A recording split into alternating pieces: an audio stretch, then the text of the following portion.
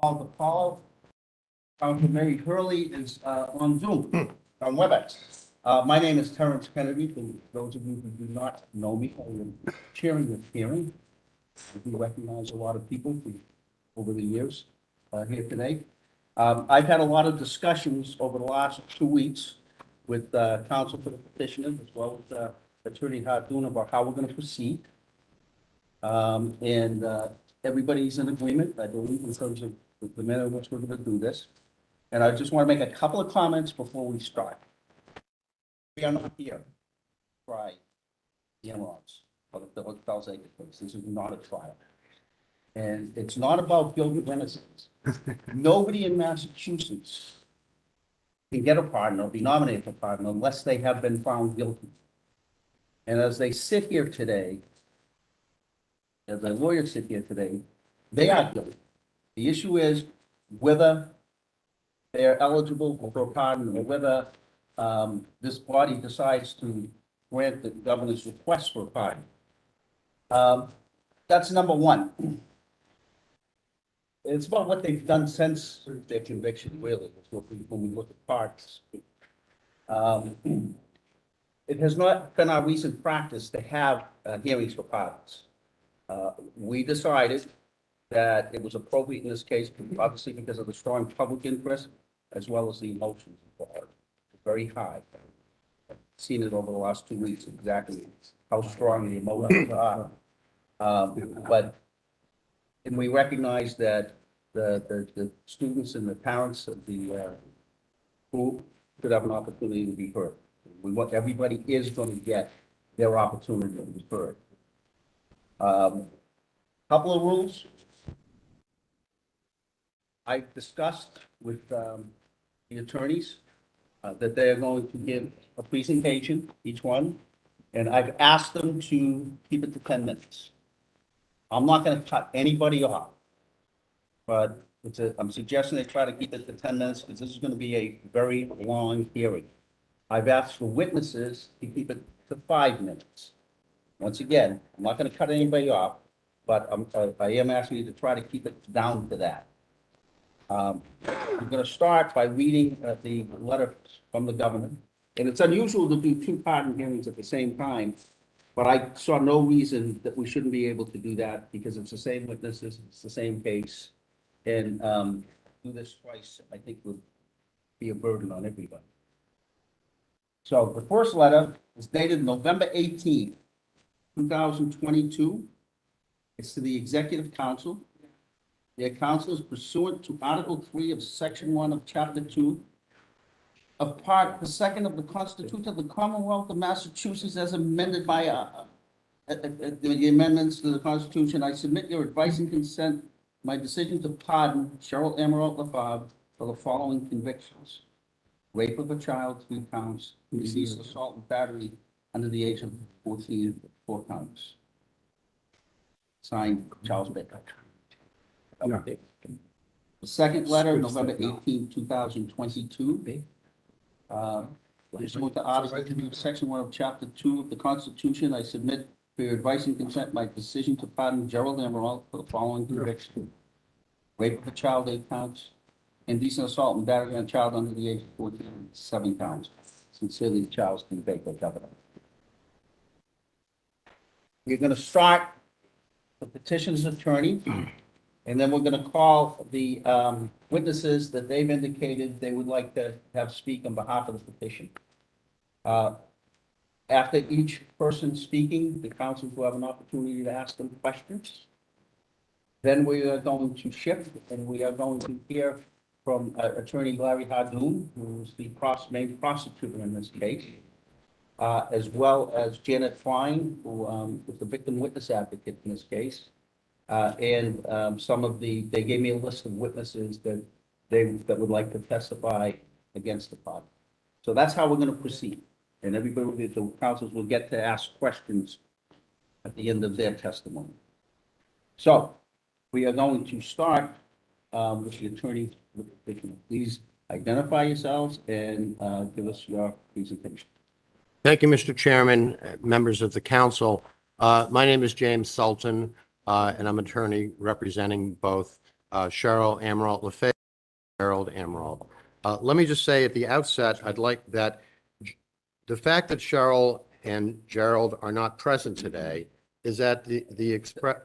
Let me say this. I asked them, and we discussed that, I discussed it with Attorney Hart, I meant to say that, is I asked them not to come, because it's not a trial. I think everybody, the temperature would be a lot lower without them here. I think it's everybody would have a pretty good idea what they would say, because they've been saying it for the last 38 years. So I saw no need to bring them in, and I asked the attorneys not to bring them in. That's why they are not here. Yes. Could I just respond to that? You certainly can. I know the council, I just very- did want them here. Just very briefly, in all the commutations that we always have had for a number of years, we allow the victims to come in. We always allow that. So then they can, so the victims can hear. Sometimes the victims will say, I approve of the commutation. Sometimes they say, I don't. Same thing with a pardon. I would have liked them here, especially due to the fact that I think it was in your brief or some information I read, you had an issue with confrontation, that the victims, or I should say, the Amiraults weren't able to confront them in the courtroom. Their backs were turned. So I would have liked them here, but that's just me.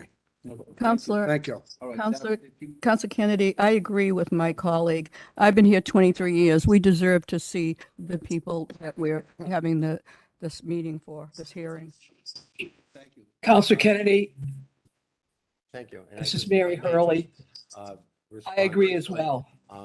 With respect to their presence here, we deferred to the wishes of the chair, and I felt that as a matter of decorum and that was the appropriate thing to Not the do. vote I of the hope chair. that none of you will hold it against them, that we did defer. They can to hold the it chair. against me, not against. Okay. If we could have voted the And council. with respect to confrontation, Counselor Ianella, we didn't have a problem with it. The Supreme Judicial Court said in its decision in 1997 that there was no doubt that their constitutional rights of confrontation were violated. So I'm happy to answer any But that questions. was I can. not, very briefly, that was not an issue with any of the defense attorneys, and they were respected defense attorneys, some of the best in the state. They did not have that issue. That's right. Now, if Thank you. we could let him give his presentation sorry. at this point. Thank you. I will. Council. Thank you. Thank you. In 1692, 330 years ago, a wave of hysteria led to the unjust conviction of more than 30 Massachusetts citizens for witchcraft. The evidence against them came largely from witnesses who claimed that the defendants appeared to them in spectral form as demons and assaulted them. 19 of those convicted were hanged. 5 others died in prison, and one accused man in his 80s refused to enter a plea and was pressed to death with heavy stones.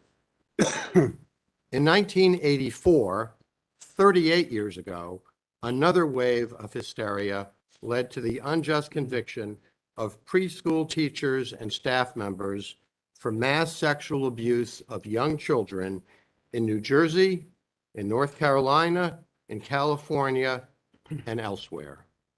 And here in Massachusetts, Violet Amirault, a woman in her 60s who owned and operated the Fells Acres Day School in Malden, and her 2 children, Cheryl and Gerald, who worked at the preschool, were accused of sexually assaulting numerous young children there in a magic room or a secret room.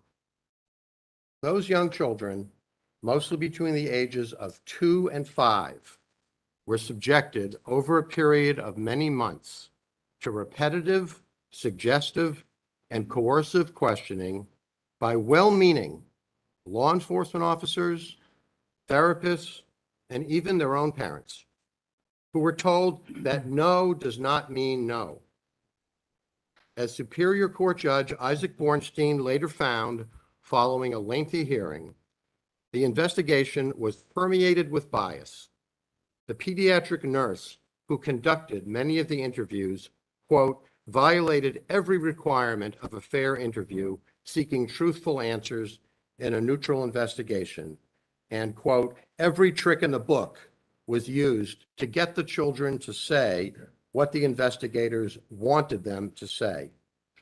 His written decision included over 20 pages detailing the blatant manipulation and coercion of just one of these children, now grown up, who I expect you will hear from today.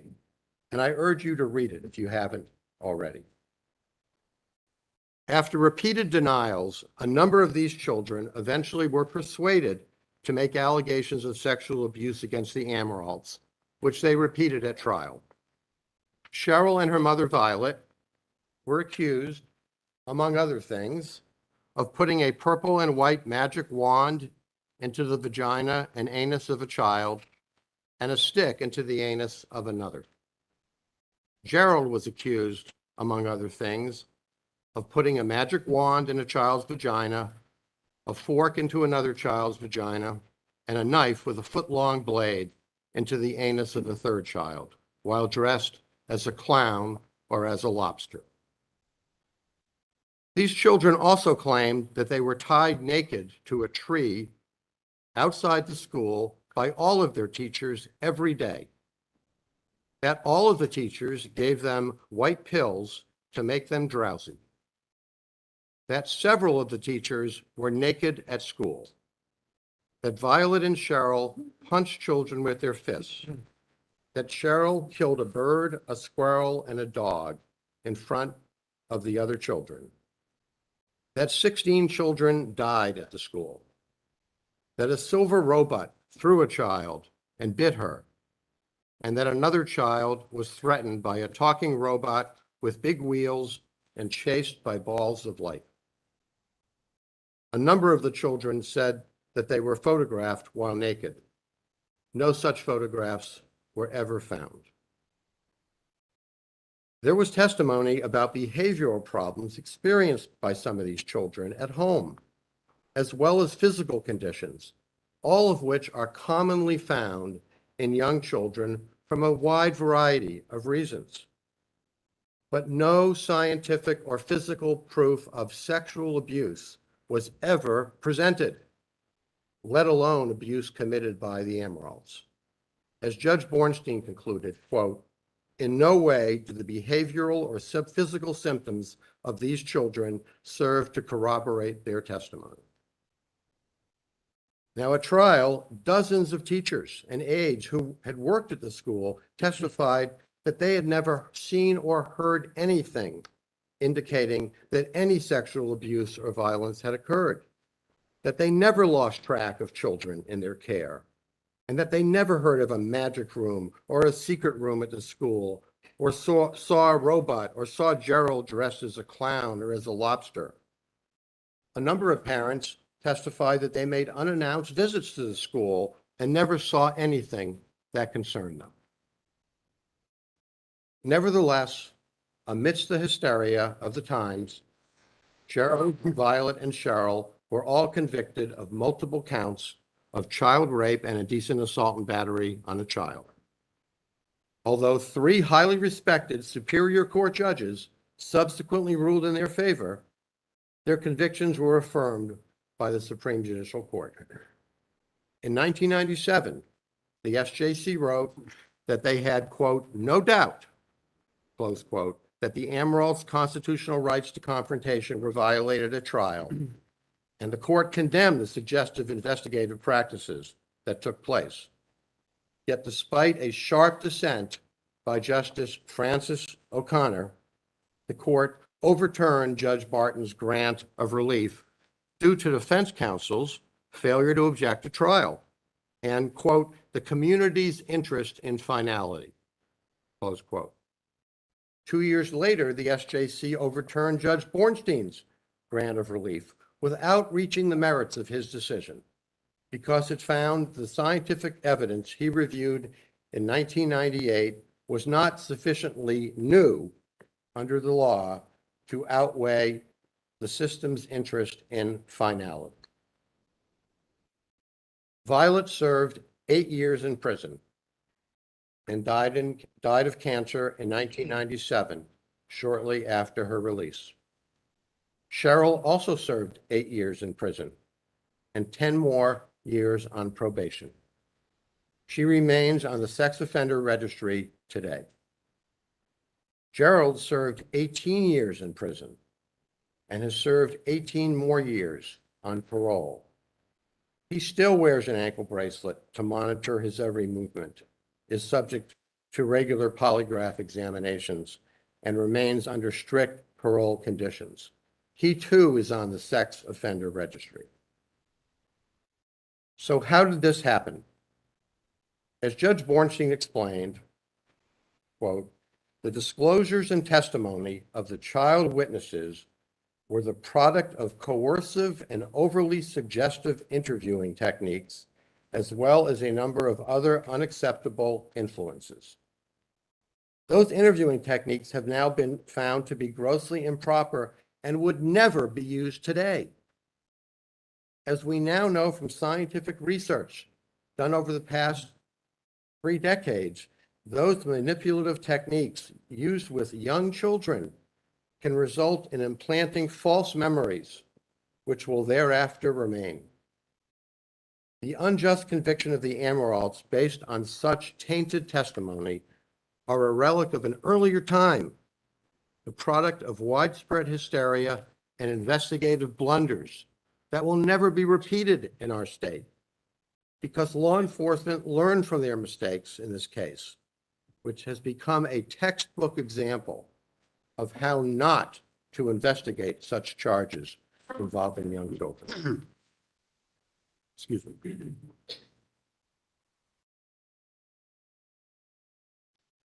All of those convicted of witchcraft in Massachusetts in 1692 were later exonerated. The last one, Elizabeth Johnson, was pardoned only earlier this year.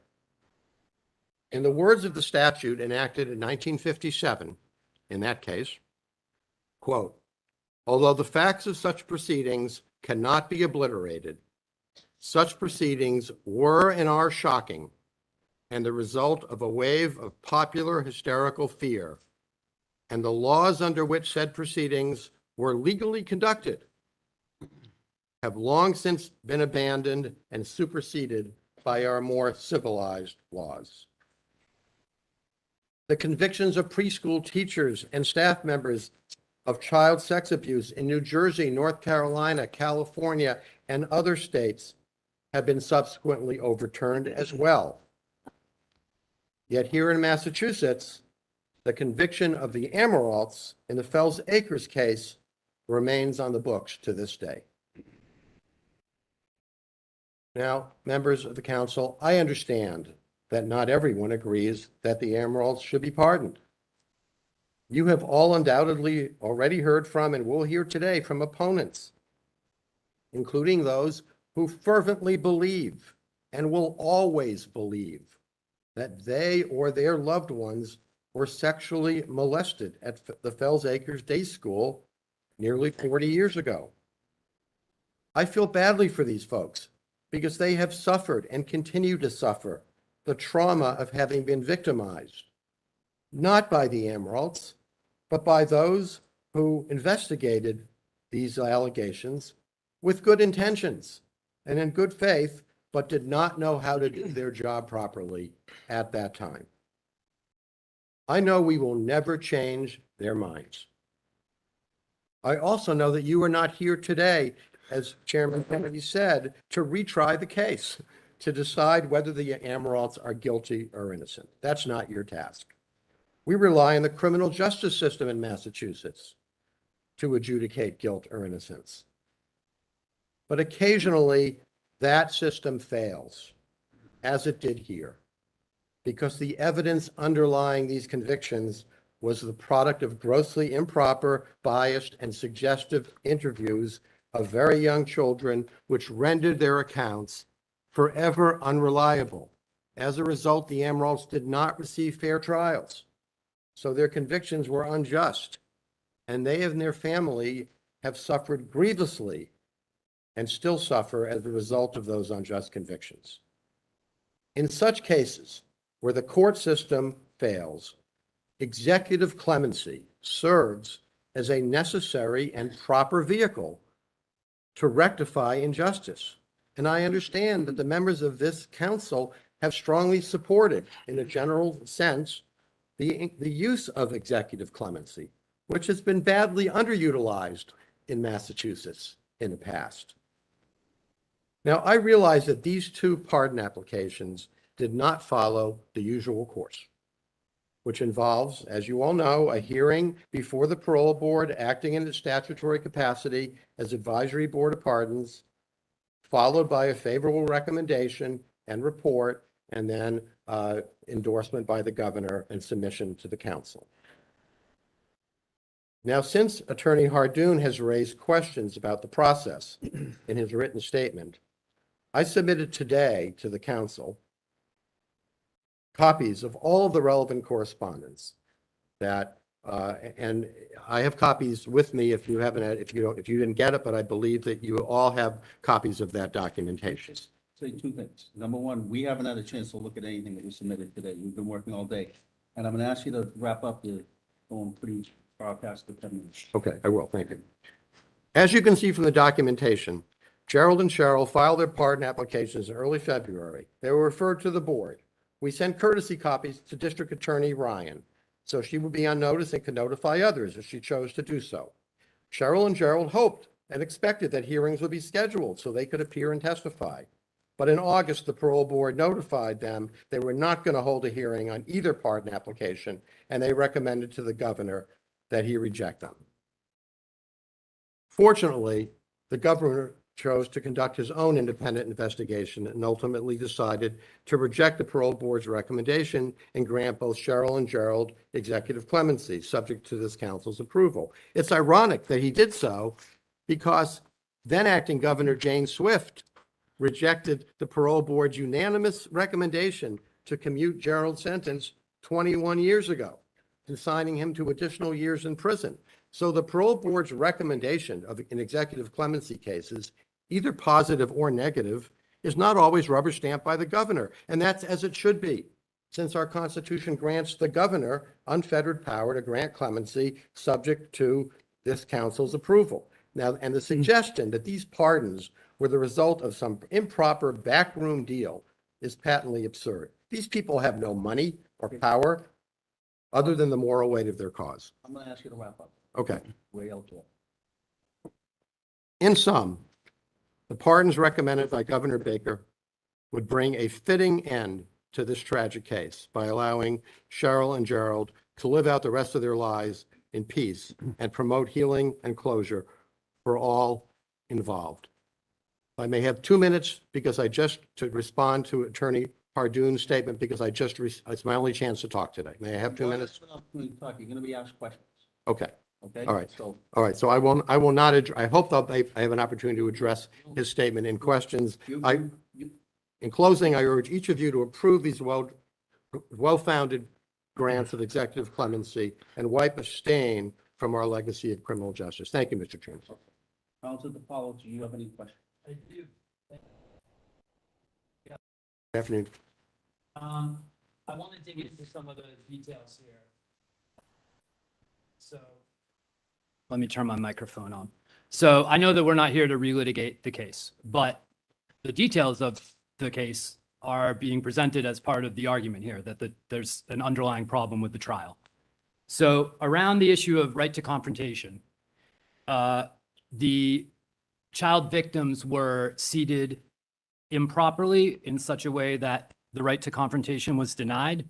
And do I have that accurate? And if so, what could you describe the seating that was inaccurate or improper? I'm sorry.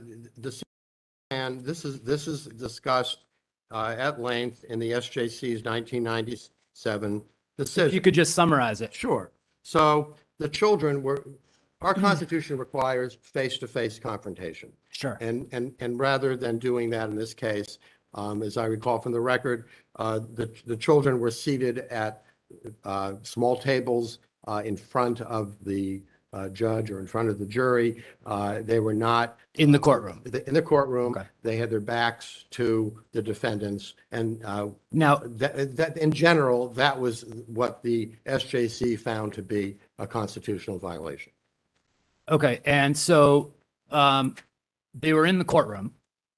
The child victims. I think there were several children who testified by videotape, but the majority were in the courtroom. Okay, Yes. so a majority of children were in the courtroom. Yes. They're sitting before the judge In front of the jury box, I'm sorry. and in front of the jury box. Yeah, in front of the jury box. Okay, so they're in a very intimidating situation for a child, for sure. Absolutely. Now, what would be the suggestion of proper procedure today? Would a child have to face the alleged abuser or rapist Well, I believe that. in the courtroom, as I'm facing you now? Is that what is expected of a child victim? Well, while there are accommodations that a judge can make for child witnesses, the SJC basically said in this case, in keeping with its precedent, that there would have to be some way of accomplishing the face-to-face confrontation. Are you aware? I apologize. My only experience in this area of law is a summer internship in law school in the child abuse division of the Suffolk County DA's office. But I'm wondering what happens today specifically. I honestly don't know. How would the right of confrontation be met by a child who's an alleged victim of rape? I think that's a great question. Would it be different than what happened? I need to know if it's different than what happened, because this seems like to be a crux of the matter. Well, I have not tried, I do try cases. I have not tried a case involving children this young. There would have to be obviously a competency hearing to make sure that the child was able to testify. Again, I think the law has evolved over the last 30 years so that the judge can make accommodations, appropriate accommodations, balancing what would be uncomfortable for the child with the defendant's constitutional rights. How that comes out in a particular case, I really cannot, I don't have the expertise to tell you how that would work in practice. But I agree with you, it's a very difficult problem.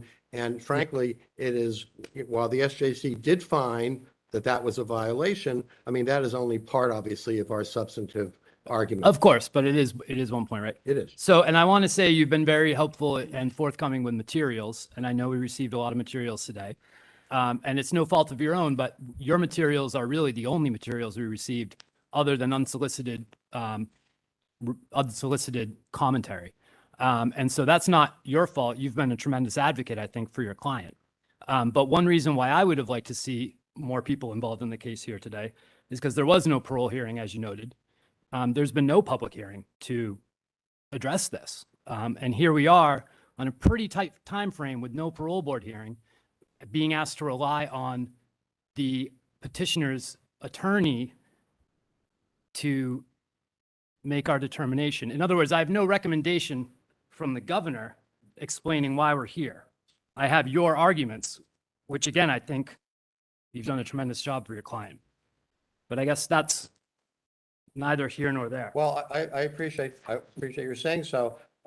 Obviously, we asked for a hearing. That's what we asked for. We filed in February. We said, give us. I'm sorry. Yeah. You've done everything proper. Okay. I have no question, zero question about that. I want to make that very clear. Thank you, and I appreciate that, but it's more than that. It's that the parole board refused to give them a hearing. I mean, honestly, Councilor Paulo, that's on them, and I think it's a shame. I'm sorry, I can't hear you, counsel. That's Councilor. Counsel, is your microphone on? I'm sorry. I You're apologize, too far Councilor. away from the mic. I'm sorry, Councilor. Okay. And I appreciate, I don't want to get too far into what the parole board did So or they didn't didn't do, give us because a I know hearing. that'll come up later. But I I think- wanted to ask, Yeah, sorry. I'm sorry. So,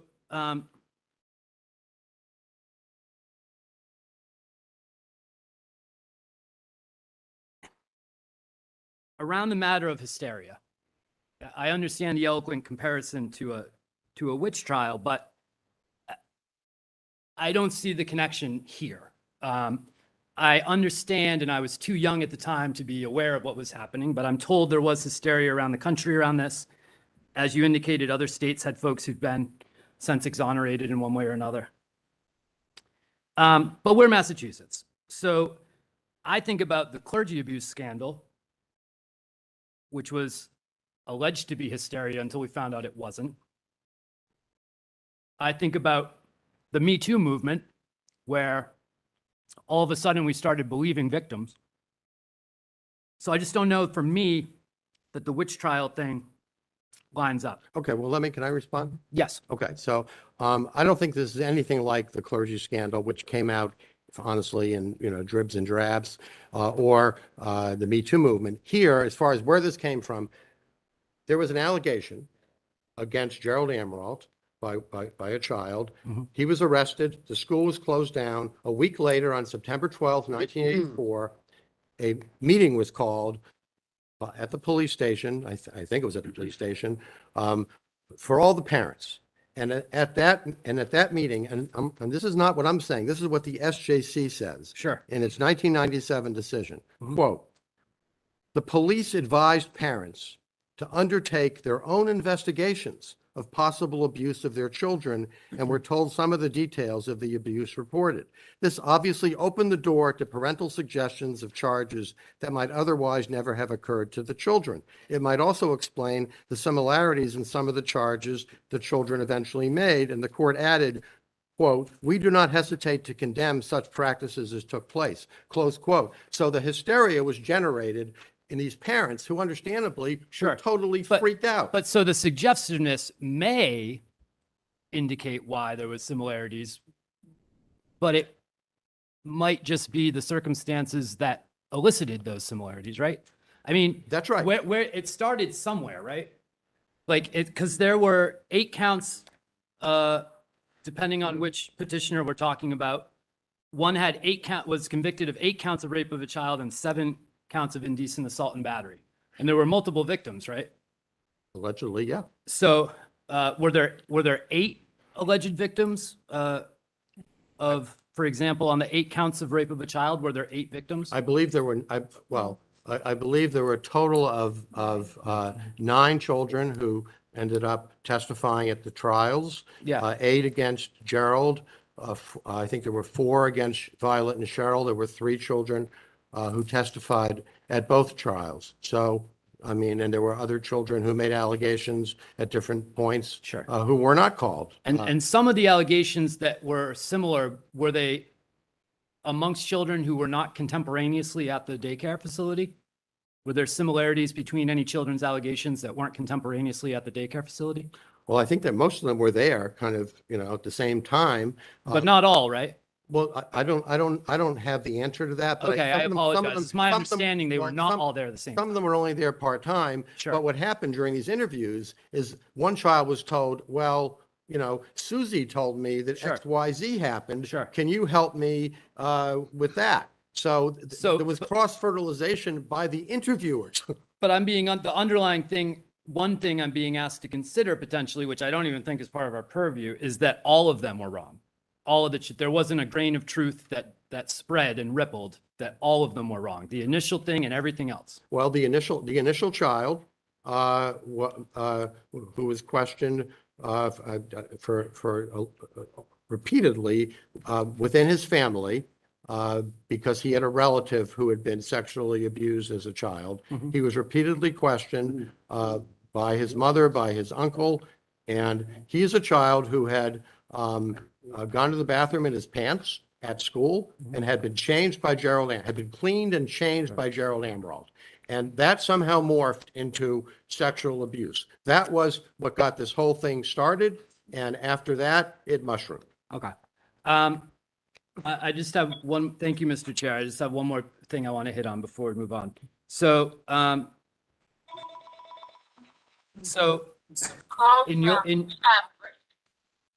in your memorandum of February 2022 for the parole board, right? In the opening section, it's written that the law, can we mute Counselor Hurley? The law provides that the parole board, acting as the advisory board of pardons, reviews each petition for pardon and makes a recommendation for the governor. But in this case, as you indicated, that didn't happen. Is it your understanding that it's not, that the law does not provide for the parole board to do that, or what's your takeaway on that? And again, you acted entirely properly. I'm wondering, has your view changed that the law no longer requires the parole board to do that? The law, as I read their statute, requires them to review all petitions for executive clemency that are submitted and decide A, whether or not to hold a hearing, and that's their call, and then B, to make a recommendation to the governor as to whether the petition should be granted or denied. And that's what they did in this case. They made a decision not to hold a pardon hearing for either Cheryl or Gerald. And then they wrote a letter, which I've submitted this morning. I know you haven't had time to look at the documentation. They wrote a letter to the governor saying, Sure. we recommend against it. And I don't They think- did- They followed their statutory. I don't think it's on you, but I'm not so sure they did. And I bet we'll hear more about that later today. Because when I read in the Constitution of Massachusetts, the Constitution says that the general court shall have power to prescribe, I'm cutting out here, but the general court has the power to prescribe the terms and conditions upon which a pardon may be granted. That's the Constitution. And then in the statute, it talks about what the parole board is supposed to do. That's what the legislature has prescribed. That's my understanding of the law. We're not here to argue that, but again, the process stinks. I think it does no good to your client, to be frank. I agree. I mean, we just had a commutation hearing this morning. I got a huge packet from the parole board offering their arguments and recommendations. I didn't just have to rely on the attorney for the petitioner, you know? And the only thing I have from the governor's office, if I can find it, is buried in a press release about other stuff. There's a paragraph which essentially says, I'll summarize the key point. I'm left with grave doubt regarding the evidentiary strength of these convictions. Well, look, I don't know that that's a high standard for a pardon, well, I just agree. to have some doubts. Counselor DiPaolo, I agree that the process stinks. They should have been given hearings, and that this would have been totally aired before the parole board. And shame on the parole board for not giving them those hearings. But you're not just relying on me, you are relying on Governor Baker. And I wish he had written you something. I don't want to besmirch the parole board members. I've had issues with the parole board and how they've conducted things. I think the current board takes their job very seriously. I'm not suggesting I don't take it seriously. I'm suggesting in this case, they should have given these two petitioners who presented very serious petitions for relief. Right. They should have given them a hearing, but I think you are relying not on me, but you're relying on Governor Baker, who investigated, vetted this himself, and made a determination. And I wish he had written more. I trust that he put. Okay, then I'll stop there. I'll say this.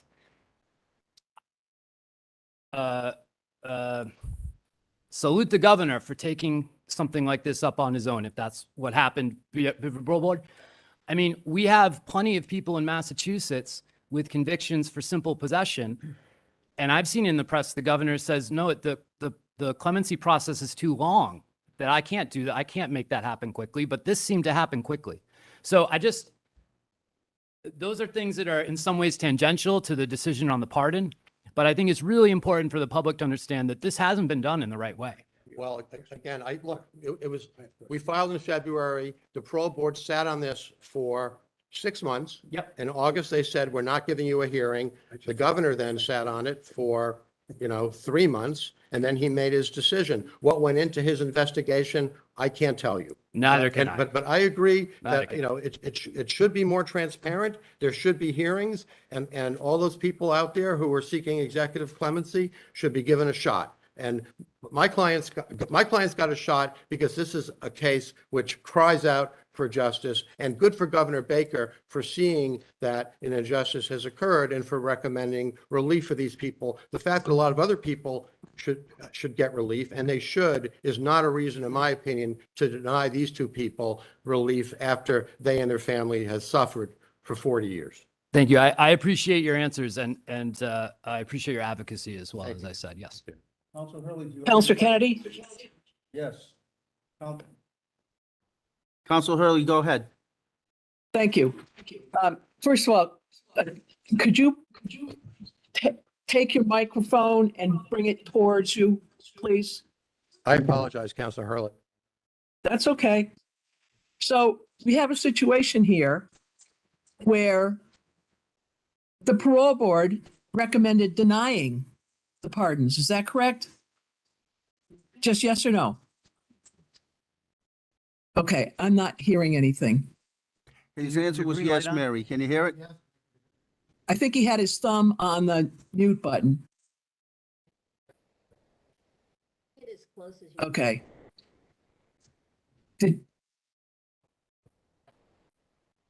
I'm not hearing anything. Mary, can you hear me? Okay, there, how I can about hear now? you, Terry. Can you hear me Yes. now, Councilor Hurley? Yes. Okay. Yes, I okay. can. Sorry, my fault. Okay. All right. So the answer In to any your event. question, Counselor, is yes. The board Okay. recommended denial. All I'm asking for is yes or no, because if I ask you what time it is, you're going to tell me how to build a watch. Okay? Yes, In Counselor. any event. So what you're basically asking us to do, in light of the fact that the governor ignored his parole board, is to also ignore the parole board. Is that correct? Yes or no? Yes. Okay. And if I told you, in spite of all of your discussions about what happened with the parents and everything, I got a call from a mother when this first came out.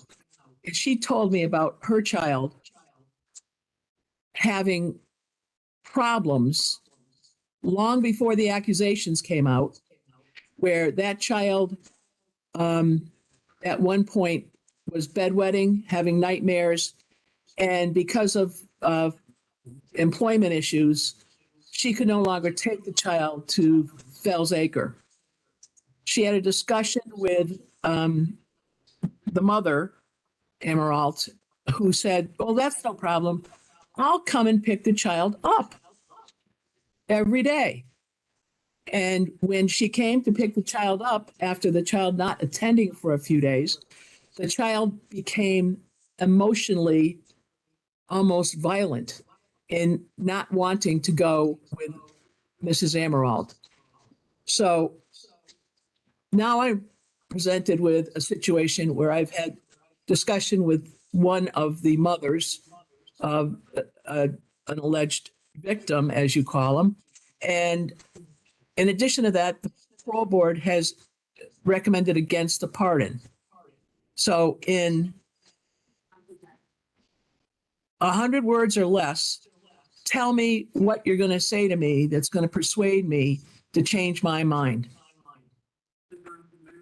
None of these children reported behavioral symptoms, or none of the parents did, that were consistent with sexual abuse before the meeting at the police station in September of 1984. Some of these children, including I think the one you're referring to, was 1 to 2 years old when she was at Fells Acres. She left 18 months before these allegations were made. Many children don't want to go to school. Many children cry when they're being asked to leave their loving parents. That doesn't prove anything, respectfully, Counselor Hurley. Okay. Except that she didn't have those problems until after she left the school and didn't want to go back. There are a host of reasons why she might have been bedwetting. One of them is that she was sexually abused, but there were dozens of others as well. All right, and you can't tell me with any certainty, because you weren't there, you weren't a part of it, and you weren't involved initially as to what really happened. I wasn't there, Counselor. That's correct. Thank you. That's all the questions I have.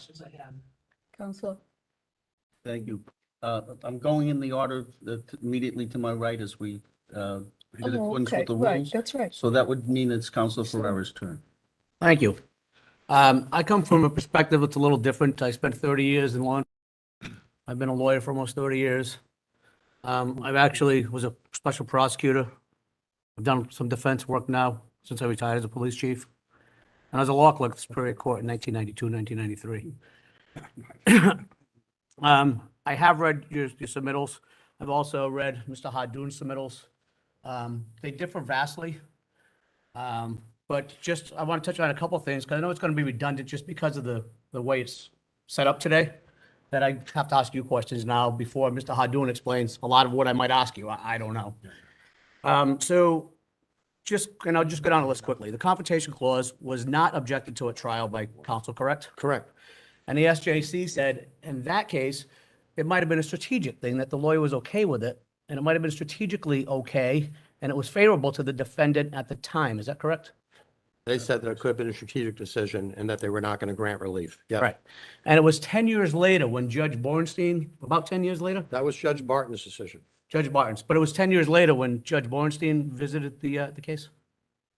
Judge, I'm sorry, the chronology was that the issue of confrontation was raised before Judge Barton, who in 1995 granted a new trial to Violet and Cheryl. The Commonwealth appealed. In 1997, the SJC overturned Judge Barton based on the doctrine of finality. In 1998, after that, Judge Bornstein held his evidentiary hearing on the issues of science and the suggestiveness of the questioning, and he issued his decision and he granted a new trial to, at that point, it was Cheryl because Violet had passed away, and then that was appealed to the SJC, and in 1999, without reaching the merits of what, or in any way disagreeing with any of Judge Bornstein's findings, they said, the SJC said, this science is not sufficiently new, and finality trumps the evolution of science, and they reinstated the convictions. That was the chronology. And, well, thank you for the lengthy answer, but the SJC said at the end of the day that although a constitutional violation occurred, it was not objected to, and there was not a substantial miscarriage of justice. That's the standard, correctly? That's what they said. And that's Yes. how they ruled. Yes, sir. And this was after 32 people convicted them, right? 2 jurors of 16 people, correct? Well, there were 12 sitting jurors, yeah. There were 16, sworn in at each trial. I don't know. Been to the SJC 6 times with different jurists on the Supreme Judicial Court, correct? I think that's right. There were six SJC decisions, yep.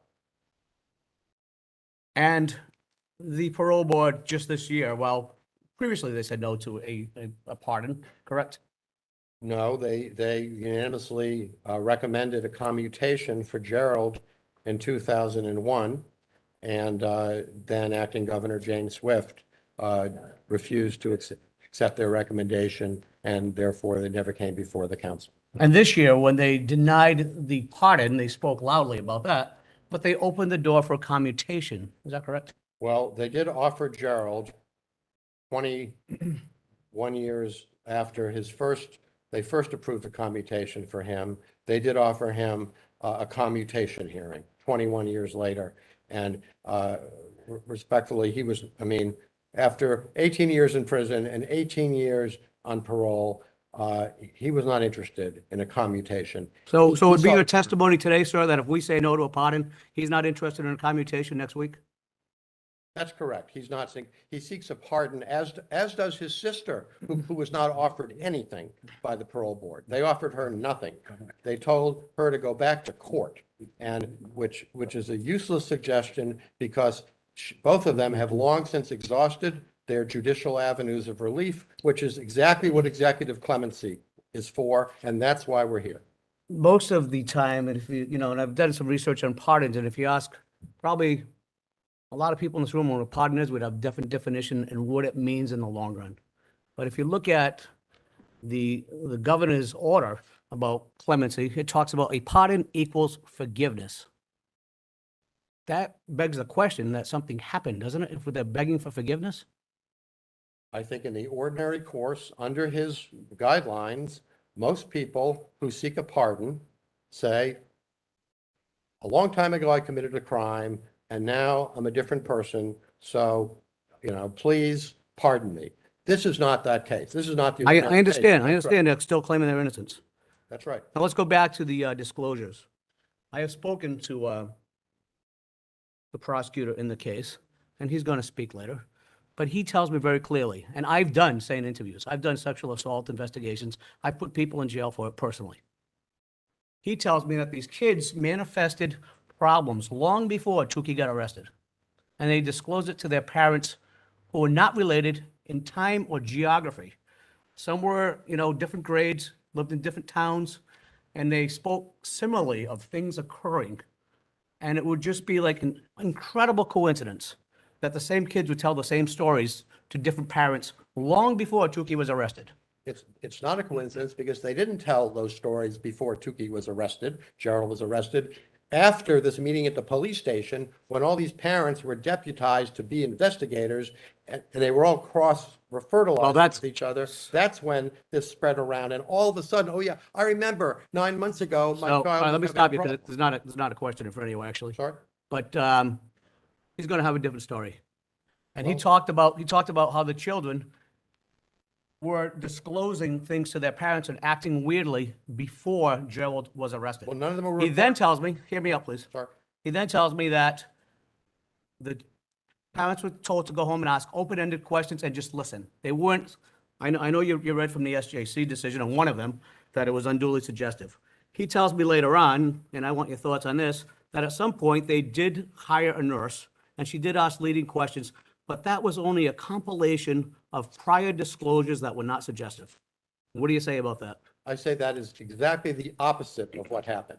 You've done criminal law. I've had cases where, a detective will lean on a suspect, and then after finally the suspect breaks down, then they turn on the tape recorder. That's exactly what happened in this case. If you read Judge Bornstein's detailed account of how each of these children was manipulated over a period of months, that's what happened. They went at these kids over and over and over. They denied. And then finally, when they said, oh yeah, Tookie did X to me, it's like, okay, let's turn on the tape recorder. So the tape recording was the product of all of the suggestive questioning. This is All right, saying that I understand that's what you've written, and that's what you, opposite of what he I said. understand that's what you've written, and that's what you're It's advocating. not what I'm reading, it's what Judge Bornstein wrote, and you're going to hear from All right, both him and from. let's talk about Judge Bornstein for a minute. Okay.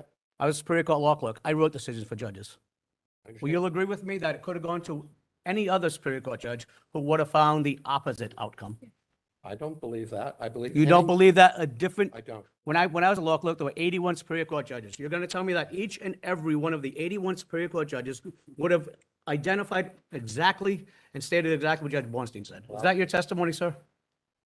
Counselor Ferreras, you know better than I, all of these judges are individuals. What I would say is that any judge, any fair-minded judge objectively looking at the evidence that Judge Bornstein reviewed, and there was a prosecutor there who fought very hard on the other side, any fair-minded judge would come to the same conclusions that he did. That's my opinion. My understanding, and it's written in Mr. Hardon's brief, that Judge Bornstein didn't hear from prosecutor witnesses, that he only heard from defense witnesses. And he wasn't a trial judge because the trial judge had passed, right? So he just got this motion randomly, correct? It was assigned to him by the regional Yes. justice, yes. But you agree that he didn't hear from prosecution witnesses and the children and anyone else? Counselor Ferreira, you're a practicing lawyer. This is an adversary system. Lynn Rooney could have put who was the prosecutor, she could have presented any witnesses she wanted. Not that she chose could have. not to do that. So they did not hear from the prosecution at all. So Well, Judge Bornstein's decision is written solely on after hearing just the defense side, is that correct? That was a strategic decision because they weren't. Was they that were yes or gonna- no? Was it? Yes. Yes. Yes, they didn't present witnesses. That was their choice Okay. because they didn't have anything, they didn't want to defend what they had done. So they just didn't defend it. And my first question was, when I started talking to people, like, when was a search warrant done? You know the answer to that? I believe. Sure. They that- go to lock up Gerald Yeah. on a certain date and time. Yeah, You would think that the police would have brought a search warrant with them. I don't believe that happened. It didn't happen. It happened 3 weeks later. Do you know that? That's what I've read, yeah.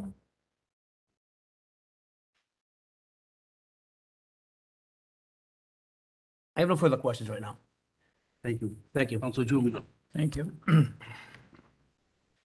Attorney Sultan, you said that your client, Gerald Amirault, decided not to go to the parole board for the commutation hearing.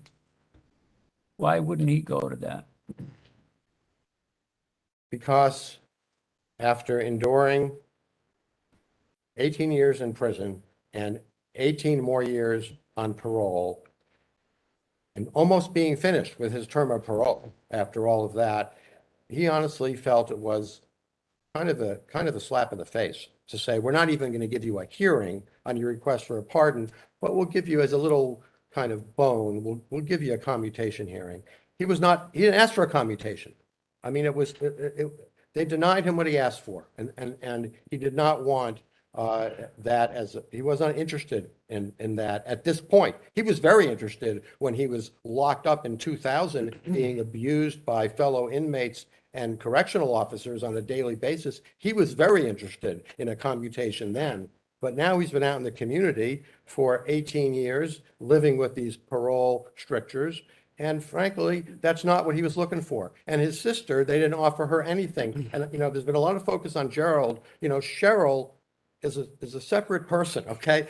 She was convicted. She's lived for all these years with this badge of infamy of being a convicted child molester. She can't travel where she wants to travel. She can't live with her romantic partner in New Hampshire where he has a home. I mean, she's on the sex offender registry. This is an extremely onerous, her nieces and nephews have to answer for this, just like Gerald's grandchildren have to answer for it. So I fully supported his decision not to accept a crumb of a commutation hearing. When he was asking for a pardon, he submitted in good faith a serious application for a pardon, and they wouldn't even give him a hearing. Well, I can appreciate that, but to me, what did he have to lose by going back and saying, okay, I'll do it? He's out on parole, right? He's got all these restrictions. They could have commuted his parole time, couldn't they? If he had been, I suppose if they had had a hearing and they had recommended. Well, it would have come to us. Yeah, and, eventually it would have come to you. They could have said, look, okay, you're out, but you got, well, that was in September of this year, right? That's correct. So he could have gone there, and if they gave him relief and said, okay, we'll recommend termination of your probation, we'll recommend the commutation to the council, he would have been off probation. He'd be off parole. He'd still be, assuming that the governor approved it and you all approved it, he'd still be on the sex offender registry for the rest of his life. He'd still be a convicted child rapist. Those are the things he was interested in doing something about. So my understanding of a pardon is when you receive a pardon, you get a benefit of going forward. A pardon does not wipe out those charges on his record. In fact, once in my 43 years, I asked for a record, and I saw the record, and I saw the guy had been convicted of this, pardon. So the record doesn't go away. Absolutely not. It's not an expungement. You're absolutely right. It doesn't. People have this opinion, I get a pardon, I'm wiped out, my slate is clean. It's not true. So he's still going to have a record whether we give him a pardon or not. It doesn't change history. Right. And he's got how much to go in probation? I think another year. Okay, so his pardon, if allowed, will terminate the year probation, Correct. correct? Parole, yes. Oh, I'm sorry. And I've done some research and I don't have an answer yet. Maybe you do. I don't know whether a pardon takes him off the sex registry board because that is an independent finding by a different agency. It would. He would no longer have a valid conviction under Massachusetts law. Therefore, under the sex offender registry statute, he would no longer be subject to registration. Well, I would disagree. He would still have the conviction on his record. That does not get expunged. Well, I guess we'll litigate that with the sex offender registry board if we're fortunate enough to be in that I position. throw it out because I was thinking about that Yeah. this morning. Yeah. In reading about the pardons, and I know they're somewhat limited in what they do. Well, I think a pardon is, it vitiates, I believe it vitiates the conviction. It doesn't change history, but it vitiates the conviction. Just like the SJC vacating a conviction, it vitiates the conviction. Well, that's different. The SJC can overturn a conviction and send it back or do what they want with it. Yeah. But a pardon does something different. And I know it does not get rid of the record. That will always be on his record, the convictions that he suffered. It'll say, I think, just like the record that you were describing, Councilor With the pardon, Giovanville, right. conviction pardoned. That's what it will say. Right. I agree. And that record would be available if he were to apply for a job somewhere and the employer wanted to see his record, that record would be there, showing the charges, the conviction, and the pardon. So why not give him a pardon? Well, that's not a bad point either, but I think, I've heard so many people and calling me saying, from both sides here. On the side against it is, they're wiping out the conviction. It's like it never happened. It's like he was never prosecuted, like he never did the time in jail. And I try to tell people that's not the case. He's not wiping off the record. You're not wiping out that he did, 17, 18 years in jail. 18. And you're not wiping out that he did probation up to this point in time. 18 years of parole. His life was ruined for 40 years, as was the life of his wife, his children. No, I get your point on all None of that disappears. I agree. Yeah, That I happened. get your point on it. Was he convicted? You said there were 9 children? I believe that there were 9 children who testified at one trial or the other or both. There were, If I you think know that's the correct. answer, if not, maybe Attorney Hardoon would know it. Were there any cases where he was charged with 2 counts on the same child or 3 counts? I'm sure there were, but I have not looked at those papers in a very long time, Counselor. And how many convictions for rape did he have, if you remember? I forget the exact number. Was it 8? I think that's right. I think that was for, I mean, there were 8 children who testified at his trial. I don't know whether that was 1 count per child. I have not focused on that, so I can't answer that. Okay. Well, one thing I've learned doing criminal work all my life is I have never been at the scene of the crime that my client has been charged with. Me neither. And I don't think any prosecutor or police officer, well, maybe a police officer now and then, but not a prosecutor has never been at the scene of a crime. Maybe there's some exceptions to that, but so all we get is what our clients tell us. And then we get reports and so forth and investigative stuff like that. And I'm sure you'll agree with me, there are times you get, the client says you didn't do it, you get the reports, you can read, you can figure out, and you say to yourself, man, that's the tough road to go here. Counselor, I never rely, I've been doing this work for a long time too. I never rely on what my clients tell me. I want to see the Well, evidence. I I look don't, at the evidence. I That's don't what look either, at. but I don't have to make my client confess to me. I'm not a No, I confessor. look at the evidence. That's what I care about. And that's what I care about. And in this case, So- and that's what we're focused on, is the unreliable evidence. So when lawyers and prosecutors aren't at the scene, you're relying on what you get from others and from police and other Witnesses, statements, discovery, scientific evidence, physical corroboration, or lack thereof. Yes, sir. Okay, so we can go back and forth on this issue about did they do it or they didn't do it from now until your client's dead. That's not what I'm here for. Right. Okay. And we're probably not going to change anybody's mind on which side they're at. Correct. I look at pardons differently. I look at pardons, almost all pardons we do, the person has been found guilty, right? Yes, sir. So whether they're guilty or not, who knows? But they're found guilty. So that's a given in the case. I don't have to hear all this evidence that's coming in about what happened and who did what. And I've read every document sent to me by Mr. Hardoon and by you and Judge Bornstein, who I think is a great jurist and always was. But my feeling is different. I believe that a pardon should be given on what he did before this case. Did he have any record before this case? No, he didn't. What he did in the prison, how he behaved and what he did. He had a good record in prison, although he was constantly being victimized. That's why he was paroled. They wouldn't have paroled him if he didn't have a good record in prison. Well, you know, I've been in, like you, I've been in hundreds of prisons in my life, and there's no way I'd want to be in there one day with charges like this. Me neither. However, he's been on parole now for 18 years. Yes, sir. Has he had any violations of parole? I believe there was one violation a few years ago. That's 1 in 18 years. It was, and that was it. And he's got very strict conditions of parole, so. Yeah, I read those.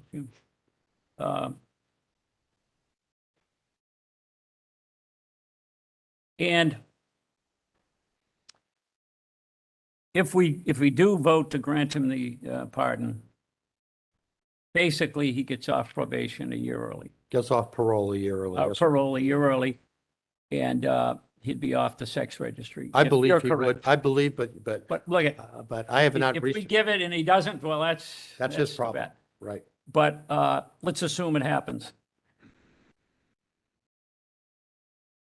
I guess I come from the view that how much is enough? How much punishment does somebody have to endure before we say he's paid his debt to society? Every case is different, I guess. But I think pardons, I like pardons. I think they're a good mechanism for a lot of inmates if they meet certain criteria. The issue with the pardons in this case, in my reading of the Constitution, the governor can issue a recommendation to us for a pardon without ever talking to the parole board. I think that's correct, sir. Bubba, could you wrap up? So okay, Terry. So in any event, I thank you for your testimony and answer my questions. Thanks, Terry. Counselor Devaney? Thank you. I first want to make a public statement that this is the first time in the second longest with my colleague, Counselor Ianella. And this is not a hearing. We don't have the And maybe speak a little closer. we don't have the principals here for the hearing. This is not a hearing. We have a hearing and the people that are, you couldn't hear me at all? Okay. This is not a hearing, okay? Because when we have a hearing, and Counselor Ianella knows because we're the longest serving, we have the principals here. One member does not have the authority to say they're not allowed. I didn't know until I sat here that they weren't coming. And I want that on the record. It's wrong. This is not a hearing. Okay, having said that, I want to ask you, how long have you been representing the Amirals? I would say about 30 years. You were not at the court 1986 when this first came up, this case. I was not involved in the trials. Okay, No, Counselor. well, we have an attorney, Hardoon, that has been there all these years, since 86. I want to tell you, very hard for me to hear all of this. And I want to dismiss the fantasy stories about birds being killed and everything. I'm listening to those 9 children. I'm listening to reality. My friend's child was at that daycare and she was sexually abused. And it's so hard for me to sit here and say, hey, enough time. What's enough time for a child to be sexually abused? Some of them are drug addicted. And you know what's sad? There's 10 of those mothers that have died that fought for justice. They fought for justice and they didn't get it. Okay? Now, these people can't come here. I don't want my friend coming here to expose her daughter, who is 41 years old now. Enough. They're punished enough all their lives. These girls have trouble having relationships with people, breaking engagements, and all of this. They don't have any pardon. And the parole board was right. They had all this evidence and they didn't need to have another hearing. Enough's enough. Now let me tell you about this little girl. Okay? My friend's little girl. And I can't tell you how many mothers I talked to in this last month. All right. I even talked to a victim. She was 3.5 and she remembered. Imagine, she remembered. And I didn't say my friend's name. And she says, I know who he is. I met him and his wife, and I know who the girl is. Each of these 9 children, they weren't under any investigation. They came home innocently. One of them told their mother, and that one child that told the mother set this all up. And the mother called the police. And that's how it started. My friend's little girl liked to go to daycare, and she wasn't the only one that liked to go there. And she, like other children, started crying and screaming and didn't want to go. I talked to these mothers. I talked to my friend. They are filled with guilt that they forced them to go to this daycare, okay? Now, you've got documentation from people who worked there, and they said they never saw it. You know why they never saw it? Because they took certain children and kept them in the daycare where others went on trips, or they went outside, or they went on field trips. So they didn't know. So they gave you honest testimony because they never saw it. And you said that there wasn't any pictures. Do you know why there wasn't any pictures? Because the police did not go into daycare and get them. And it was after 3 weeks or 4 weeks, and there wasn't any. They destroyed them. And those children each told their parents. There were pictures which Cheryl took them and all of this without the clothes on, doing different acts. And some of them are very graphic, and it's very hard for me to talk about. But these children talked about the elephant on Tuki's lap, and they licked ice cream off it. There was a 4.5-year-old boy, and that little boy told his mother about what Tuki had done. And, I have 4 children, and when you bathe children, you don't look in their rectum or their vagina. I'm being graphic, okay? This little boy had pencil shavings and everything up his rectum, okay? This little boy told his mother, but Tuki told him, if you tell your mother and father, I'm going to kill both of them. 4 months later, his father was killed in a motorcycle accident. That little boy was filled with guilt. He told, and Tuki killed my dad, and he's going to kill my mother. You don't make up these stories. This little girl, my friend's little girl, she would come home with her panties inside out, someone else's panties, blood in her pants. And when she went to the doctor said that it was some knife or fork, something up her vagina. Now, there was another mother who testified that when she bathed her daughter, it was all red around her vagina. I'm talking about reality. I'm not talking about children make up things and the parents told them these vile things. No way. And police didn't come in uniform and question them. They came in later and they were in plain clothes, and they treated them kindly with dolls, with everything they could. One little girl came home, and she said, I want to show you what Tuki and Cheryl have me do. She went in the closet in her home, and she came out without any clothes on, and she went into all these seductive postures.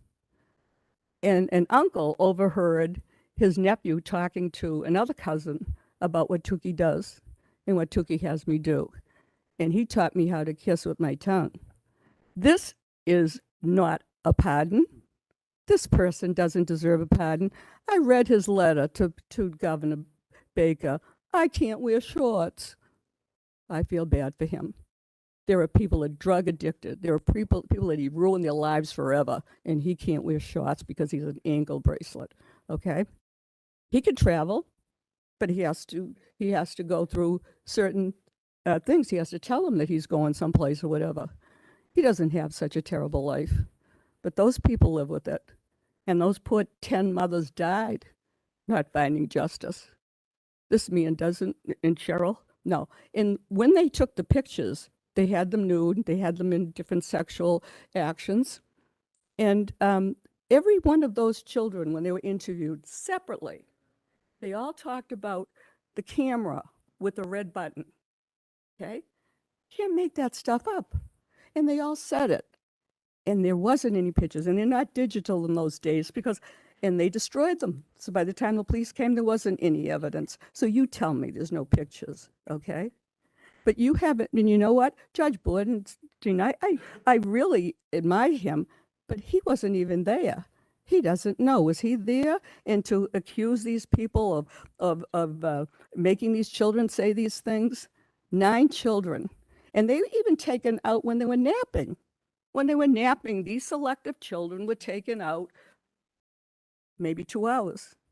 So, no, I could go on. Some of the cases are really so vile to even talk about, and I find it very hard to talk so graphic. But these parents will never get over it. I talked to a victim. She was 3.5, and she remembers. And you know what she said to me, and this scared me, and maybe I shouldn't even say it publicly. She said, if Tukey could get me, I think he'd kill me for what I'm saying. These women were brave to talk to me. If they talked to any counsels, I don't know. I read the reams of material you gave me. None of them are substantiated. You had a what do you call, lie detector for him. That's not permissible, and you didn't even show it. Yet, when they went to court, they said they were going to have a lie detector for Tukey, and then they didn't. I stand by the parole board. God bless every one of them for voting no. And you know what? Counselor Ianella were the only ones here when it came up before Governor Swift. And we were going to vote for a commutation.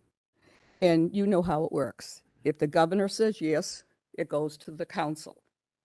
If she says no, she said no, and that was it. I was ready. I was ready to vote no. I've probably been the only one of those days. But you know what about today? The governor didn't even tell the people affected. In fact, all of those parents, not one of them know. This was a backdoor process, this whole thing, and I resent it. And I'm not going to be voted miscongeniality, that's for sure. But I'm going to tell you, I'm with the people, I'm with those children, I'm with those mothers. And when we hear from Attorney Hadoon, those are the facts. He gave me material, all factual, what the children said, courts, all documented. Yours was all hearsay. Bornstein wasn't even there. You weren't there. You just started recently. He's there from the beginning. And I just, this hurts me so much to bring this up because I know I talked to my friend the other day, and, you know, they have no evidence to bring. I mean, they went to the hospital, but those records, you know, 37 years ago, whatever it was. But, you know, these young girls have had a hard time getting on with their lives. You know, to have 4-year-olds lose their virginity by some pig. I've said enough, and I've really said off the record, but I'm very upset. And I listened to all of this. And with the help of God, he won't get a pardon. And I plead with this council, do not give him a pardon.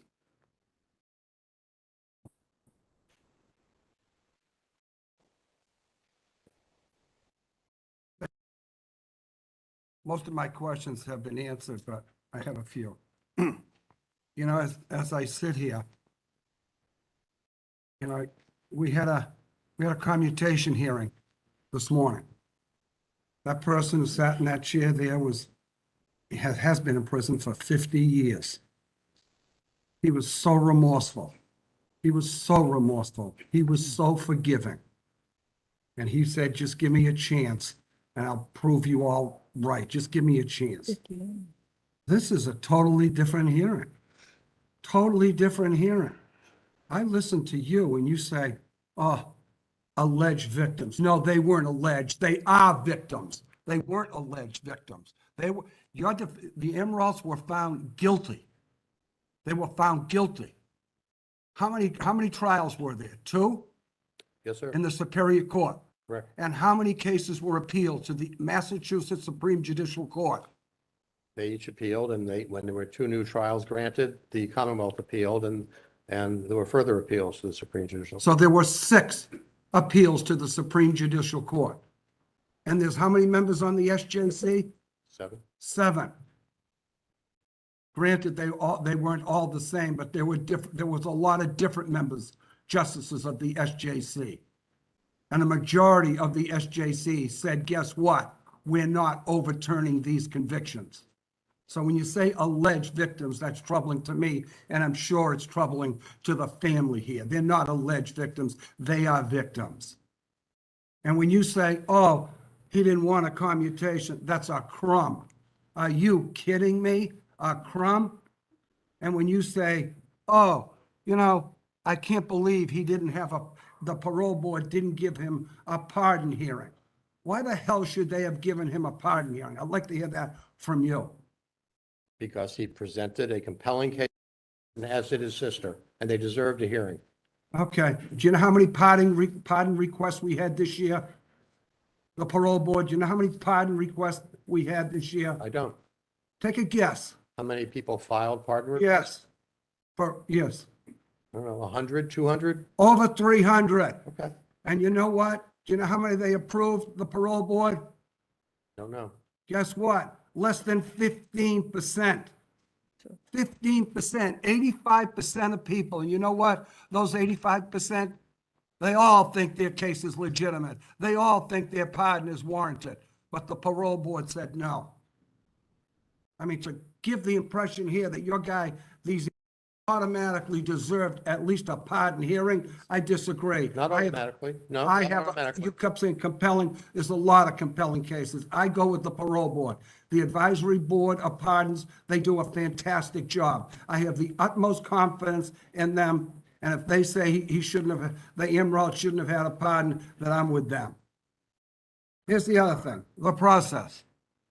Governor Baker, I have a great deal of respect for Governor Baker and Lieutenant Governor Polito. They've been in office almost 8 years.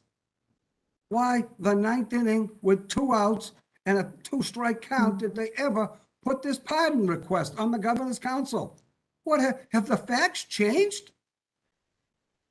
No, the fact has not changed. We filed in February.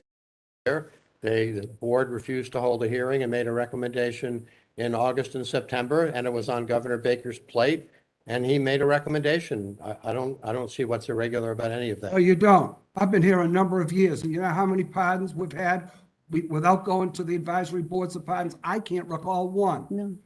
And you think, oh, it's not unusual. It's real I unusual. didn't say that wasn't unusual. I don't think there's anything unusual about our filing in February, the board sitting on it for 6 months, deciding not to give them a hearing, and the governor, after a 3-month investigation, decided that the board was mistaken and that these people should receive a pardon. Mistaken. Could the governor have been mistaken? Why do you always say the board? Could the governor have been mistaken? Of course, but he has the power to make that recommendation, and he did. And the advisory board of pardons has their power to either deny a request for a hearing or not. Absolutely, It but could- under the Constitution, it's the governor's decision, subject to the advice and consent of Totally this body. agree. And the governor could have granted this pardon 2, 3, 4, 6 years ago, right? Could have taken it. Yes. It wasn't filed 2, 4, 6 years ago. It was filed in February of 2022. Okay, okay. This case has been going along for a long time. Help me out. What facts have changed? That's what I'm trying to get at that. I mean, you say you don't want to relitigate it, but you're talking about the coaching, that there's, what facts have changed since their conviction? We hear a lot, just so you know, I chaired a commutation hearing 25 years ago. Joe Salvati and 3 other, the facts changed. The facts changed. What facts have changed in this case? Well, in this case, it wasn't the underlying facts that changed. It was the science that changed. because we were in the dark ages back in the 1980s of how to properly question young children in a non-suggestive, non-coercive fashion. And since then, a tremendous amount of scientific research was done. So now we've learned how to do it wrong, which is what happened in this case, and how to do it right, which is the way it would be done today. So that's what's changed. Well, the SJC didn't agree with you. The SJC didn't overturn these convictions. They said the facts haven't changed. Yes, maybe, with the pediatric nurse and with the videotape them. Yeah, and I even agree with you. I'll give you that. I wouldn't have done it that way, but that wasn't the overriding issue. I mean, the facts of this case have not changed. Of course not. Okay. And the other thing is, how did this all come about? Who went to the police? How did that happen right from the start? Just help me out so I can better understand. It's not like these people went with the pediatric nurse in this room, videotaped it. I get that, but that's not what happened. What initially happened? As I think I explained earlier, one child whose mother was concerned about his, he kept asking him over a period of months, what's wrong, what's wrong, what's wrong? Her No. brother had been sexually molested as a child, and she was concerned about her child because of that. And she and her brother both questioned the child about the possibility of molestation. The child made some allegation. Again, my understanding is that this was a child who soiled his pants at school, and Gerald changed him and cleaned him up. He alleged sexual abuse. That was reported to the police. The police brought charges against Gerald, closed down the school on September 4th, 1984. And 8 days later, they held a meeting of all the parents to talk about, go home and investigate whether or not your child may have been sexually abused. That's my understanding of how it Were started. there any investigative interviews? Yeah, there were. Okay, and were there different teams? Yes, Okay, well, yes. how many different teams were there? As I recall, each child had a different team assigned, although some of them included the same individuals. The patterns of these, some of them had therapists. They were questioned over and over again in therapy. All of that is addressed in detail in Judge Bornstein's decision, child by child. Okay, so my understanding is I think there were four investigative teams, four different teams who would investigate. I don't know the answer to that Okay, question. that's my understanding. Okay. And the reason why it's important, because you rely on the videotaping, the pediatric nurse, you mentioned that a few times. It was suggestive, it was bullying. But my understanding is there were investigative teams, 3 or 4, and they'd bring one child in, another totally different team, and they all basically told the same story. Well, they all told different stories, but unfortunately, the law enforcement chose not to record those interviews. So the only interviews we have on tape that were preserved were the ones at the very end. So we don't have a recorded record of those earlier interviews, although we have a lot of information about the patterns because we have reports from therapists and investigators who said child A didn't disclose anything today. Investigation will continue. Didn't disclose today, didn't disclose today. And then on the 7th occasion, the child makes a disclosure. That's all laid out in the notes of these investigators. That's not my understanding. We'll ask Attorney Hardoon about that. I understand about the videotaping. That's not I'm my not talking understanding. about the videotaping and the. I understand what you're. Well, I would suggest that you look at Judge Bornstein's decision and Dr. Bruck's very detailed affidavit, which describes the Yeah, pattern I- used to question each of these children. Yeah, no, I get it. I get it. What about, hold on one second here. These kids, did they ever, and I don't know this, I think I read it somewhere, but I'm not sure. During the course of the trial, did the kids and the defense and prosecutors or whoever, the judge, did they ever go back to the Fells Acre, what do you call it, the daycare center? I believe at least one of the trials, a view was taken. Yes, And how many kids went back there? I don't have the answer to that, I'm sorry. Okay, to me, it's real important. And when they went back there, what did they go for? What did they look for? I don't recall seeing a transcript of the view. Maybe there exists one.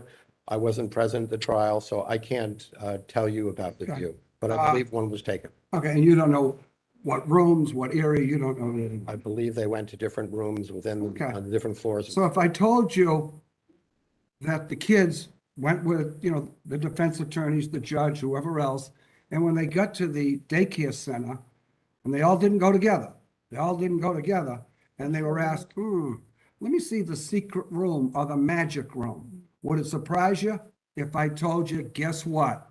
These kids, as you call them alleged, I call them victims, went upstairs in a locked room, lock, okay?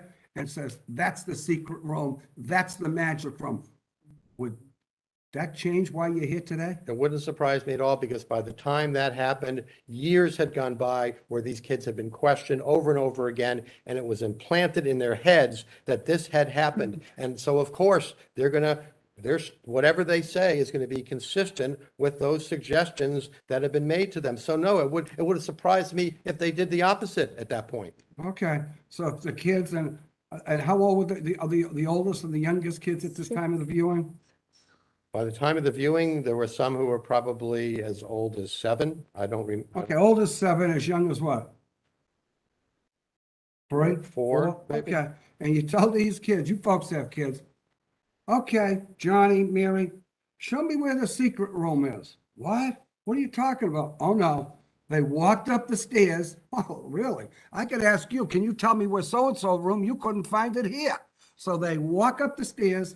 There's the room. There's this small room, and there's a lock. And they're all lying. If I practiced enough, no, they're not lying, sir. If I practiced enough time with somebody, and if I had planted a suggestion through coercive, repetitive questioning on a young child enough times, it would surprise me if they didn't do exactly what they had been Okay, so trained do to you do. do you think before they went on this occasion that they had dry runs with the law enforcement? It says, okay, when they come here, here's the room. Don't forget, let's practice again. You're not suggesting that, are I'm you? suggesting that, as they do in every case, the prosecution would have met with their witnesses and prepared their witnesses for trial. So I don't know exactly what happened during those sessions, but if they didn't do that, I would be shocked based on my 40 years of experience as a criminal defense lawyer. And let me ask this.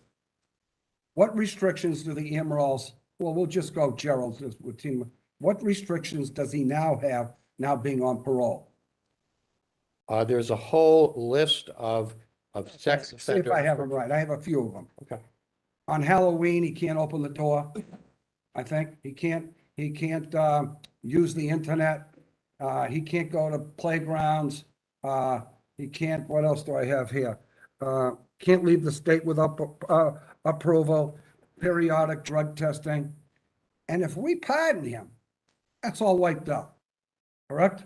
Those are some of the conditions. He can't have any contact with children under Yeah. 18, although the board made an exception for his own grandchildren. So there are many other restrictions Oh, that yeah. apply to You him. got it. That's correct. And those restrictions are going to go away in a year anyway, because he's going to be off parole. No Because question. because his sentence was 40 years and he will have done his 40 years. Yeah, well, Yeah.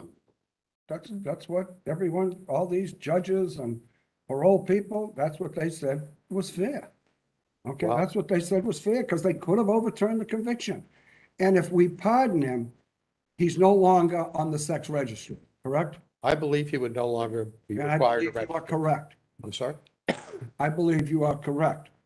If we do not pardon him, then he would be on the sex registry for life, correct? I believe he would. And Yes. he would be a level 3, That's what he is now. They could and change, that's the highest level. they could change the level, but that's his level. That's my next question. Yeah. If they felt like you did, I mean, you feel like this guy should have been out years ago. If they feel like you, they can reduce his level from level 3 to level 2 or to level 1. Is that correct? I think based on what he's been convicted of, I think there are restrictions on what they can do to change his Yeah, situation. no, you're right. You're correct on that. So if he's denied a pardon and the governor's office contacted you, hey, listen, I'm sorry, disappointed, we did the best we could. I'm willing to put in a commutation. I can do it next week. We only have 3 weeks left. And I know it's only gonna be a year because all these restrictions end in a year. What would you recommend to the Emeralds if that occurred? Well, I can't recommend anything to Cheryl because she can't get a commutation. Okay, So we're talking about Gerald. yeah. It would be his decision. No, I understand. What would you recommend as his attorney? I would recommend that he do whatever he wants to do. And I would tell But he him, says to you guys, just James, you gotta help me out. You're the lawyer. You're one of the best lawyers in the state. Do Come whatever on, you what do you think? No recommendation? I would recommend that if he doesn't, if this body fails to grant the pardon that the governor has already approved, that, well, I'll tell you what I think he will do, okay? I have to speak to him, so forget my advice, but I believe he would remain on parole and wait for his sentence to end, and that's what he would choose to do, rather than come hat in hand and ask the parole board, which already turned him down for the pardon he requested and turned his sister down, rather than come and beg them for a commutation. I believe Gerald would say, thanks, but no thanks. I will finish my term of parole. And that's what I believe he would do. You know, he's a man of high principle. He's always taken the same position in this case for 38 years since he was accused. And I don't think that's going to change now. To me, he may be high principled, as you say. To me, he's really arrogant. I consider that really, really arrogant. I disagree, Council. You can disagree. I think that's- We can both be I think it's a matter of self-respect. It's not a matter of arrogance. You believe that the Emeralds didn't commit this crime, am I right? Do I believe it? Yeah, I think my belief is irrelevant because as you I'm curious. Yeah, I believe they didn't do any of these things. Okay. I've known them for 30 years, and I believe that none of these allegations are true. That's my personal belief, but as you said, or as Councilor Devaney said, I wasn't there, so I'm not omniscient. I don't know.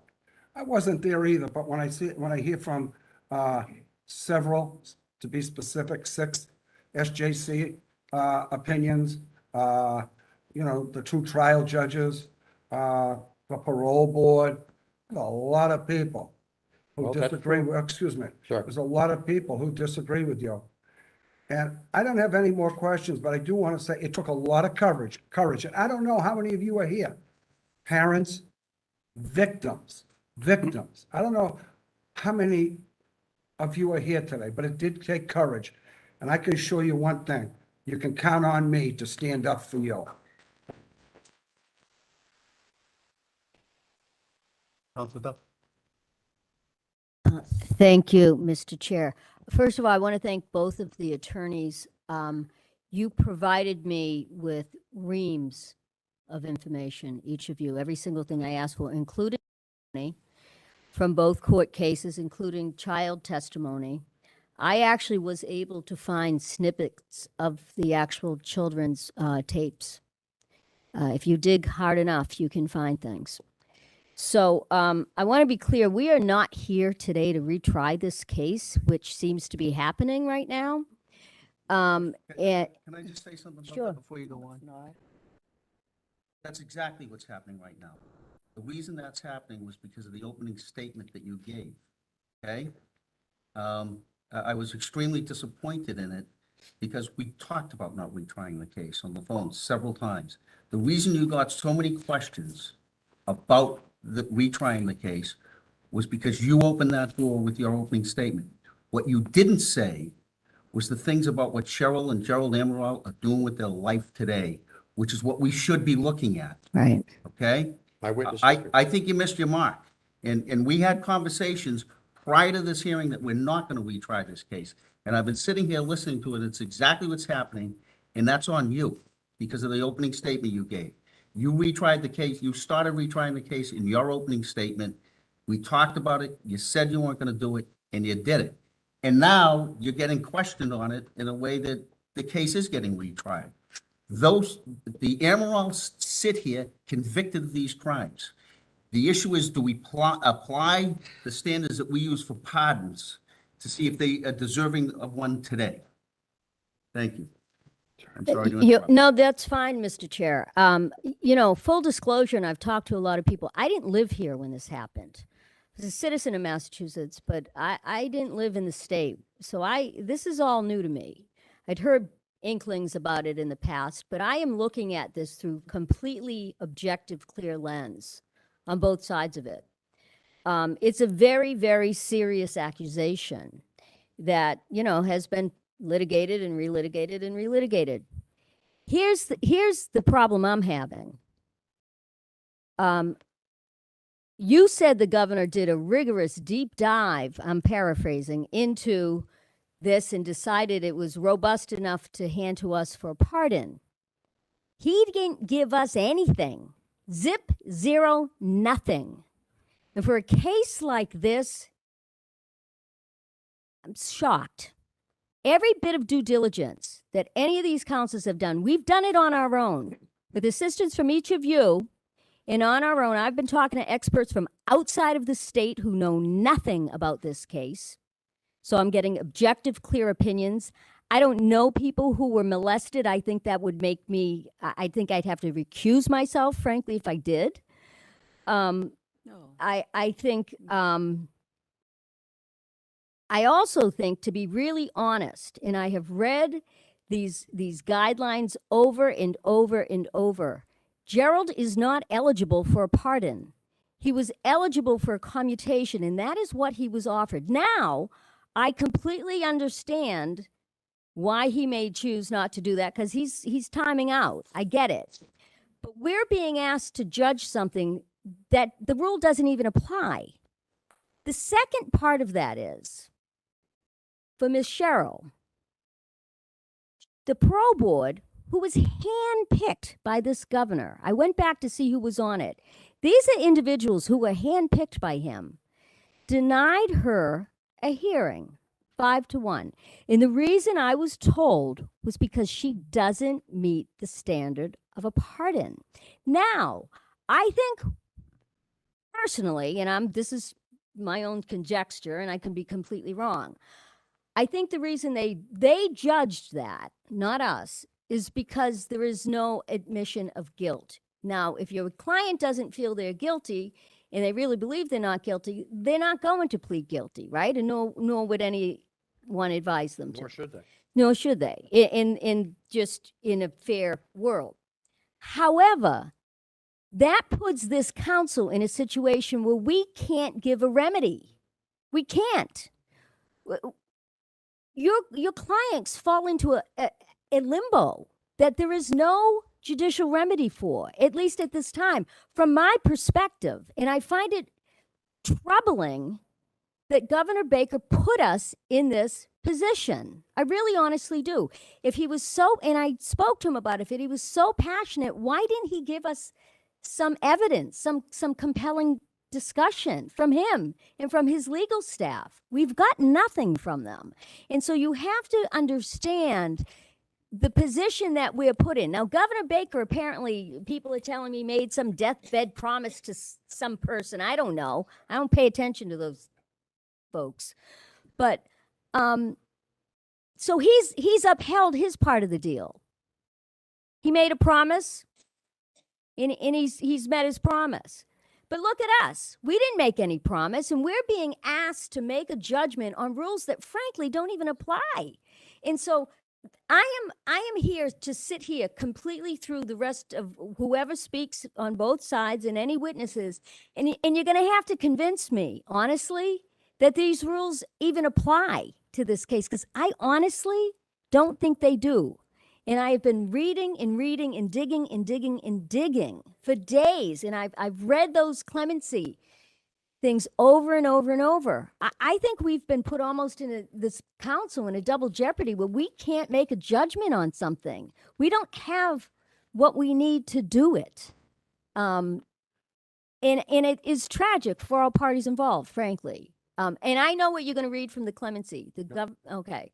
You want me to speak or I don't want to speak? No. That's all I have to say. I'm just going to sit here and listen to the rest of you. But I have to say, the two things that have disturbed me is this has become a retrial, and that is not what a pardon hearing is about. And it doesn't matter whether the people accused or convicted of the crime are here or not. That is not part of a hearing. That might have been how it was done in 1852, but we're not in 1852. We're today. Okay? And it's also the chairman gets to make the rules. That's how it goes. And he's made good rules, and he's a good chair. I'm just saying that by the governor's own rules, this doesn't even apply. And one of the reasons why the Board of Pardons is so critical for us is because on that board are two forensic psychologists, and we depend greatly and deeply on their expertise. We are not experts in that stuff. We're not. And it makes it hard for either side, wherever you stand on this issue. It makes it really difficult because we aren't those experts. That's all. Thank you, Mr. Chair, for your time. Councilor DePaulo asked for another minute. Thank you very much, Mr. Chair. Like, like Councilor Duff, I appreciate the efforts you've made to make this hearing run smoothly, very much so. And I completely agree that we're not supposed to be relitigating. And I did, in my previous line of questions, respond to the opening statement.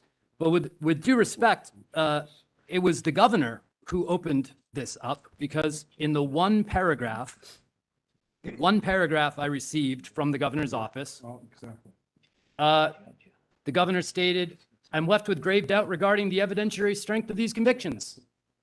The governor is looking to relitigate. We don't want to. Good point. I'm trying to get into the governor's head because he's giving me one paragraph. So I need to get in the governor's head. So I look at his clemency guidelines. It's the one thing I didn't bring up earlier. We had a gentleman this morning seeking a commutation, a convicted murderer, who not only, forget about guilt or innocence, he had an amazing record of community service, mentorship, all sorts of restorative justice. Now, in the governor's, because all I have is one paragraph, I look to the governor's own clemency guidelines, where it stated that pardons are mainly intended to remove the barriers sometimes associated with a criminal record. Parole ends in 1 year, so I know that. I understand sex offender registry holds up. But there's factors to consider in the governor's clemency guidelines. Acceptance of responsibility. We know that's not relevant in this case. Pending appeals and other litigation. The governor writes, generally a petitioner's pending appeal of a conviction to a conviction or sentence through litigation is inconsistent with acceptance of responsibility. So again, restitution and restorative justice. The governor will rarely grant clemency to a petitioner who has not made full restitution to the victims of the petitioner's crimes. The governor will give stronger consideration to petitioners who have made restitution. A petitioner's participation in restorative justice will be a consideration. Is there any restorative justice or service along those lines that either petitioner has participated in, to your knowledge? Well, they are prohibited from having any contact with the children or their families in this case, so nothing like that has taken place. So, and then substantial assistance to law enforcement. I don't know that that's relevant here, right? No cooperation. You're reading from the February 21, 2020 guidelines? I apologize. I am reading from, yes, February 21, 2020, the executive Okay, yeah, clemency okay. guidelines. I'm on page 2, Okay, thanks. 4.2.3. Right. No, there's, And then military, public, or charitable service. Anything I should know about that? well, Cheryl has done a tremendous amount of community service. When she worked for John Hancock for many years. And Okay. she volunteered at the Boston Marathon every year. She's also done other charitable works. Gerald has done work in the community, helping people with painting and. I saw in your shoveling the And sidewalk. his wife, Gerald's wife Patty, who is here to testify, will talk some more about their good works. Sure. He snowblows, shovels, rakes leaves, paints, and fixes things. That's He's a kind neighbor and friend who would do anything for someone in need. That's correct. Um, Well, if you're gonna wrap up by 3:50. okay. and we've talked about compelling need. I'd like to hear more about employment, but I will stop that. I appreciate you indulging me, Mr. Chair. A couple of points, you just mentioned a couple of things that Cheryl's done. That should have been your whole presentation. That should be what you're presenting to us, is what Gerald has done and what Cheryl has done since they've been out of prison. That's what a pardon hearing's about. And until Councilor DePaulo asked you a couple of questions, we heard nothing about it from you. Nothing. You missed your Well, mark. Councilor Kennedy, if my opening was inappropriate, I apologize. It was I read completely- Mr. Hardoon's opening statement, which is all Well, about, well, the no, excuse case. me. And I felt, Excuse me. Sorry. Okay? You're not here to respond to okay, Attorney Hardoon's statement. okay. You're here to advocate for a pardon for your clients. And what I want to hear is, what have they done that's good since they got out of prison? And that's what your presentation should have been about. Attorney Hardoon is here in giving that statement, and I talked to him on the phone about that, because he actually used the words, a witch hunt, when I talked to him, that's what was going to be presented. That's why he's here. Nobody comes before this council for a pardon unless they are guilty. The Constitution says that. And that all judicial process has to go through. It's unlike the federal system where they can pardon somebody up front. So they sit here guilty, period. You should be talking about, and your witnesses should be talking about, what they've done since they've got out of prison that they deserve the benefit of a pardon. I've heard nothing. And we are retrying this case, which I didn't want to do. I said it to you 100 times, and I said it to Attorney Hardoon. I've been speaking to both of you on the phone. I don't And want, that's exactly what you did. Well, I don't- I'm sorry. Let me finish. You caused that with your opening remarks. You caused all those questions that did not, in my opinion, benefit meet your burden. It didn't help you meet your burden for what we're looking for, or at least what I'm looking for. I'm just saying that. We can move on to your next witness at this point, and I hope she can tell us some of the things can I that, say that a lot of the material that you're referring to, and again, I apologize if I didn't focus on that on my opening, it's in the written materials, the petitions that we filed, both Cheryl and Gerald's good works over the past 20 years are summarized in there, along with the letters that we why didn't submitted as you tell exhibits. us about that? It's very clear, I think, that everybody's done their homework here. Well- Everybody's really looked into everything, okay? Every single member of this council. Why didn't you talk about that? Well, if that was my mistake, it was on me. I felt it was impossible to separate that from the underlying convictions. So if that's a mistake, I apologize. It's my Not only mistake. do I completely disagree with you, Okay. I told you that. We talked about it. Well, I apologize. All right, I'm going to call Patty Amirault this time. We're going to go till 3:15. We'll take a 10-minute break. Huh? No. No, we'll go till 3:15, then we'll take a 10-minute break. Okay? Hopefully we get two of you. Good job. Hopefully you get two of them. Jeez. No. You're right on that. Yeah, tell us. Just, if you could just state your name, please. I know that I said it. Yes, my name's Patty Amirault. Bring the microphone. Very close to you. I've been getting complaints that people aren't hearing it on YouTube. That they're not missing me on YouTube or Council Ianella, because we're pretty loud. But if you could speak up, you have to hit the button to the green light's on. It's on. Okay, very good. Okay, good afternoon, everybody, and thank you for this opportunity to speak on behalf of my husband, Jerry, and my sister-in-law, Cheryl. Though after what I've heard, I'm not sure some of you will be open to what I have to say. I am a former Fells Acres kindergarten teacher, as well as a public school teacher for 35 years. I currently work for the Malden Public Schools as a family coordinator. I am my husband's and sister-in-law's voice today, and with me are family members and others who have supported us since this all began in 1984. There are so many people that have reached out to us since Governor Baker's announcement, offering support and expressing their relief that finally someone is willing to acknowledge the terrible miscarriage of justice that took place. My husband and I have known each other since we were students at the Immaculate Conception School in Malden, where we spent from first to the 8th grade in the same classroom. Together as a couple since high school, we've been married for 45 years. We have 3 children who have blessed us with 7 grandchildren who all live close by. We are also part of a very large, close-knit family. We have lived in the same house, in the same neighborhood in Malden since we were 23 years old, where neighbors have embraced and supported us throughout our ordeal. We are truly blessed. Yet, the weight of this and the convictions looms large in our life still. Before all of this happened, we had settled into a comfortable family life with promising careers. Jerry and I had been married for 7 years. We had 2 daughters, ages 4 and 5, and we were anxiously awaiting the birth of our 3rd child, a son, who arrived on September 7th, 1984, just 2 days after his father's arrest. Life was good back then, until in an instant, it changed forever, and in ways that are hard for most people to imagine.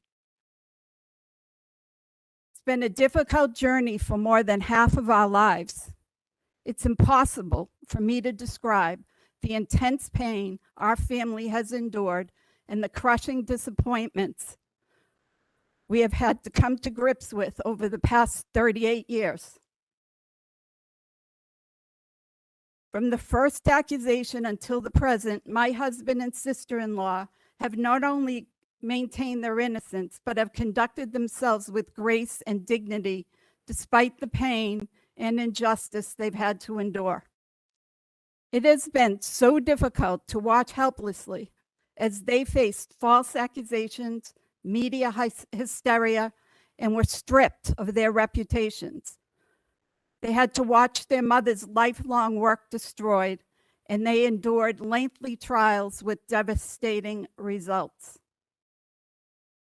My husband served nearly 20 years in prison, being taunted and abused as a child molester.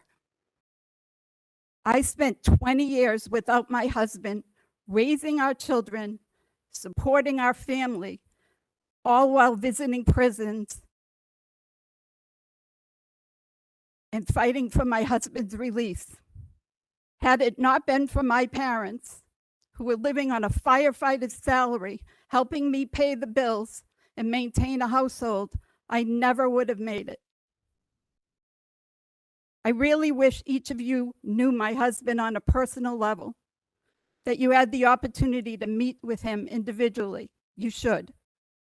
If you did, you would see that he's an incredibly strong, caring, good to the core kind of guy, a whatever you need kind of dad, a man who loves his family deeply.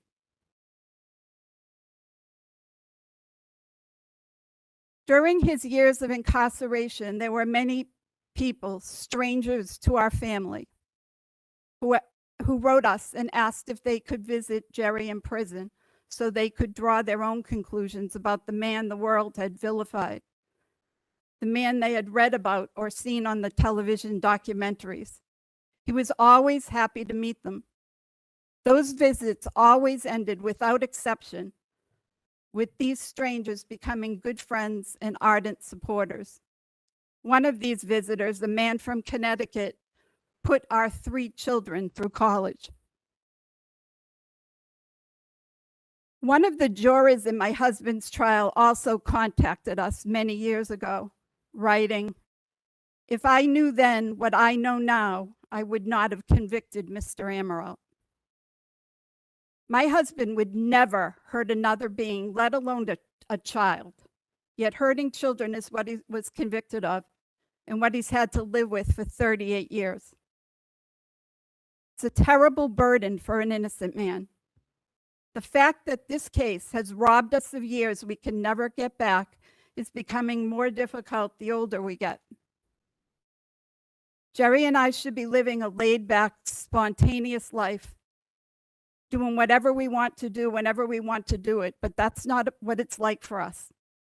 Our life is still controlled by onerous parole restrictions that limit the things we can and can't do, where and when we can travel, what time my husband needs to be home at night. It's so hard to watch him tethered to an outlet several times a day so he can charge the ankle bracelet that he has had to wear and I've had to pay for so many years. A scarlet letter that he hides from the world.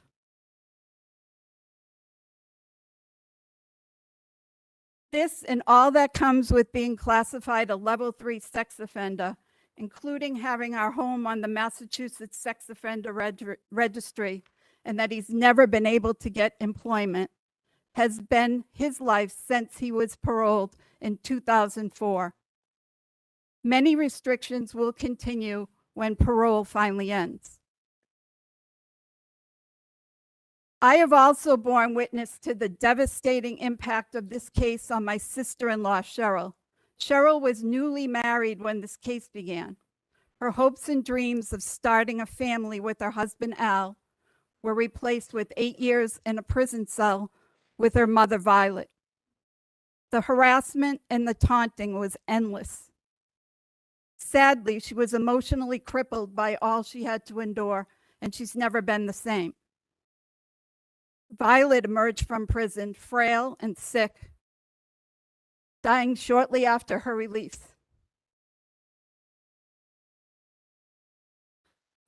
Cheryl and Al maintained their relationship throughout her incarceration. After her release, she tried to conceive a child, but she had lost her viable years and it was too late. Cheryl's fragile emotional state led to their separation, yet they remained very close until Al's death. Despite the enormous barriers and stigma she faced as a result of her conviction, Cheryl worked hard at finding ways to cope with all she had lost and all she had experienced. After several job rejections, all due to the conviction, she was fortunate enough to be hired by John Hancock, where she established a 20-year career. This opened up opportunities for her to volunteer in the community. She began to rebuild her life. Excuse me. I have known Cheryl since she was 10 years old. We're as close as sisters. I know that even though she was able to reclaim some semblance of her life, she still suffers daily. Despite being an integral part of our family, she's been living a lonely life. It wasn't until she met and entered into a relationship with her partner, Michael, that she was able to begin to be truly happy again.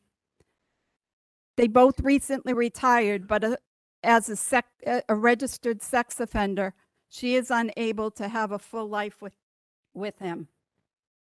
The complex restrictions on travel and residency present barriers for their future. So even after all these years, her life is far from normal, although she's technically free. Both Jerry and Cheryl have lost so much, but they still look forward. But they still have a lot to look forward to if you approve the relief Governor Baker found they deserve. It's time to put an end to this ordeal and let this good man, his amazing sister, our children, and our family finally have some peace. I respectfully ask that you vote in favor of these pardons. Thank you.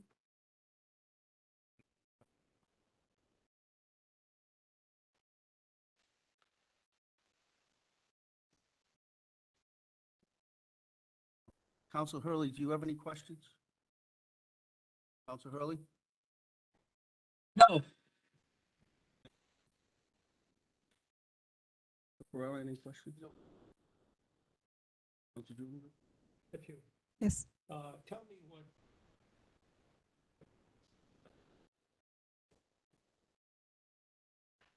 Because he hasn't been able to have a job, he does anything and everything for anyone who wants something done. Helps with my daughter's children. He helps me take care of our 93-year-old aunt who needs to be shopped for every day, taken to appointments. He maintains our house and helps all the neighbors maintain theirs. He's been very limited in what he can do because of these convictions, you know, and he just does whatever he can to help people. Many times. He's always rejected because, he even tried to do DoorDash and was rejected.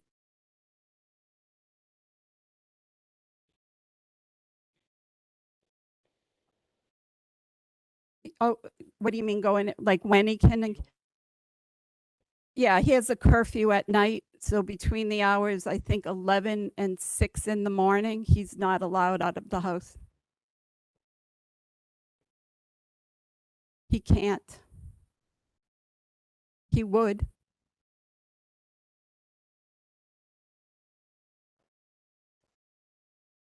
Now that she's retired, she's working part-time for a company where she works serving at functions. She's very restricted on where she can go. She can only leave the state for a certain number of days. So, you know, no, she never has.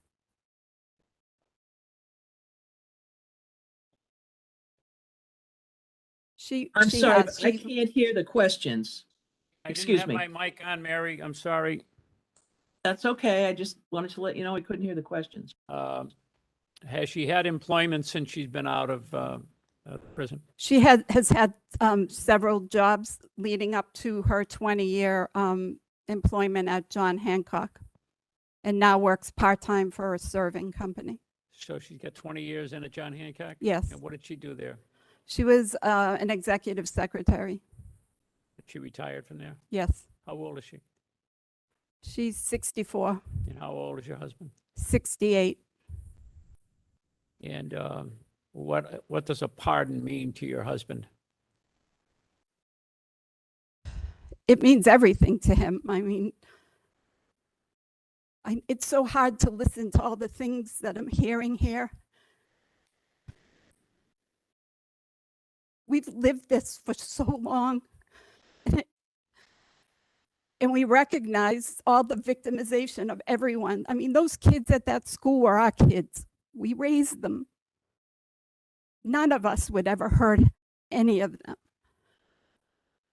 A pardon would at least restore for him some semblance of a normal life. Like, we are unable to do anything without taking steps, planning months in advance. You know, we have our family cottage that we would like to go to whenever we wanted to go. We can't do that. Why? Where is it? New Hampshire. Before this happened, we had always planned to travel to the countries that our families are from, Ireland and Italy. Tell me, how many children do you have?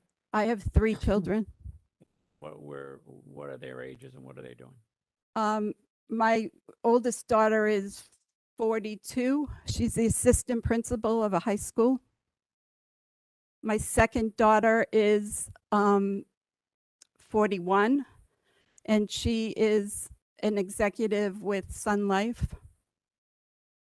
And my son is 38, born right when this started. And he's gone from job to job, recently had open heart surgery, and is not doing anything right now. Back in time when the daycare was operational, did you work there or go there? I did. I worked there as a kindergarten teacher, and I was in and out of there all the time. When I was pregnant, my daughters were there, so I had time to myself, and I would come and go whenever I wanted to. Were you ever interviewed by the police? Never. Thank you.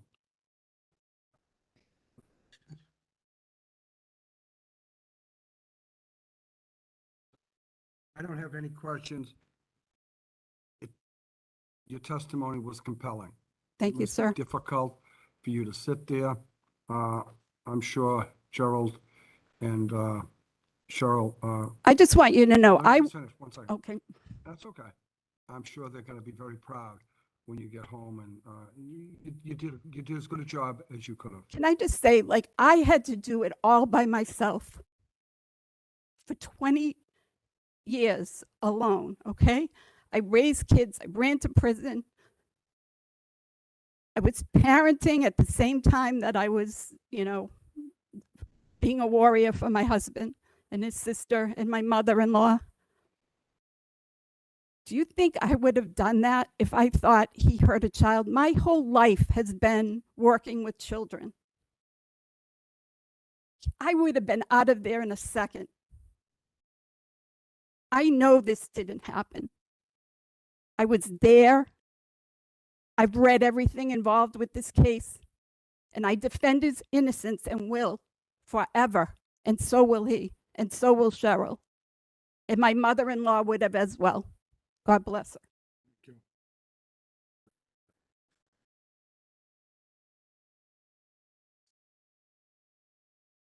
That's okay, you know.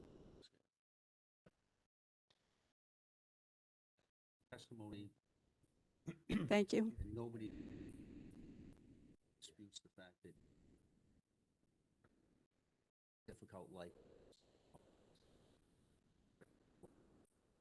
I'm sorry, I can't hear anybody except the witness. Sorry about that, Mary. I just thought, I was just telling the witness that I thought her testimony was very compelling. And we thank you for Yes. that. Thank you.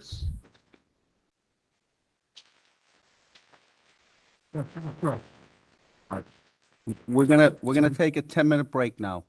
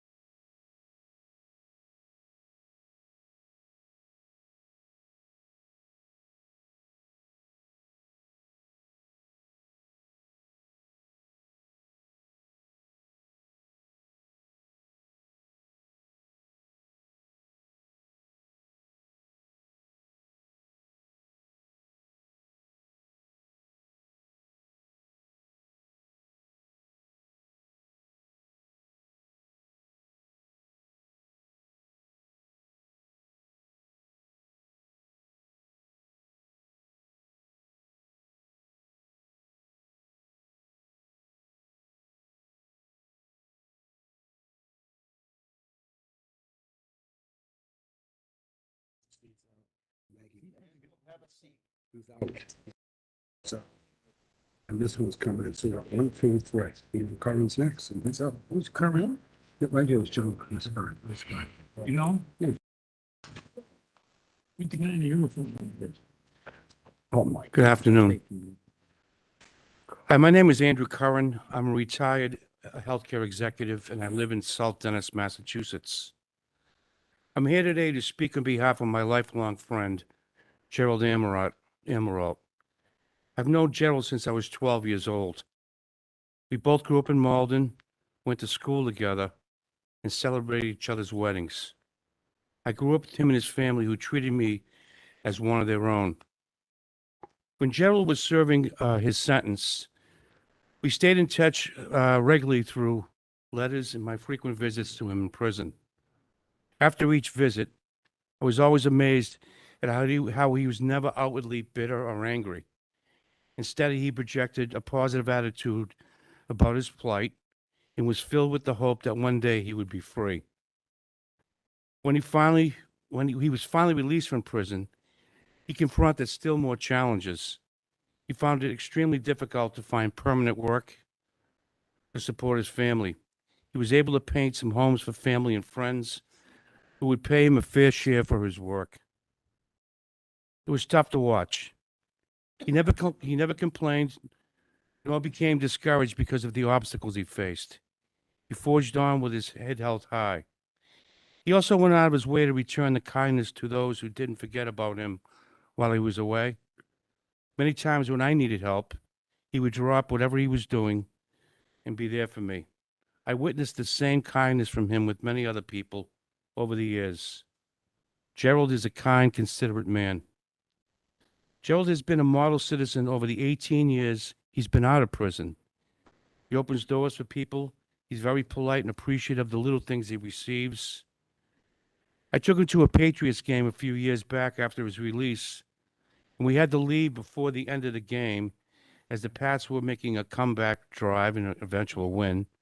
The reason, he could not miss his parole curfew. Gerald has 3 beautiful children who are now adults and shares the love and joy of 7 grandchildren. He spends an enormous amount of time with them as they grow and develop. I think he's making up for the time he missed with his own children, who were young kids when he went away. He's been a wonderful husband to his loving wife, Patty, an active and involved father, and a doting grandpa to his beautiful grandchildren. Gerald harbors no bitterness about what has happened to him. I have never heard him say anything derogatory about any of the people involved in his prosecution. He's an inspiration to me in many ways. He doesn't drink alcohol, nor does he smoke.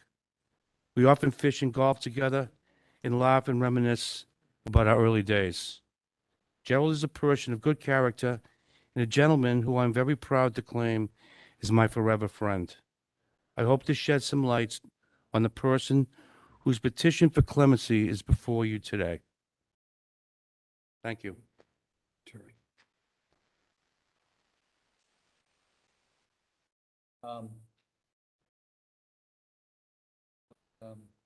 Follow, any questions? Council Hurley, any questions? Hurley? Counselor Hurley? No, no. Yes. I can't hear. I asked if you have any questions of this witness. Are you asking me? Yes, do you have any questions of this witness? No, sir. Thank you.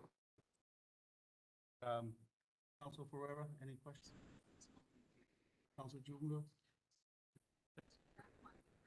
Thank you. Vanny?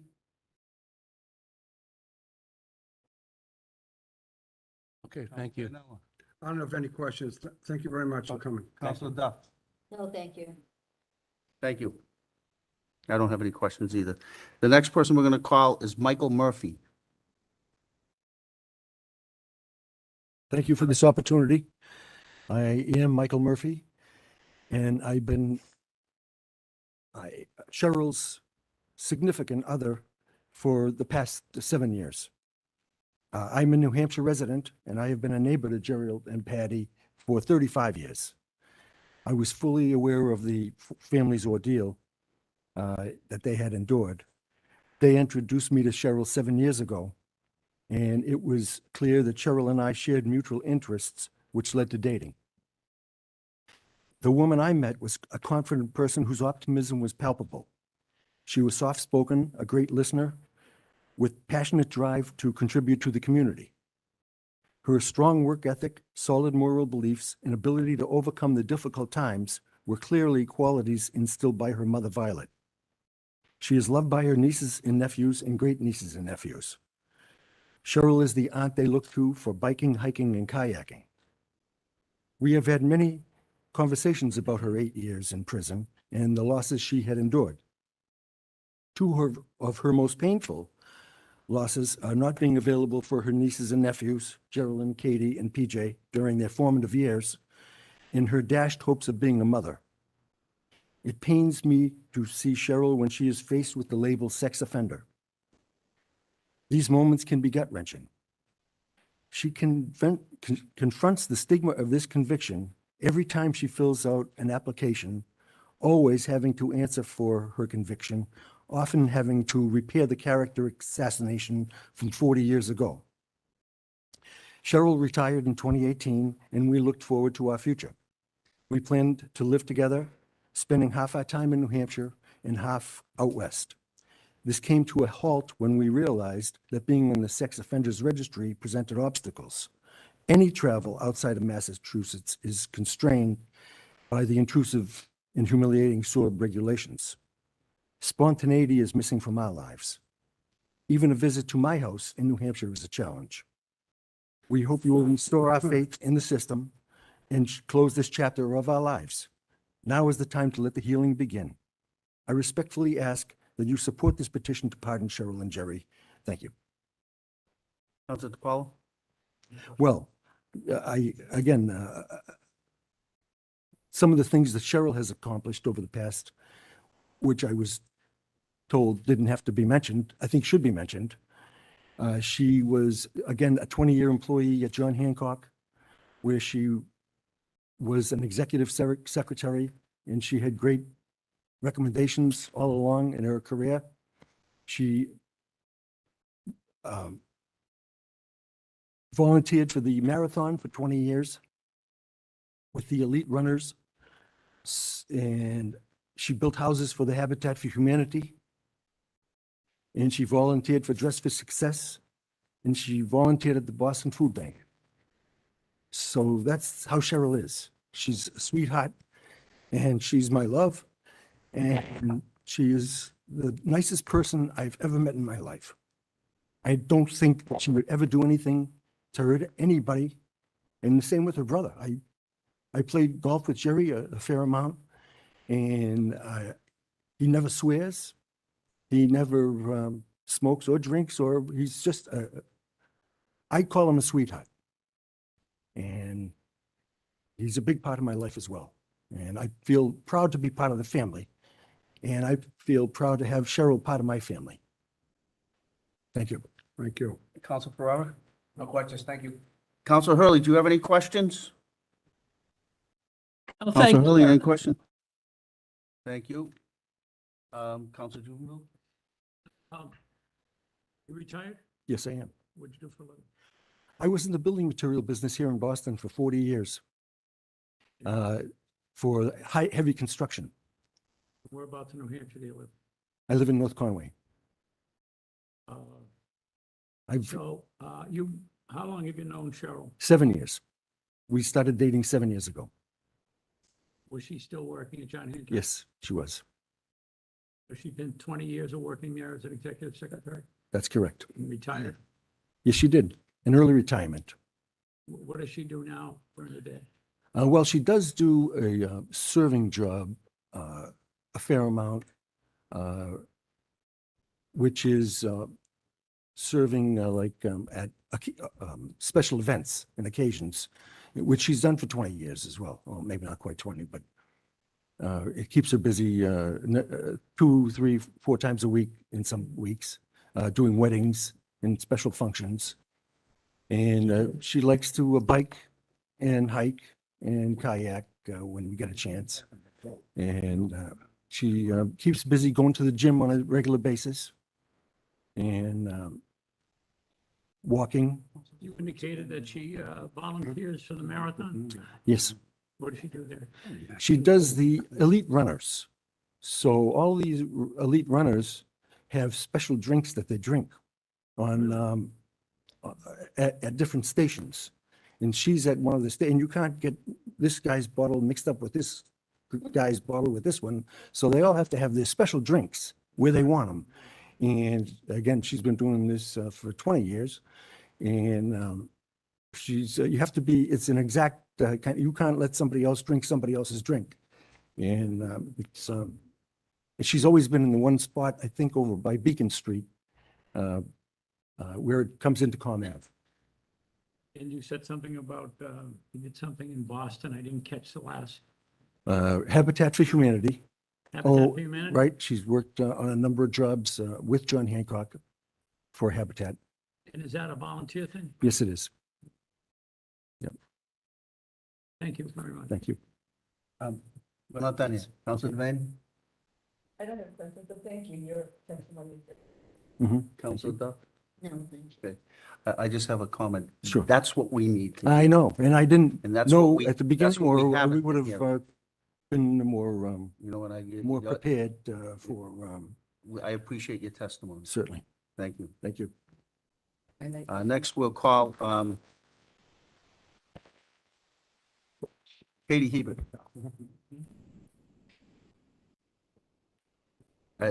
We've changed the witness list up a little bit at the request of the petitioner's attorney. So she wasn't on the original witness list, so she is obviously speaking from her heart. Tell us who you are. Sure. My name's Katie Hebert. I'm Gerald Amirault's daughter. I'm the middle one. I was about 4.5, 5 years old when this all began. And the reason I felt obligated to come up and speak in front of you is you really have to understand who my aunt and my dad are. And I know, and my heart breaks when I hear you talk about the victims because we know they're victims. We're all victims in this. And this isn't about guilt or innocence. This is about moving on in our lives. We have dealt with this for an eternity. Every day of my life, from the time I was 5 years old, I have been dealing with this. I've had to more recently deal with explaining this to my older children who are getting comments and questions with their friends and their families. All supportive, but still something that we live forever with. This will never go away. And that's what this isn't about. But I want to tell you, I know who my aunt and my father are. My father is the first person I call when I need something.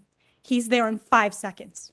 He will take my kids anywhere. He will pick them up, drop them off. He saves me every step of the way. My kids look up to him. They think he is like their hero. He is the most caring, loving person I could have ever asked for. My father, when he was in prison, he used to read the same books I was reading. So when we got on a call together, we could talk about those books. We could live the characters. We could be part of each other's lives while he was behind bars. We lost a lot, but since he's been home and he's been part of our lives, we've taken advantage of every step of the way, loving each other, being together, doing family trips. But every single time that we try to do something, it's always, what do we need to worry about?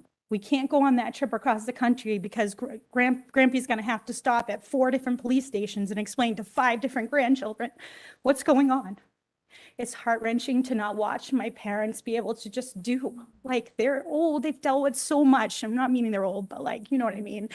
They've They're lived younger their than me, life. so be careful. Sorry. But they deserve the opportunity to live.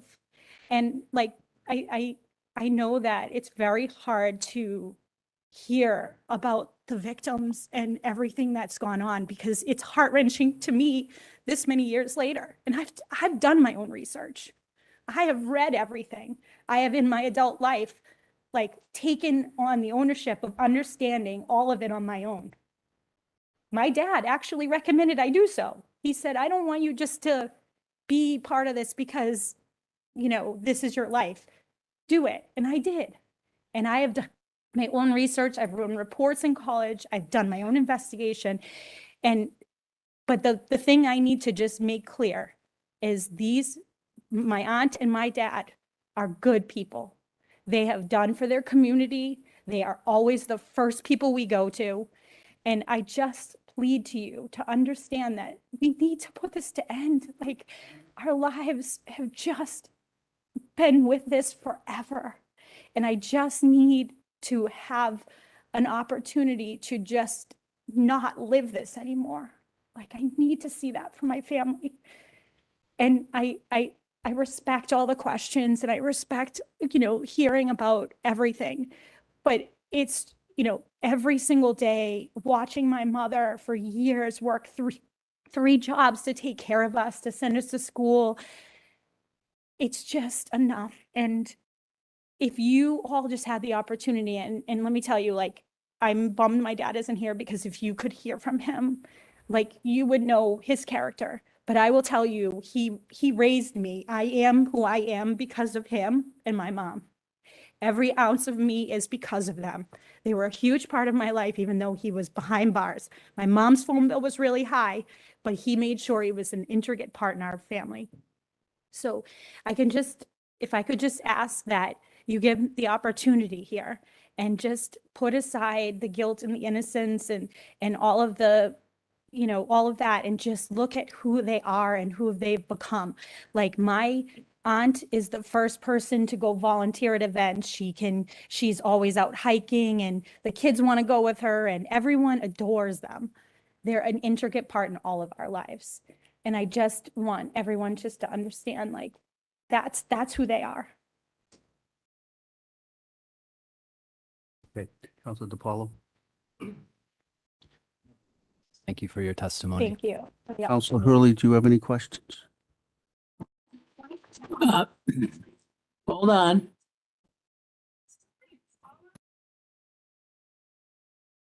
Did she say none? No, thank you. Okay, thank you. Councilor Pereira? I have no question, but thank you for your testimony. Thank you. Great daughter. Thank you. I appreciate that. Councilor Doolittle? How old were you when your father went to? I had to, my mom got it wrong. I'm actually 42. I'm not 41. But I was, she did. She helped me there. I was almost 5. I was like 4.5 years old when it all happened. And for the first 4.5 years of your life, you lived with your father, Yes. and you didn't have any problems with your father? They called me my dad's corsage. When I would cry, I'd be attached to his hip. He'd be rocking me till 3 a.m. Yeah. You have children? I do. 3. How many I have 3 children. I have a 16-year-old, a 14-year-old, and a 4-year-old. boys or girls? I have a older boy and 2 younger girls.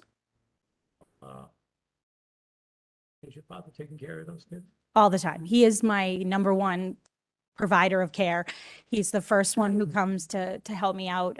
Being that he is unable to get employment, he is always the one that first offers his time to keep busy and do things for us and take the burden of, daycare. He's literally raised 5 of our children, my 3 and my niece and nephew, sorry, my nieces, my twin nieces, for, years. He's raised them and helped kind of bring Did them your up. father take care of, when they were younger, did your father take care of the kids alone Yes, in the house? yes. Just him and the kids? Well, we got permission for him to be around the grandkids in the You have no problem with your father taking care? he would be the first, not 100% with no regret. Councilor Devaney? I have no questions, but I'm so sorry for what you've gone through, really. And I it have does, to go too. I just want you to know that hearing your testimony does crush all of us because we know the victims truly believe everything. And I'm not even going to even go there, Well, but let me just my tell heart you- breaks. Let me tell you, I find no joy in saying it, but I owe my friends that. I owe that young woman that has lived through this and for all of the people that have children that have been abused. So I'm sorry that you had to go through life like that without your dad and have all that burden. So I hope that your life will be better. Thank you. Thank you. Councilor Duff? I'm sorry, Councilor Ionella? I forgot you. Yes, I'm a little distracted, sorry. It's like, I don't have any questions. You did a really good job today, Thank you. especially not being prepared to testify. Yeah. You did a remarkable job. Yeah, to me, like speaking about my dad and my aunt comes easy because they are my life. Like I look to them for everything. So I really just want you to understand their true character. Thank you for your testimony. It was Thank very you. compelling. Thank you. Thank you.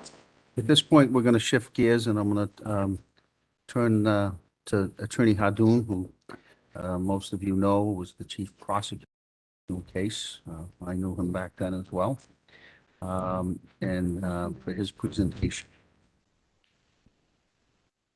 And thank you for being patient. I've been sitting there very patient for many hours.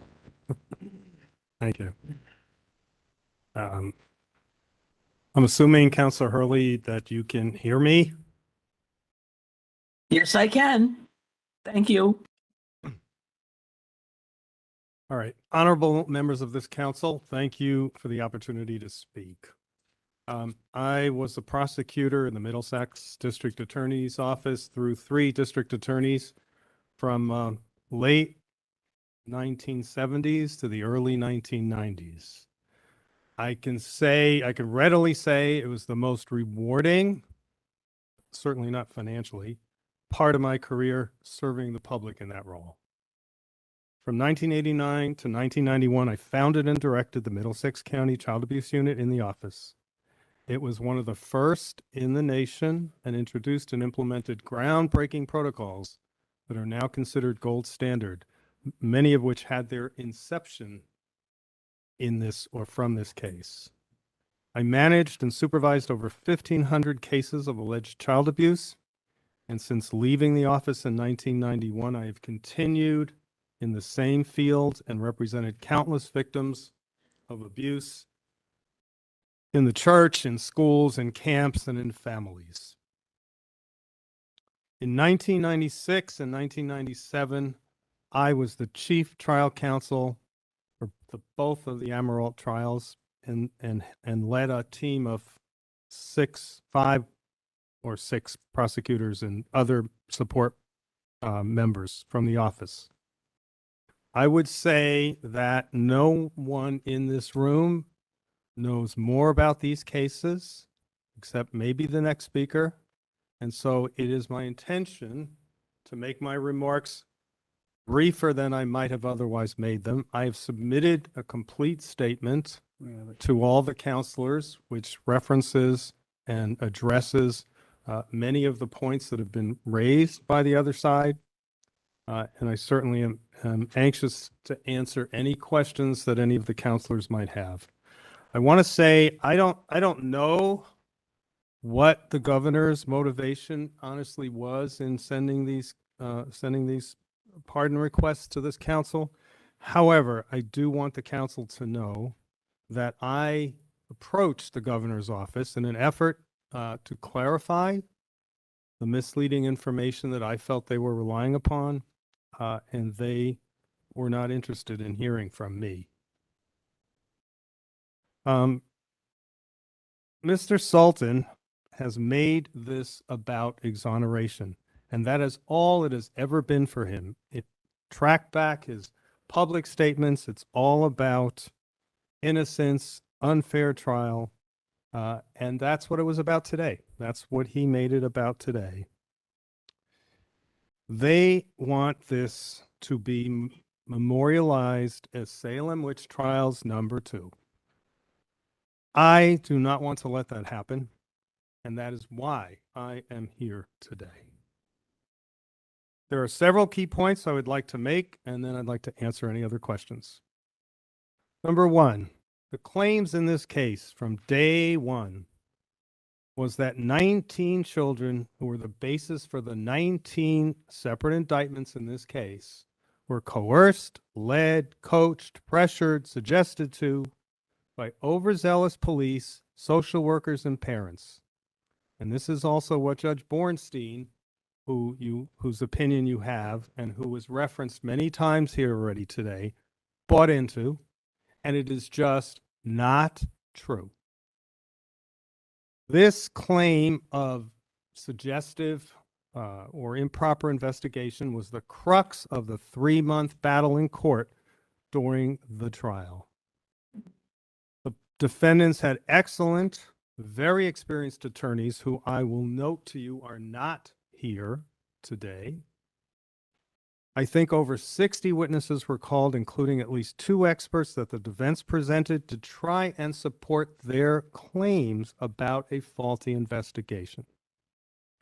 Absolutely, and I think maybe one of the counselors referenced this, absolutely every single thing that they are claiming now, they have claimed at the trials and through the 6 rulings by our Supreme Judicial Court. Their contention was rejected every single time, and that is because it is not supported by the evidence. And the quotes or information they're quoting for you was all quoted back then, and it is being presented to you out of context, and I suggest it's misleading, and that's why you're hearing from me.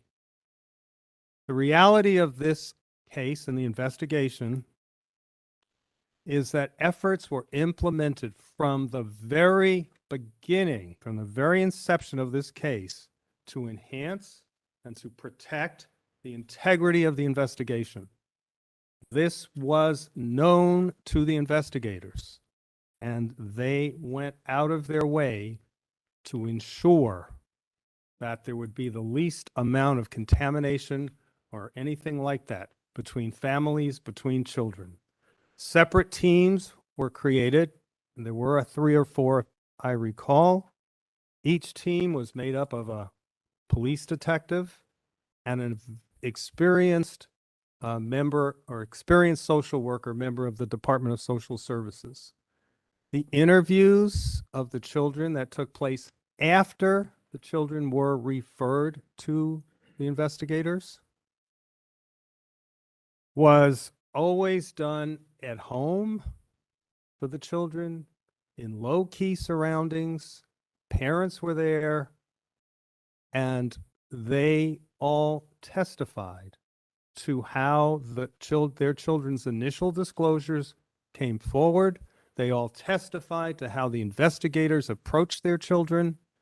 And I think you've all had the opportunity to actually see the 200-page report from the Attorney General that was created back in the 90s that investigated this very question of the integrity of the prosecution. And that report includes direct testimony, I believe, for all of the 9 children that ultimately were part of this case. And it explains exactly how their disclosures came up. And it is just night and day from what Mr. Sultan has described to you. The parents were never asked to interrogate their children. In essence, what the defense is, or the petitioners or their attorney is claiming, is that going back, that 19 sets of parents were literally clamoring to run home to their children, determined to implant wild thoughts of sexual abuse, and that they just persisted in doing this until the children caved in or they succeeded. And I'm saying to you that any kind of description that you hear that suggests that that was the way this case went is simply not true, and it's not supported by the evidence. And frankly, it's patently absurd.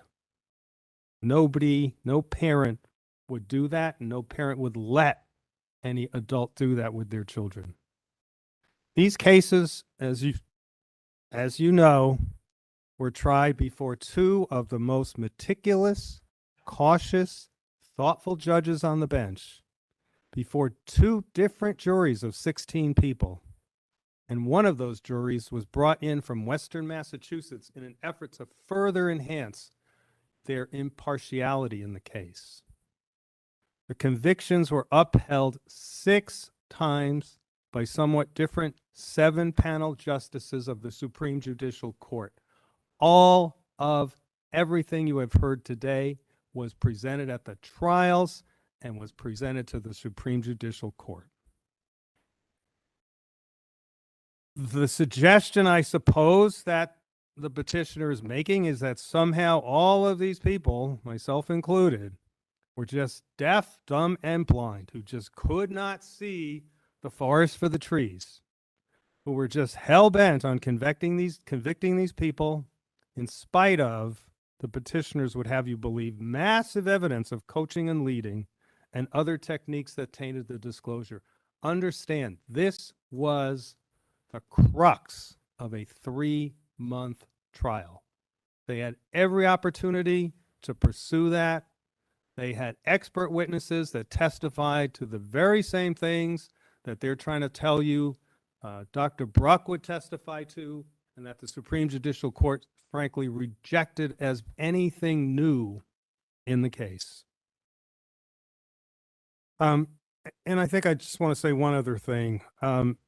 As a prosecutor, I was a prosecutor for many years, and I've sent many people to prison. I never took pleasure in convicting people. When the verdicts in this particular case came in against Gerald Amirault after 10 or 11 days of the jury poring over 3 months of evidence, members of my team were suggesting we go out for a drink and celebrate. And frankly, I declined. I went home by myself.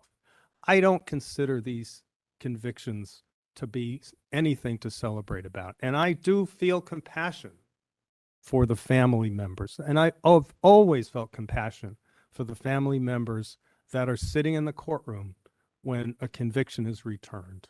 And there are people in prison today that were probably sent there by me 45 years ago. You have my statement, and I think my statement addresses many of the issues that were raised. There is one area that I do want to speak to because it was so heavily weighted or relied upon by the petitioner, and that's the opinion of Judge Bornstein. As far as I'm concerned, Judge Bornstein drank the Kool-Aid in this case. I believe he is a nice person who thinks he is right, but he is not. He issued an opinion that ordered new trials in these cases back in 1977. His opinion, I believe, was relied upon by the governor, and it is often waved around as credible support for the petitioner's position that they are innocent and should be exonerated. I am telling you, it is not. When I read his opinion, I thought I was reading about a case I never heard of. The facts he cites are wrong or discredited. His language is about as biased as it could be coming from a judge. His opinion was characterized by the SJC as containing, and I am now quoting from the SJC, significant error, erroneous conclusions, inexplicably not considering relevant testimony presented at trial, and it was also characterized by the Supreme Judicial Court, and I believe you have this 1999 opinion. It was also characterized by the Supreme Judicial Court as meritless and giving inadequate consideration to certain facts. Judge Bornstein had absolutely nothing to do with these cases. He became involved a decade later after the trial judges had retired.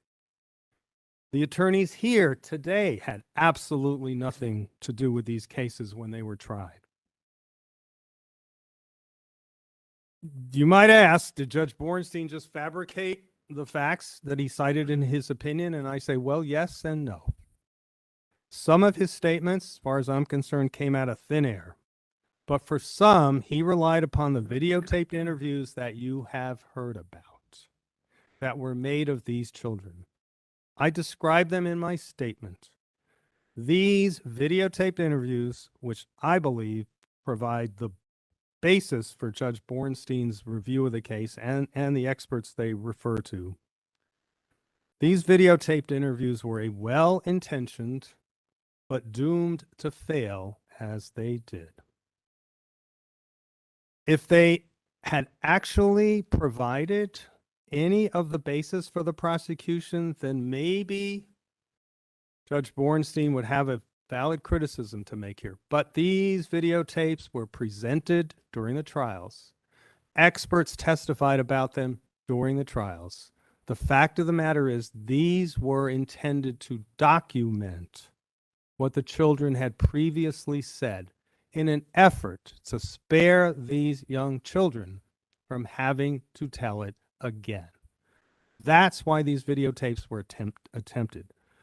In my statement, I go into detail about why they didn't work as the investigators hoped they would. These taped interviews, with only one exception that I can think of, were an effort made after these children had made their disclosures, essentially to record them. They have been misused and misrepresented by the defense from the beginning.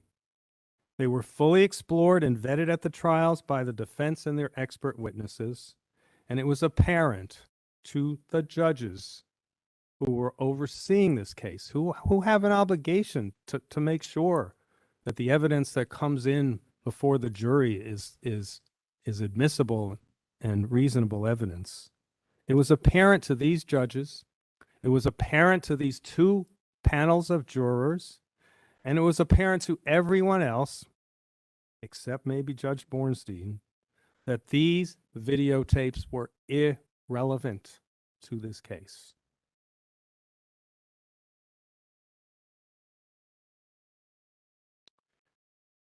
I want to reflect on one statement I believe that Councilor Jubinville made. It is my understanding that a pardon once an individual is pardoned, there is no longer a requirement to register, and in fact, the record is sealed.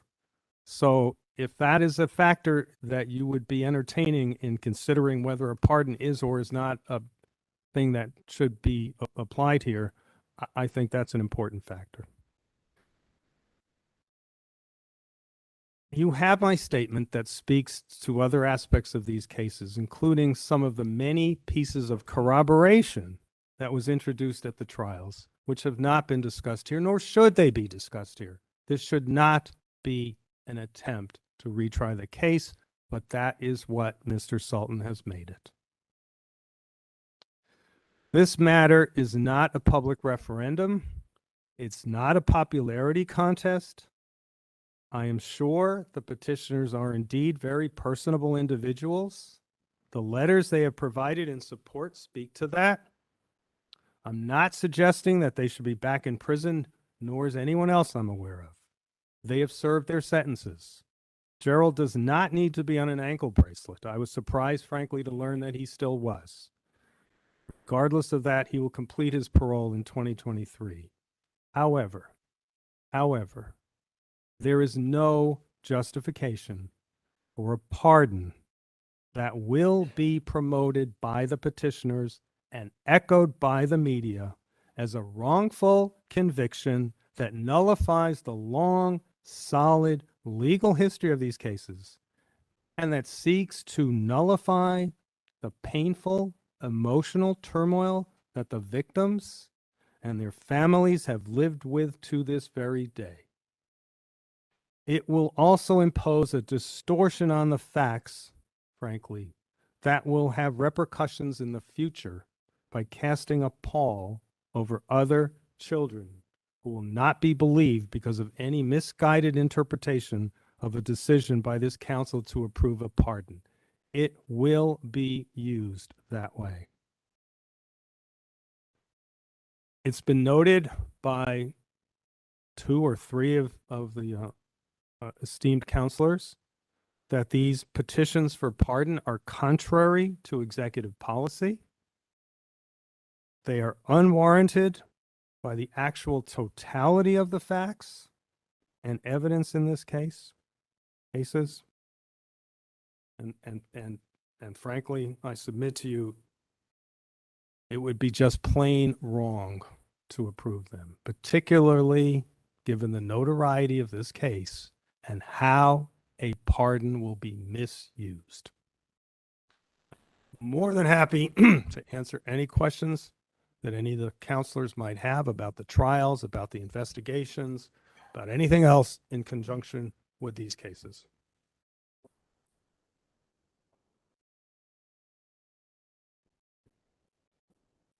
Let you go on.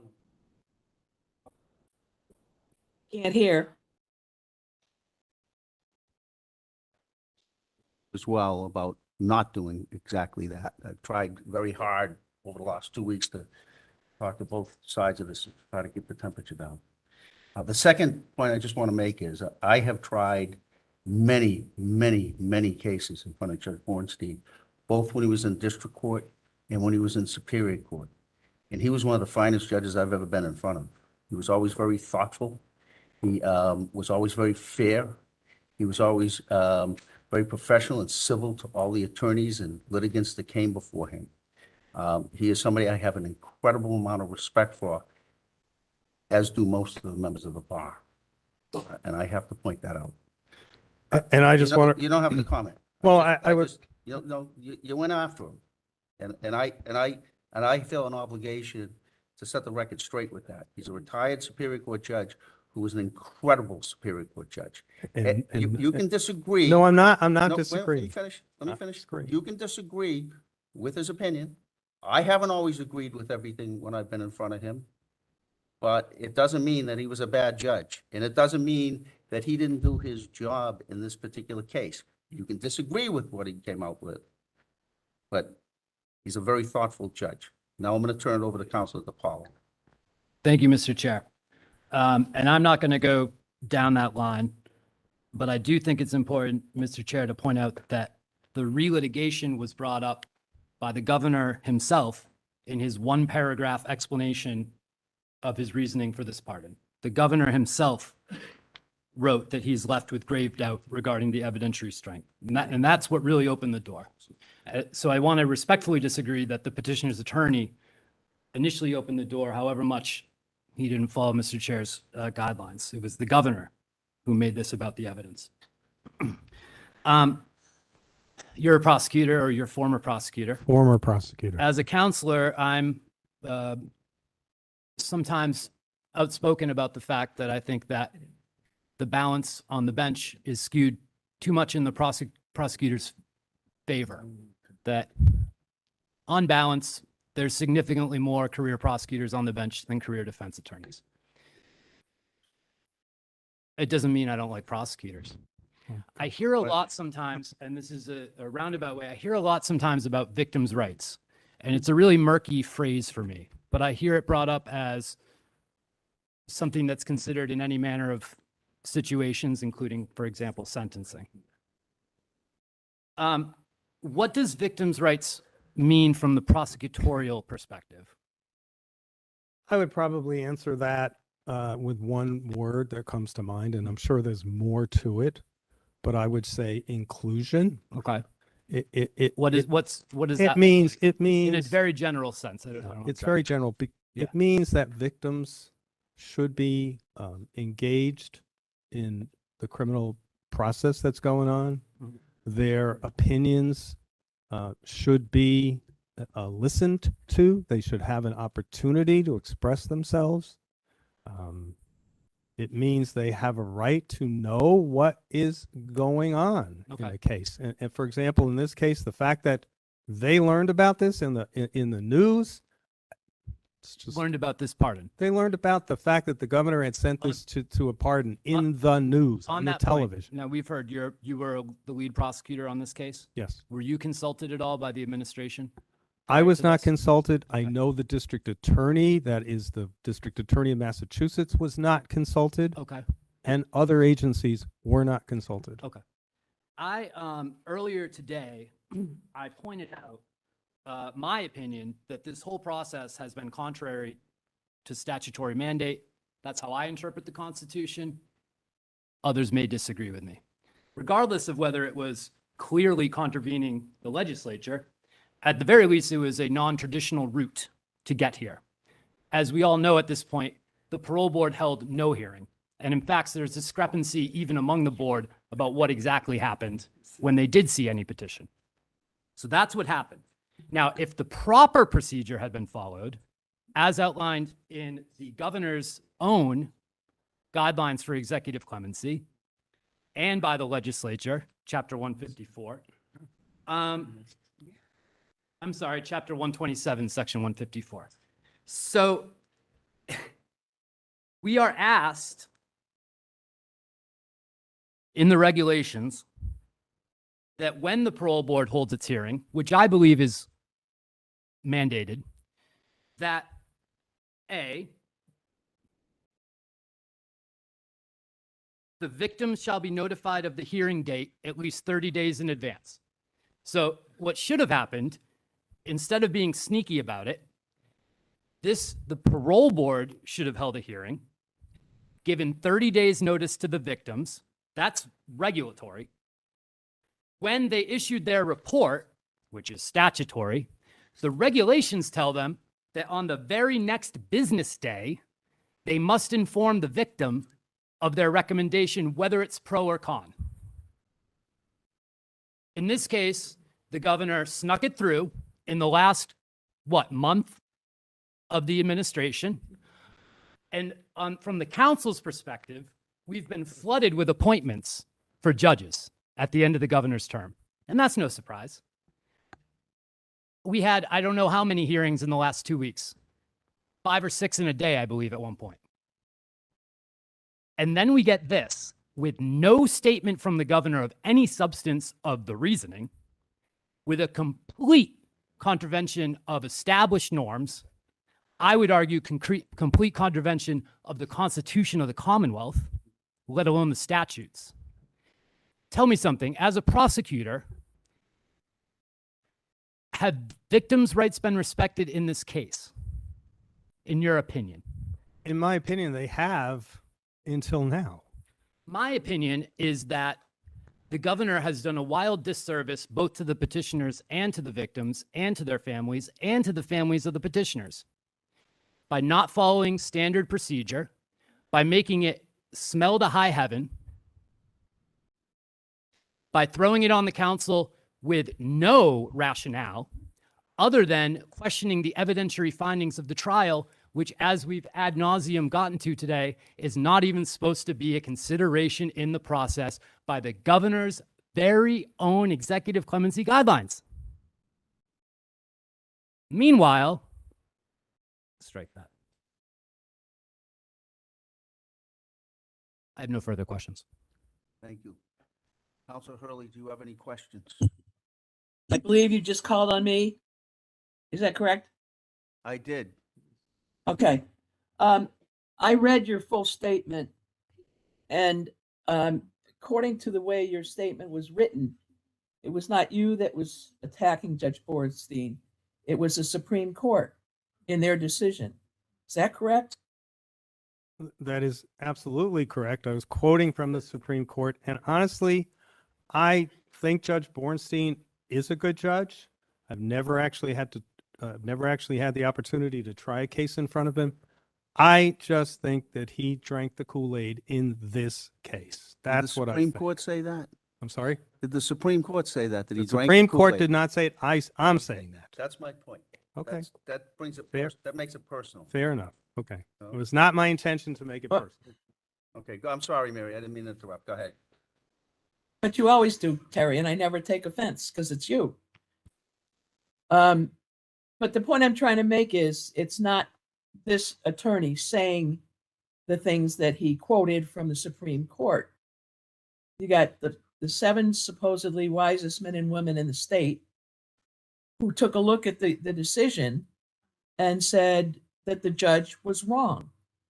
But that doesn't stop the press from continually hammering away at something that was said.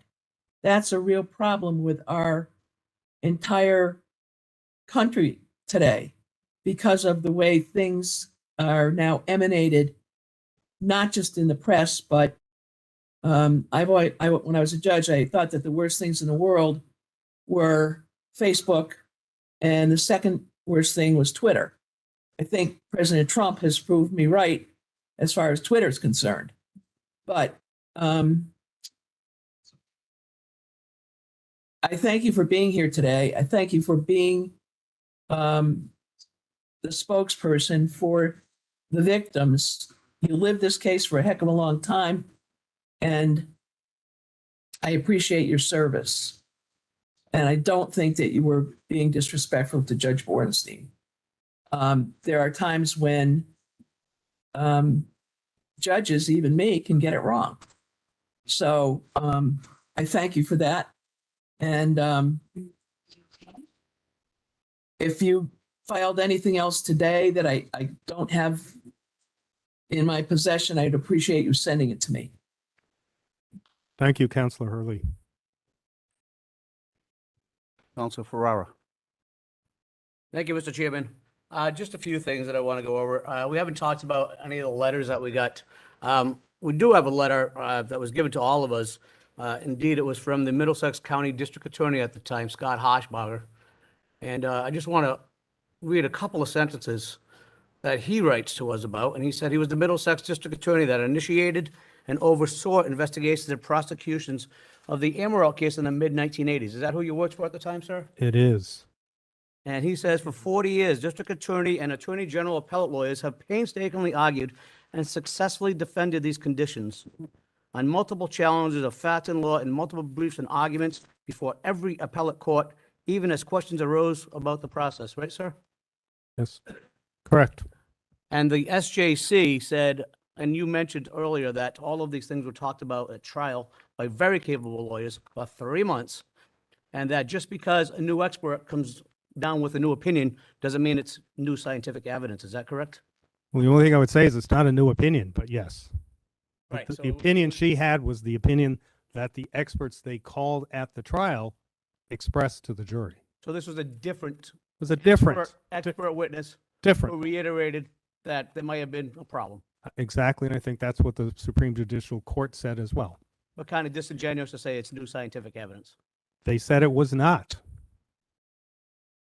He goes on to say that it clearly seems to be a Hail Mary to get around all the legal history, to render it null and void. The posture claiming unfair trials and innocence is not consistent with the standards or ideals of legitimate pardons.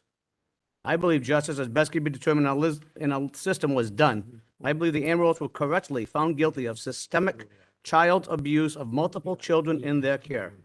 If it were a petition for commutation, I might have a different view, but that is not deserving of a totality of a pardon. And can you tell me, sir, your definition of a pardon? Well, my understanding of a pardon is that, number one, it seals the record. Number two, if it's a sexual case, enables the person involved to get off of the register. And in most cases, honestly, it should be something that provides an opportunity for some compassion to an individual who may have screwed up some past point in their life, and they're in front of you, in front of the parole board, asking for a second chance. And that's not what this case is. And if it was, I wouldn't be here. And if it wasn't, and if I was not concerned about how a pardon will be misused by the public and by the press because of the way it's been presented, I would not have been here. If you Google MassGov and you look at pardon, let me read you the very first sentence on the Massachusetts governor's website. MassGov, a pardon is a forgiveness of the offender's underlying offense. Doesn't that kind of beg the question that there was an offense?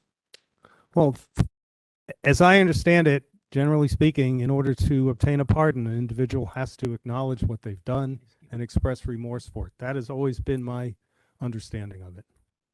That's been my understanding as well. And if you read on, later on, it says, upon receipt of a favorable recommendation from the board, the office of the governor will evaluate the petition upon that time after favorable. Have you ever dealt with a case where there's an unfavorable recommendation by the board that comes to our level as a pardon? I honestly have never heard of one. We also have a letter from a retired Malden police detective who states, and I just want to read a couple of sentences because it hasn't been made public, I don't think, but it's been sent to us. There is much made in the way in which the investigation unfolded and was conducted. As a career law enforcement officer and highly trained investigator, I can tell you that it was done extraordinarily cautiously, given the scope and the seriousness for all parties. The police meeting held once the office of the for the children closed the school was enormously challenging for parents. I recall how angry parents were at the school because it was closed, leaving them as working parents without anywhere to take their kids.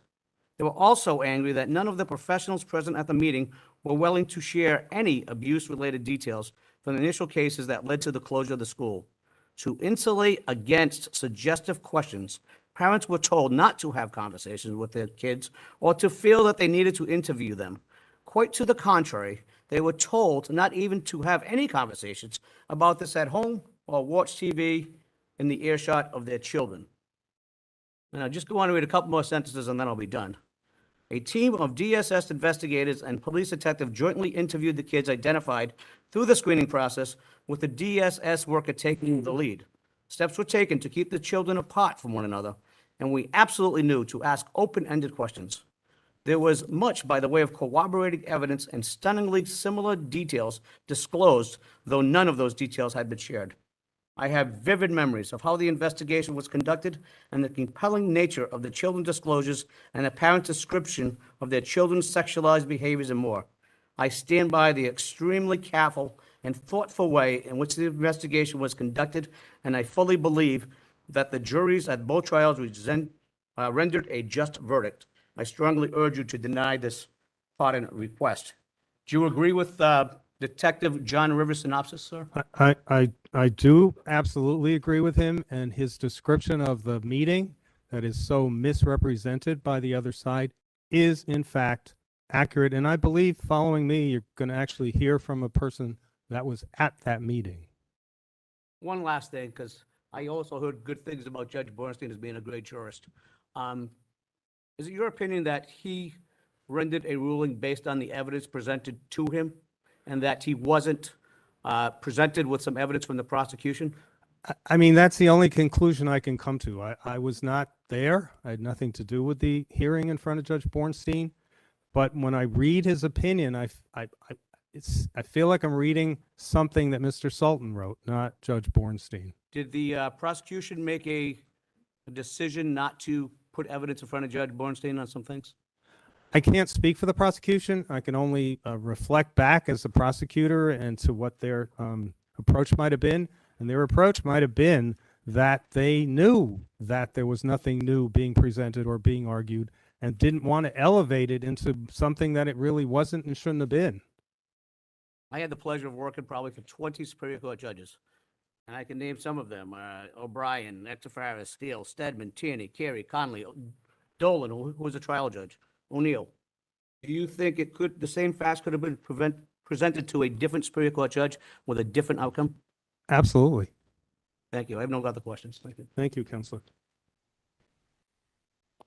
Councilor Jungo. Thank you.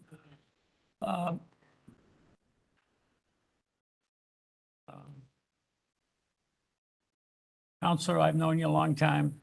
We have known each other a long I time. think you were a wonderful DA. I never got the opinion that you were out for scalp, that you handled yourself in a courtroom professionally, no matter what the verdict was. And I never got the sense that you pulled any tricks or withheld any evidence. I really didn't. Appreciate that. Otherwise, I would have never let you park in my place down the Cape for the last 20 years. I appreciate that too. But I must say to you, I agree with Counselor Kennedy on your remarks about Judge Bornstein. I, in my 43 years, have been before him many, many times. He has always been a thoughtful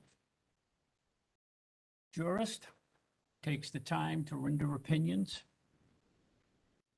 And you disagree with some of his opinions, and so do a lot of other people.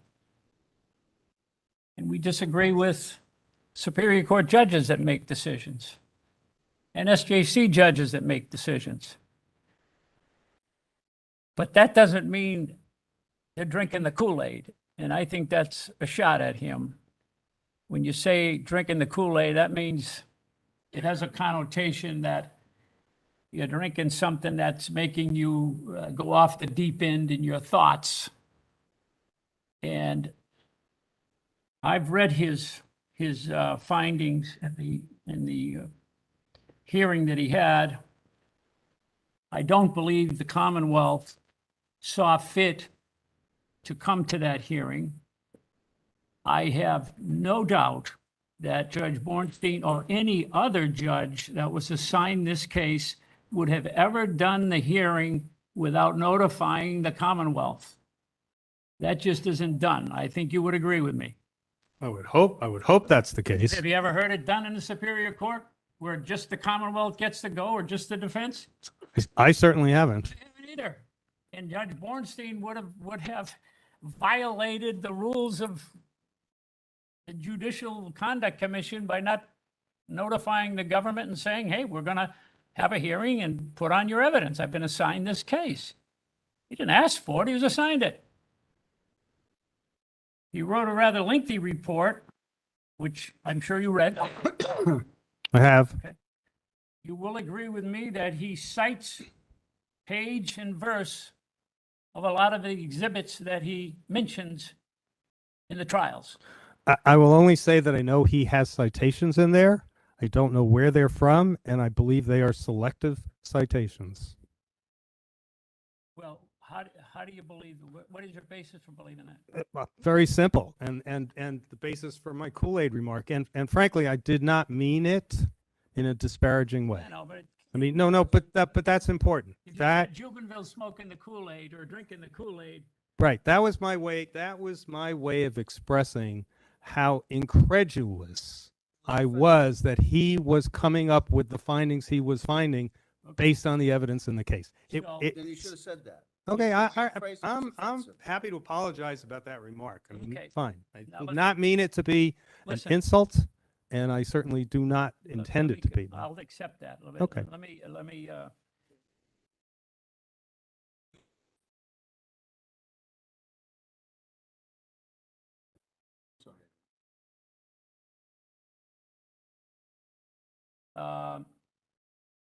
you're familiar with decisions by judges Of course, and briefs prepared by the parties. of course.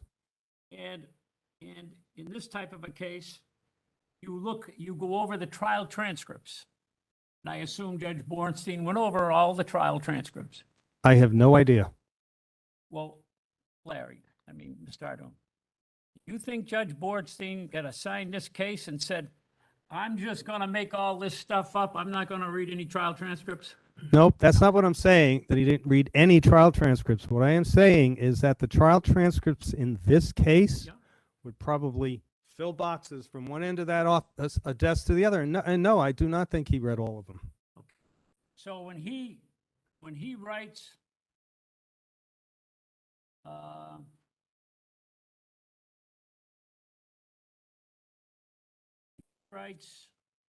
about the case, and he notes Exhibit 2A at page 221, you dispute that that's true? I have no idea what Exhibit 2A at page 221 is. It might be an exhibit that was introduced into the case by the defense that the jury heard about and decided was not worthy of Well, that's not what consideration. I asked I you. don't know, That's not what I asked you. but I don't know what it is. I can't say. Well, please.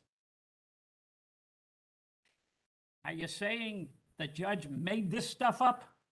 Some of it, Put yes. an exhibit on it so that it could be looked at in the exhibit? I am saying that some of his remarks, from my perspective, seemed as if they just came out of nowhere. Did you? Because, well, let me finish. Because I don't remember any times during the trials where things like the things he referenced in his opinion were ever said. And I wasn't, by the way, involved in that hearing. So, okay. But you would agree with me that you try a case and the case is over and the appeals lawyer does the appeal, and you get a transcript or a notice of his appeal, and you look at the sites and you go, geez, I don't remember that happening. That's that, because we move on to other cases. So we don't remember every detail. Okay. And you would be having to say Judge Bornstein fabricated the exhibits and the page numbers that he put in these sites. No, let me clarify, because that's not exactly what I'm saying. What I'm saying is that he was misled, because from what I can see from reading his opinion, it seemed as if a good portion of his commentary about the investigation, the leading, the whatever else he might have said about it, was taken from the videotapes. And that's why when I said before, I think I said, did he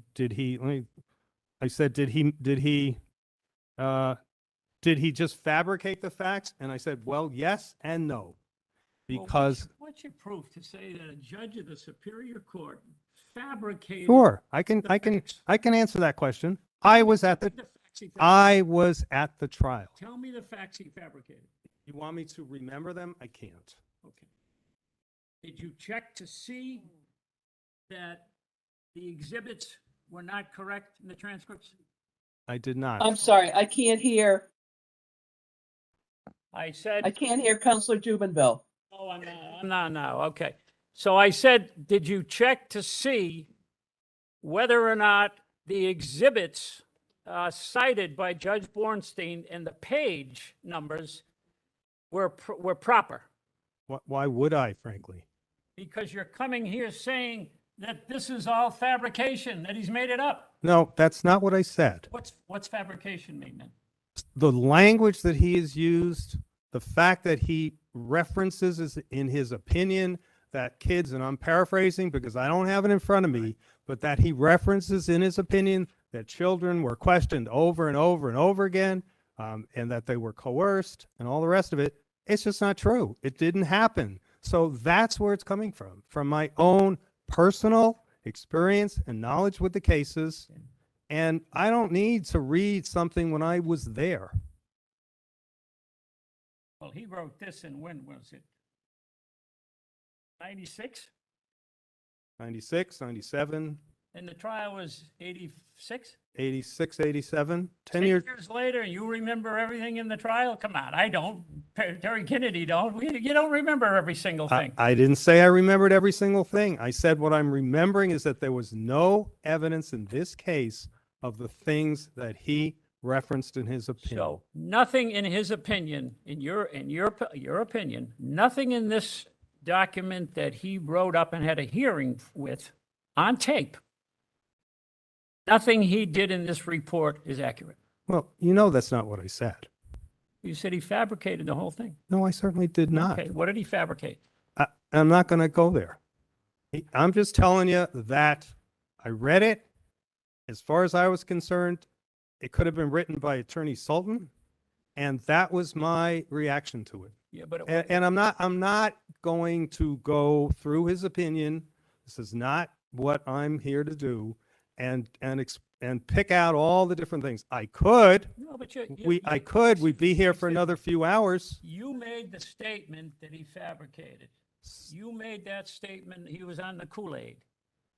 But you don't back it up with anything saying like on page 54, when he cites exhibit 2B-5 and H1-226, I looked that up and he's completely wrong in the transcript. You never did that. No, I did not. Okay. Let me ask you. You would agree with me that the way cases today involving allegations of sexual abuse of children are handled much different than they were handled in the 80s. I would disagree with the much, but they are different. Well, they do SANE interviews They do SANE interviews. right away. And in fact, some of that really was an offshoot of the videotaped interviews that happened in this case. I mean, that's what they were kind of leading to. If anybody questions the child, they're brought into a room with a trained examiner. And So- everything is on I, tape. I'm sorry, I can't hear you, Mr. Jubenville. I think you got to turn You your keep hearing up, fading. Larry. You're, Barry, if you want my hearing aids, you can have them. Can you hear me now? I can hear you now, but what happens is your voice drops just like it does in the council chamber, and I can't hear you. Well, I don't haven't like heard to, voice drop in the. I don't like 20 to years yell I've at been here. women. I get in trouble. But what I'm saying is today, everything is recorded right off the bat. No, it's, so no, it is, you as no, a- it is not. I'm sorry. Well, I've had a few of these cases. I'll go back, I'll say in the last 10 years, probably had a dozen of them involving kids. From day one, when the allegation was made to a police officer, they were taken to a sane interview, either that day or the next day, but pretty quick after it. And That is- everything was recorded so that the prosecutor could see it and the defense attorney could see it. Isn't that what they do today? Well, let me say this. That is certainly a protocol, but I'm not sure what the point is because yes, that's certainly a better protocol. But if the insinuation or interpretation you're trying to put on that protocol is that somehow before they started using SANE teams, the trained and experienced social workers and police officers that went and spoke to children were incompetent or incapable of getting accurate statements, I couldn't disagree with you more. Well, you will agree with me that this case has been a troubled case from day one. No, I would not agree with that In the terminology. sense of the appeals, motions for new trials, going to the SJC.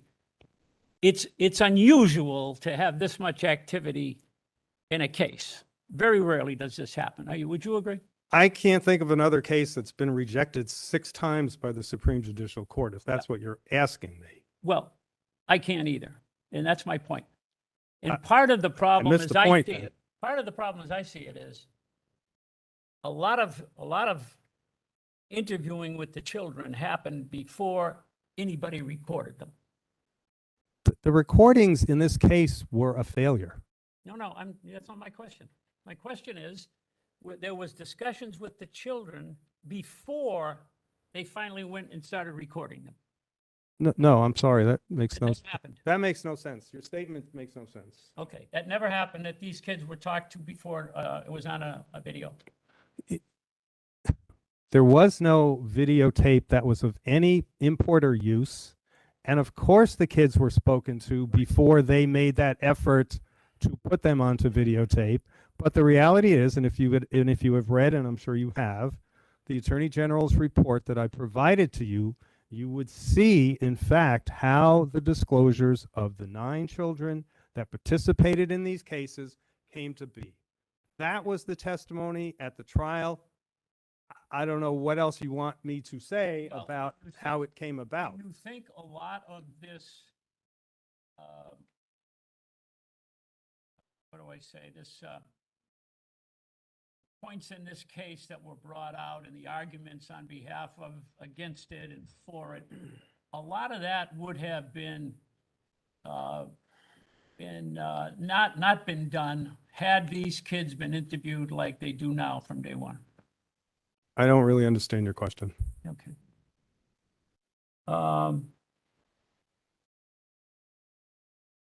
Now, you've been in front of juries a lot in your life, Many times. and so have I, and Counselor Kennedy, and Counselor Ryan Ellen, and Counselor Ferrera at times.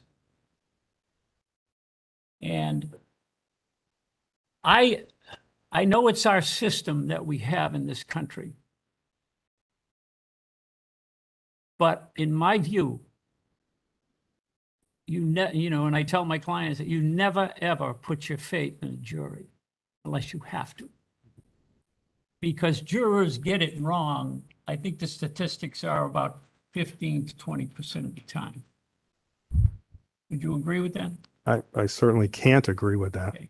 You agree that there have been numerous, dozens of cases, if not throughout the country, maybe hundreds, where people were exonerated because of DNA. I think DNA has become a very useful and You agree that it's exonerated a lot of people?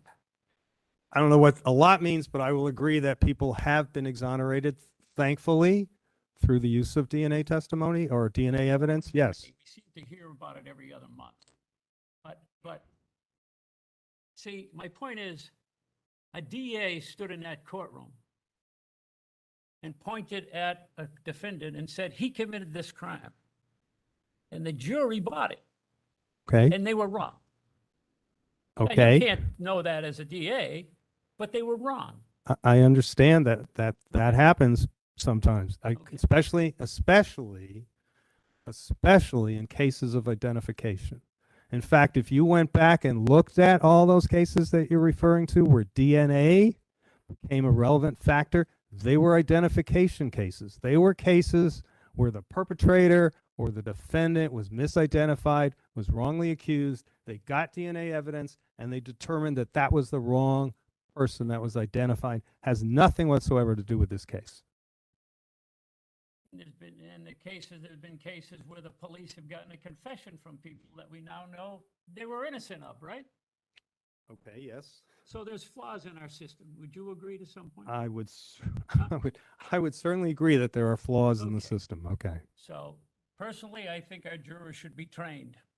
Like when we jury waive a trial, we have a trained person sitting on the bench. Well, that raises other questions because then you risk having biased, trained jurors, and the whole idea behind our system of justice is that you're judged by a jury of your peers, that don't have preconceptions, they're not trained, they're not schooled in any particular thinking. They come in, they're people just like everybody in this courtroom, and they listen to the evidence and they make a decision.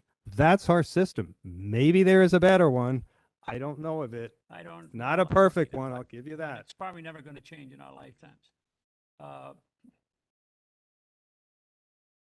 Now, the fact that this case had 3 judges that gave new trials, I believe, right? No. I don't know where the 3 judges come from. I don't know where that is. Barton, give him a new Barton, trial? the only judges I know of are Barton and Bornstein. I don't know where this 3rd judge came from. I have But no there wasn't there 3 appeals of the government up to the SJC? The 3rd appeal was a whole different matter. If you want me to explain it, I'm happy to. There were 2 then. 2. Judges that gave new trials. 2. And they were appealed, right? Yes. I thought there were 3 Supreme Court decisions on this case. Yes, if you want me to explain the one that you're referring to, I'm happy to. But it was not. No, there's 3. No, it was not 3 in the sense of 3 decisions that overturned any part of the case. That is incorrect. I'll explain the 3rd one if you want to hear what it is. So one judge allowed a motion for a new trial, right? I'm sorry? One judge allowed a motion for a new trial. Correct. Another judge allowed a motion for a new trial. Correct. Those got appealed and were overturned, right? Correct. So that's 2 judges at least that thought something may not be right in this case, Yes. right? Yes. And you disagree with them. Well, it's not whether I disagree with them or not. I certainly have to rely on the fact that we have a Supreme Judicial Court in our state that makes the determinations of whether to agree or disagree. It doesn't matter whether I agree or disagree with them. I agree. Okay, but I'm just pointing out. Well, we know I when you disagree say with, 2 juries found him guilty, and there were 2 judges that thought they needed a new trial. And a 3rd judge, Judge Bornstein. and I would say this, if you want to equate 2 juries and judges that sat there for 3+ months, listened to the evidence in front of them, made determinations about credibility, if you want to equate them to 2 judges that got dropped into the case 10 years later because the original judges retired, go ahead and do that, but that's ridiculous. I don't think it's ridiculous. I'd much rather have a judge make my decision on my fate. Wrap up. Okay. We're sure glad to hear that. And not all of the SJC judges concurred, by the way. Yes, there was a single dissent, I understand. Yeah.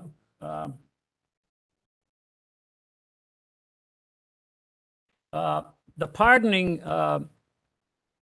you said the records are sealed. That is my understanding. I don't know whether that happens automatically with a pardon or whether the person has to then ask the court to seal it. All I can say is that my understanding is that along with a pardon comes the sealing of the records and I've the removal never from read that the language, so. registry. I And mean, with- that's something that you can and certainly, also, you can certainly determine. a sealed record can be looked at by the courts and by the police. Not by employers, not by anybody else that might want to do a query check on an individual before they give them a job. Well, in this particular case, forget the Corey record. All somebody's got to do is type in Gerald Amirault, and every single thing that happened will come up on Facebook or Twitter or Tweeter or whatever else they use. Right? Yes. So a record today, even if you seal it, it's available to anybody that wants to look it up. So what we're asked to do here is a pardon. It's going to shave 1 year off of Gerald Amirault's parole. My question to you is, at what point do you say, okay, he's paid the price? I would answer that question honestly by saying if this were a commutation hearing, I probably would not be here today. I think I tried to explain the reason that I have come, the reason I put in all the effort I needed to put in to be able to be here today is because I believe, given the posture of this case, that a pardon will be misused. We'll be reading about this as the second Salem witch trials in Massachusetts. It'll be used to discredit children in future cases, and that is why I'm here. If this were a normal proceeding for a pardon based on the standards that should be applied to a pardon, I probably wouldn't be here either. So we should deny it because maybe the press or whoever else are going to make statements about it? You should deny it because it doesn't follow the correct protocol, because it is being misused by the other side, frankly. And so, yes, that is a part of it. Yeah. Well, my last comment will be, it hasn't been abused. Governor chose to do what he did. He has every legal right under the Constitution. If you read it, it doesn't say anything about going to a parole board. He has a right to pardon, period. And that's what he did. But thank you for your time. And if I still had my place, you would have been still parking there. And I'd still appreciate it. So the man. Thank you. First of all, this isn't a meeting about Judge Bornstein. And so let me just wind it up because enough's enough, okay? What happened was.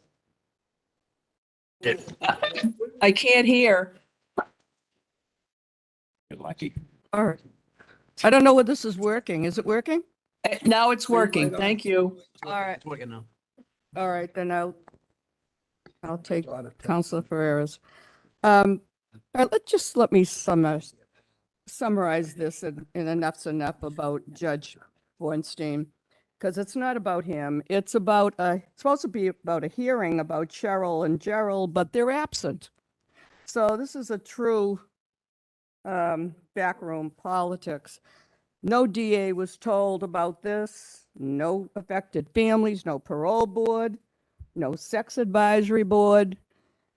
And the governor should respect the parole board who rejected it. So why is it going so long? The governor was given this 2015. And it was a friend, Barbara Anderson, and she was dying. And she said, as my last wish, would you pardon my friend Gerald? He waited a few weeks before his term is over. How about that? Okay? This is the most secret, and how secret can it be? We don't even have him here. But I want to just enough's enough about Judge Bornstein, and I respect him. The witnesses before Judge Bornstein had absolutely nothing to do with the cases. He never heard from any parent, any child, any police detective, any social worker, or any of the actual trial attorneys, prosecutors, or defense. And what he based it on was great deal of reliance he put on were the interviews on videotape of the children. So enough said. So I'm just saying that I respect you, Attorney Hadoum, because you're here for the children. And this is going to be history. Because if he gets the pardon, all children, and it's happening every day, they're being abused, who's going to speak for them? You know? Who's going to be left to speak for the children? So I respect you for that. Now, I want to go back and my good counsel colleague, Ferrara, had mentioned about Scott Hashbarger. He was my Middlesex County District Attorney and Attorney General, know him very well. And he said, and I won't go over what you said to be redundant, but he said it's imperative, in my view, that the council consider the full picture of the issues in this case to hear from and understand the traumatic impact on the victims and survivors and their parents, and grapple with how such a decision will reverberate beyond the individuals involved, as it most certainly will in a case of such notoriety. I believe justice, as best we can determine in our system, was done.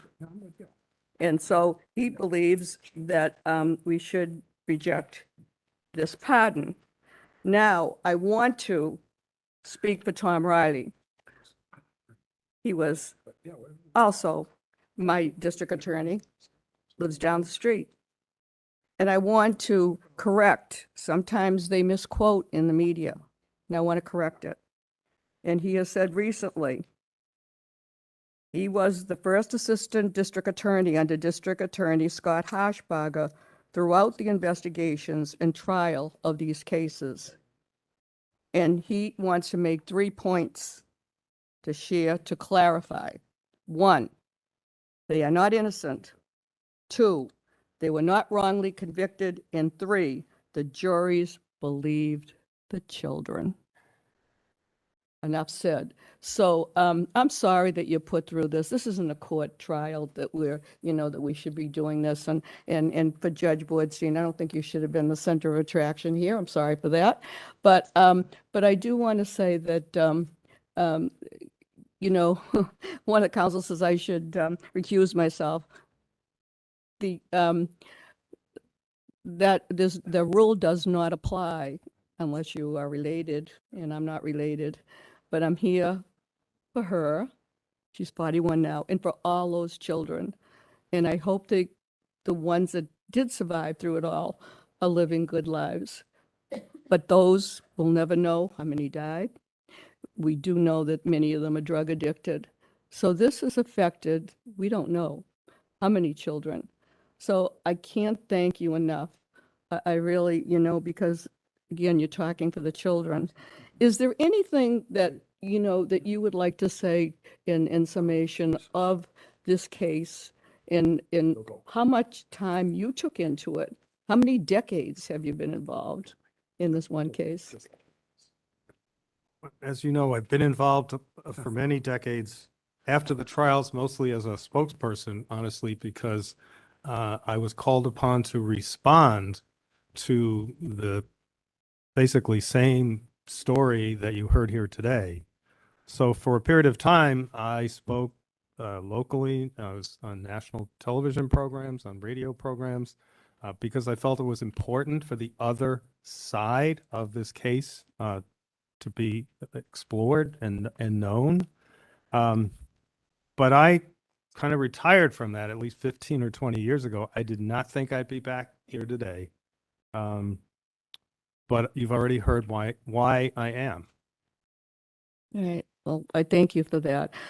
It's very disturbing to me. It seems like in recent years, we hear more of sexual abuse, murders of our children. And they just found a boy 4 years old from 1957 in a box. Did you see that? I'm And yeah, having trouble hearing you. I'm sorry. oh, I'm sorry. I said it was just on TV and it was in the Globe. I read they just found a body of a 4-year-old boy that was in a box since 1957. They don't know relatives or anyone, but they buried him, and they said that he had been brutally beaten constantly. They could tell by whatever the evidence they go by, but it's continuing.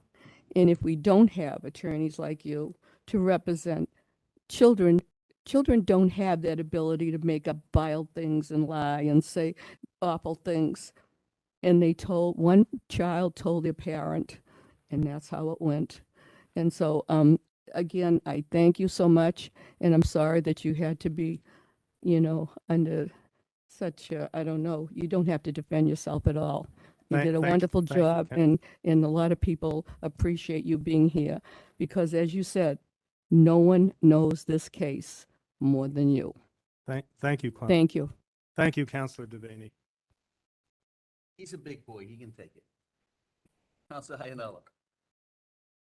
Thank you. Good to see you, Attorney Hudon. Good to see you, Counselor I Ainella. know there's a few more witnesses, but in a nutshell, the way I look at this case is, obviously, you know the facts probably better than anyone here. I get it. I don't think Judge, I don't think he meant any ill will towards you. Never tasted the stuff. Yeah. You know, the Emeralds, it was really impressive, compelling testimony from the wife and from the daughter. But at the end of the day, for me, these people were convicted by 2 juries, not the same jury. And there's 12 people deliberated in each one. That's 24 people. 24 people. I actually think the full panels All got to 16? deliberate. I believe so. That's 32. And 6 appeals to the SJC. But how many of those justices dissented, do you know? As far as I know, there was either no dissent or one So dissent. let's think about that. We don't, obviously, people change, could have been the same justices. Well, it was different in some of the different panels. Okay, but 2. But my point is, the jury, the Superior Court judges, the justices of the SJC, overwhelmingly, if you add up that number, my good friend Jubenville is, well, two judges, whatever, but overwhelmingly, the juries, the judges, the justices, thought the Emeralds were guilty. And that's how I have to look at the case. And my concern is, if this was a commutation, yeah, they've served a long time in prison, appears to be good inmates while in prison. They've contributed to society when they've got out. I'd have no problem voting for a commutation, but it's not. The thing that gets me is the Mass Sex Offender Registry. If it's a commutation, that's still there. If it's a pardon, it goes away. And that's a little troubling to me. A pardon, in my opinion, it wipes out everything. And what actually happens, in my opinion, I'm not sure I agree with either you or Jubenville. In my opinion, you get the pardon, you then go in front of a judge. In reality, this is what happens, I think. You go in front of the judge, you show that you just got a pardon, and then they're going to seal that record at that point. Okay, then the sealed record goes to the Department of Probation and the record is expunged. That's my understanding. I know everyone has a different viewpoint. That's my understanding. You apply for a job, Corey check, all that, it's not going to show up. It's not going to show up. That's the troubling part for me. And I get it. You know the case pretty damn well. I got to tell you, I was impressed with the presentation and the facts. Other than beating up Ornstein a little, I'd give you, you did a good job on behalf of your point of view. Thank you, Counselor. I'm done. No further questions. Yeah, it's hard to get this in front of my mouth. So you know, thank you for all the documentation you provided me. And I understand that you know, how many years ago was this case, like, you tried it like 30 years ago? More, I think it was 86 and 87. So it's hard, you're a little older. Hard to Uh, remember. A little grayer too. Hard to remember it all. It's hard to remember some of it, but it's not hard to remember a lot of it. So it depends. So, Eileen, I can't hear you. oh, all right, here you go. Can you hear me, Mary? Mary? Yes, ma'am. Yes, All I right. can. All Thank right, you. Good, good, good.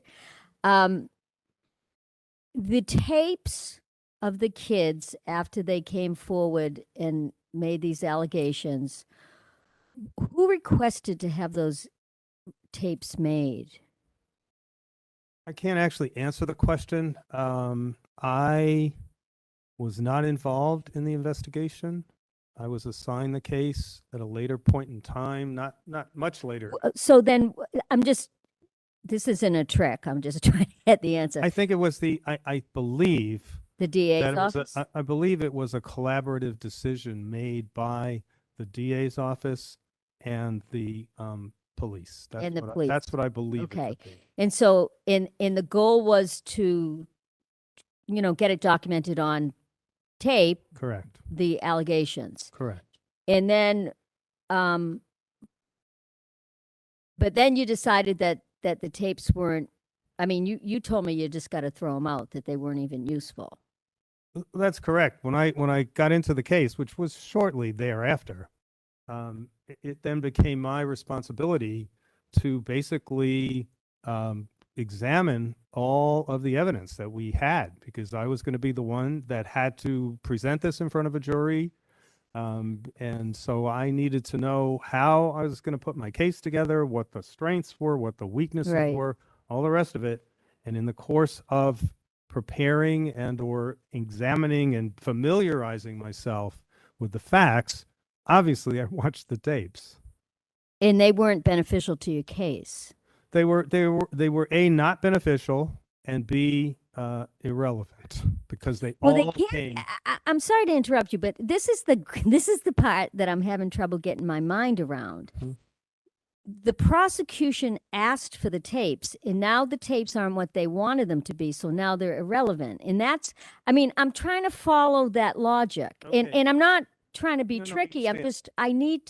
I'm a lineal thinker, and so it doesn't make sense to me. The sense to me is the tapes weren't, they're little kids. They were 3, 4, 5-year-old children, right? I mean, they're babies. Well, they were more like 4, 5, 6, 7-year-old children, but yes. When the tapes were made. Yeah, I believe so. And so the tapes were made years after No, the no, allegations? The case went to trial. Because some of I'm sorry to interrupt you. I don't mean to be rude, Mhm. but some of these people, they're now adults, were only 3 years old at the time. I mean, I've listen, you know, I've talked to you a lot. I've checked these, I've checked dates. I love math. I've been trying to do the statistics of, you know, the number, the percentages of everything of, you know, what these allegations mean from the beginning to end, 25% of the children in that daycare were allegedly abused. That's a huge number. So I'm trying to follow the logic, because that's how my brain works, and I'm not finding a linear path here. I guess having a little bit of a hard time exactly understanding what you're not following. So let me just go back for a minute. In order to present indictments in the case, in order Yeah. to charge these people with crimes, the prosecution had to collect Information. evidence and information that could be presented to a grand jury. And in fact, if I'm not mistaken, the grand jury issued indictments for 19 children. The tapes were created in the middle of that process, before the indictments happened, after the kids had made their disclosures. And part of it was, and let me just back up for a minute. One of the implementations that I instituted in the child abuse unit when we created it was essentially to terminate with a cold stop what I considered to be a fairly barbaric way of indicting people in these cases. And so before we changed, before we basically by fiat changed the protocol and then had to wait and see if the Supreme Judicial Court accepted it, in order to get an indictment, let's just say it's a 4-year-old child or a 5-year-old child, but a child who's competent enough to talk about what happened Sure. and understands truth or falsehood, that child had to go into the grand jury with no parents, with no support people, with nobody except the prosecutor, who may or may not have been able to take the time to establish a relationship with the child, and speak in front of a room of 25 adults and describe things that happened to them that they were often threatened to not describe. And that was the process. So I believe that what was being attempted here was an effort to, let's try to get what the children has said 3 months ago on tape. And then let's use that tape in the grand jury. In lieu of in-person testimony. Correct. Let's Okay, use that the makes tape. sense. I'm So just trying to. So that's was part of the motivation. In Right. other words, let's create something that might be used to relieve the children from having to talk about it again. And since the prosecution, I don't know if it was you personally or Scott Hart, I don't know who it was, but when the prosecution decided that the tapes really didn't serve that purpose, then did the kids have to testify in person? So in the grand jury? Yeah. No, I think what they ended up deciding to do, because we just really did not want these kids to have to go through this process. It's barbaric as far as I'm concerned.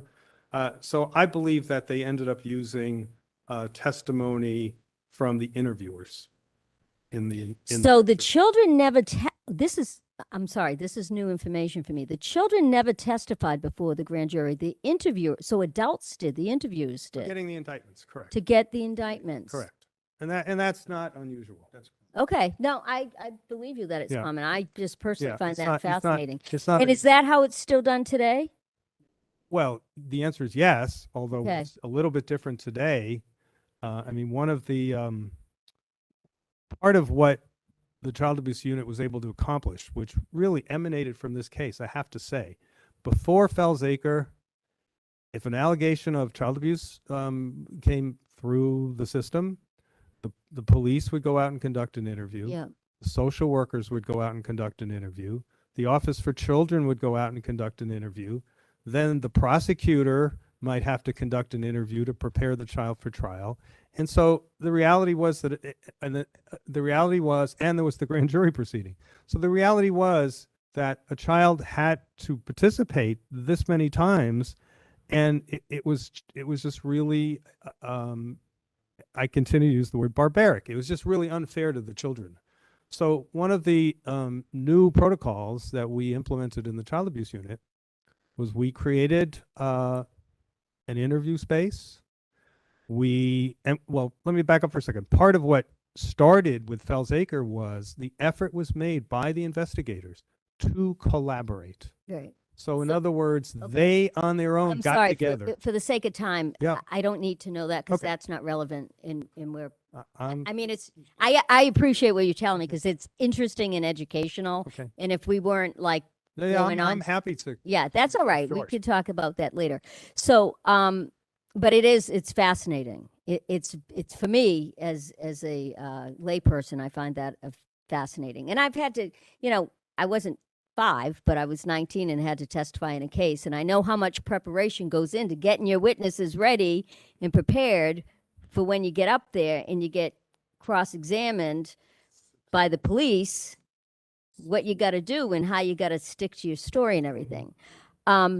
Did you find any part of the kids, did you find their allegations all, I mean, I guess I don't want to put words in your mouths or in the mouths of the prosecution, but you clearly found all of the allegations credible. Yes. All of the allegations. Yes. So you believe that children were tied up naked to trees Oh, in I'm front sorry. of the You're store? talking about, did I believe every single thing that was spoken by a child? No. So how do you, I guess this is the part that's hard for me to discern. Because some of these babies, and they were babies, and I'll be really clear, some of these children may have been sexually abused. Whether it happened there or someplace else, I'm not sure. And I think there's a lot of gray area in all of this, in my opinion. But that's neither here nor there today. But some of the allegations that these children made are absolutely fantastical. Fantastic. They're fantastic, truly fantastic. And so, how did you discern between dogs and squirrels being torn apart and we're being tied naked there were robots chasing us with, there were clowns. It's fantastic. And so, yeah, please explain that to me. How do you discern between what part is real and what part is fantasy, or is it all fantasy? So, And where does it, how do we know? How do we know? so it's not as difficult to discern, frankly. I break it into 3 categories. Mm-hmm. They're the things that the children described that were basically garden variety, run of the mill, child abuse, child pornography. Right. There were things that the children described that were puzzling, and we didn't know exactly how to interpret it. For example, when some child might have talked about a animal being killed, we didn't know if that might have been a stuffed animal. We didn't know. We just didn't know. And then there were some things that the kids said that we knew was the product of just their imagination or whatever else you want to talk about. So we knew that the statements fit into one of those 3 categories. And the point of it is, because everything you have just said, every single thing you've just said was explored at the trials.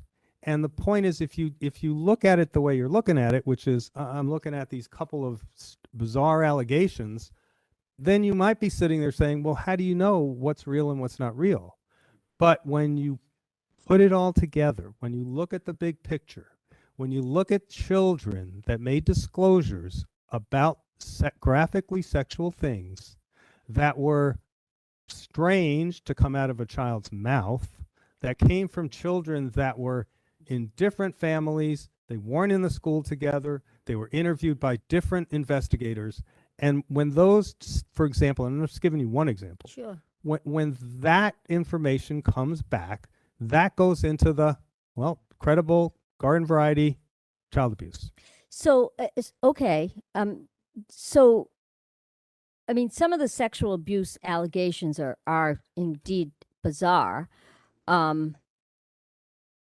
And so I guess when a kid says there was a foot-long knife put in the anus, that's not true. Of course, and that was discussed, and it was discussed in the following way, and it's kind of interesting that you mentioned that, because I think one of the other counselors talked about the sticks and the magic wands, all of that magic wands. business. And when the kids talked about those things, when I learned about it, I was puzzled. I was puzzled. I did not understand it, and I think I speak to this in my statement. I just didn't make sense to me that kids were talking about magic wands and sticks and silverware put in their bums. And that was when, just to do it quickly, that was when I sought some assistance from the United States Postal Service, because back in those days, child pornography, it was on paper. Correct. It traveled through the mail, and it was the postal inspectors that prosecuted those cases. And I asked one of the postal inspectors, can you please bring me some child pornography? I've never seen it. And he brought it to me, and I looked through it, and it was a pile of it. But what stunned me was when I saw pictures of young children, 5 years old, 6 years old, whatever, naked with sticks and pencils and wands and spoons and forks stuck in their bums. It was a watershed moment for me. I can imagine it was disturbing. Well, it was what made me understand Right. that sometimes what sounds bizarre is actually literally true. Okay. In the thing about the cameras, because I've read pretty much everything I've had, but of course I don't have everything because, like you said, there are 30 boxes of files. But there are two descriptions of cameras. One was clearly a Polaroid, but the other is clearly not. No, I think as far as we could I mean, discern- it's described by more than one child. no, as far as we could Right. discern, it was descriptive of the way video cameras worked in those days. You had a camera, you had wires, it went into a console, a cassette. That was how videotapes worked back. Yeah, in that those wasn't days. how I interpreted it, but that's interesting to know. Yeah, no, that's how that's how it was presented. Yeah. as far as I know. Okay.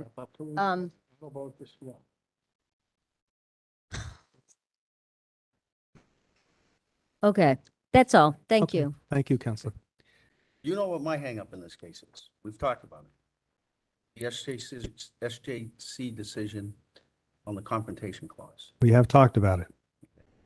And you agree with me that the SJC found that there was a constitutional violation with respect to the confrontation clause. Yes.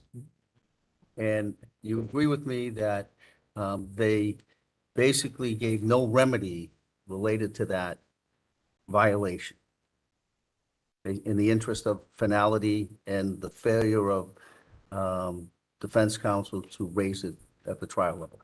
That's what they did, right? I would characterize it differently, but yes. Okay, essentially that's what they did, right? Again, I would characterize it in a different way. Now, I have a big problem with that. I remember when the case came out and I read it. I was appalled by it at the time, that finality would trump Constitution. I reread it a couple of weeks ago when this pardon came in, and I think I was even more appalled by it. I completely disagreed with the lack of a remedy, that finality in and of itself was the basis to just frankly blow off the Constitution. That's how I look at it. Yep. You can look at it differently. Well, we talked about it. Yeah, I look at And Judge you Bornstein know I do look at it. differently than you do too. Yeah. You know, but I find that really troubling in this case. And that is not about guilt or innocence. That is not about whether these actions actually happen. That is about a constitutional violation to the confrontation clause. And I've been trying cases now for 39 years. I'm a big believer in the Constitution. I'm a big believer in the rights that come with that. I'm very troubled by that decision. And frankly, every time I bring a new motion for a new trial in a case, and I bring them periodically, that's the Commonwealth's answer. Finality of judgment. You hear it over and over and over and over and over again. I think it's a terrible decision. I think it was wrongly decided. You think Judge Bornstein's decision was wrongly decided? I think that was wrongly decided. When they find such a serious violation of their constitutional rights and say, but in the interest of, public's interest of finality, we're not going to do anything. I don't think that's what they said.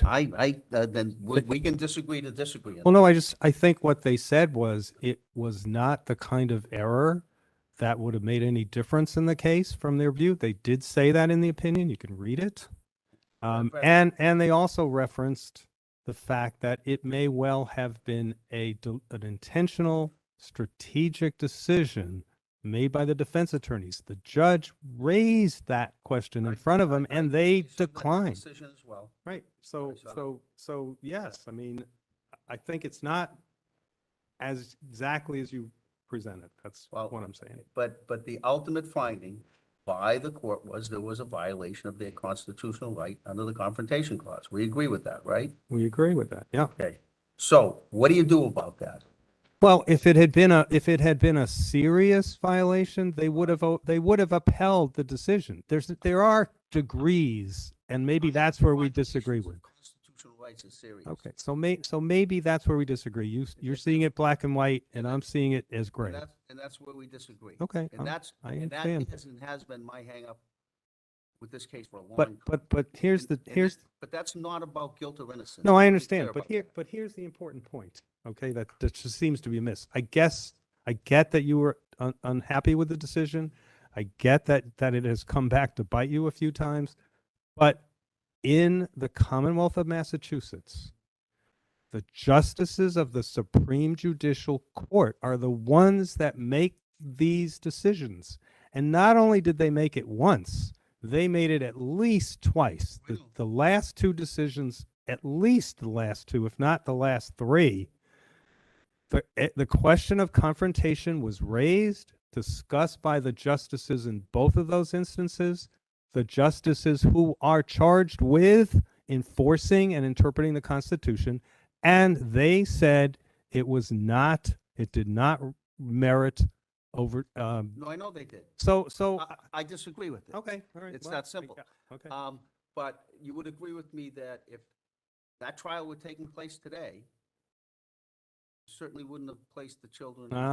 That's where I don't agree with you, because if I were a defense attorney in this case and I had to strategize how I wanted the courtroom set up, knowing that the court was amenable to making the courtroom a little more child-friendly, you better believe I would not be setting it up so that my client has to be looking at the child and not knowing what kind of reaction I might get from that child. And the other thing is it is important to know that the children did testify in the presence of the defendant. No, I know They- that. They had to look at him, they had to identify him. No, I know that.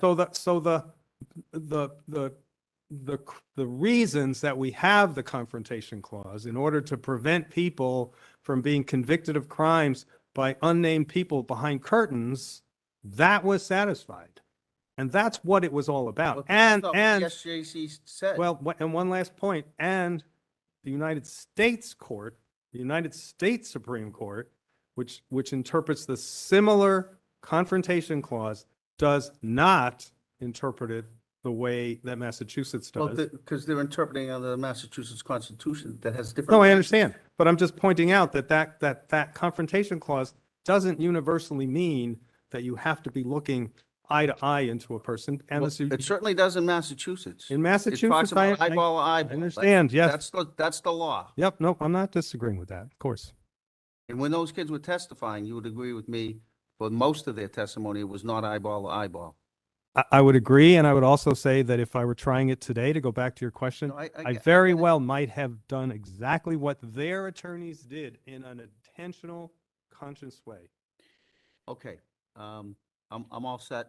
We're gonna go to the witnesses, and I'm gonna call my friend Janet Fine to testify. I believe she's here. Thank you, Counselor Kennedy. Thank you.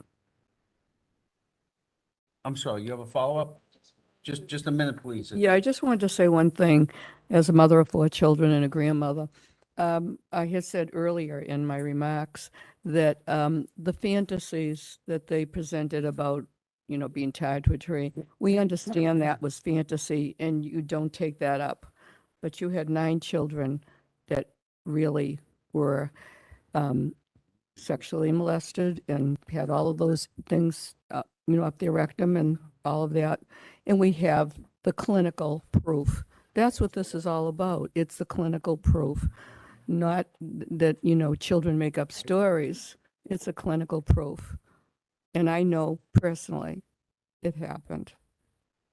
Thank you, Counselor. Thank you. Janet, come on. Wherever you'd like to sit. You're welcome to go anywhere you want. Oops. I've done what you've told me for the last 40 years, so go ahead. Yeah, sure. Carrie, what do you want to do? You can stay there. I'll turn my mic off. You can stay, you can leave, you can do it. Yeah, go sit next to Jeff. Like that. Just be careful of his elbows.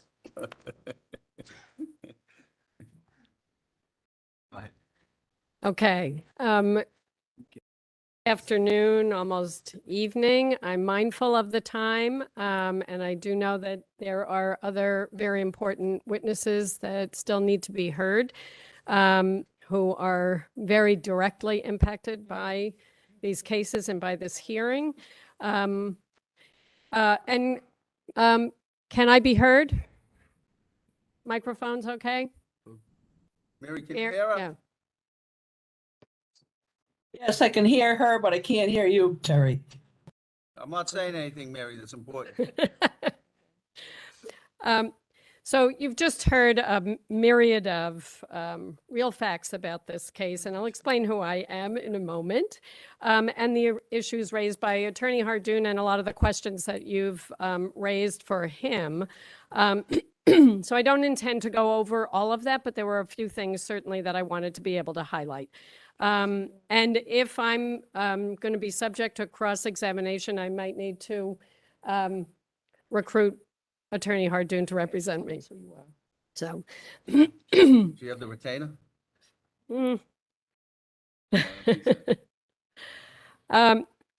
So it is, you'll hear shortly from some of the people, like I said, who were central to the entire case and who are really the primary reason that I've elected to come before you today.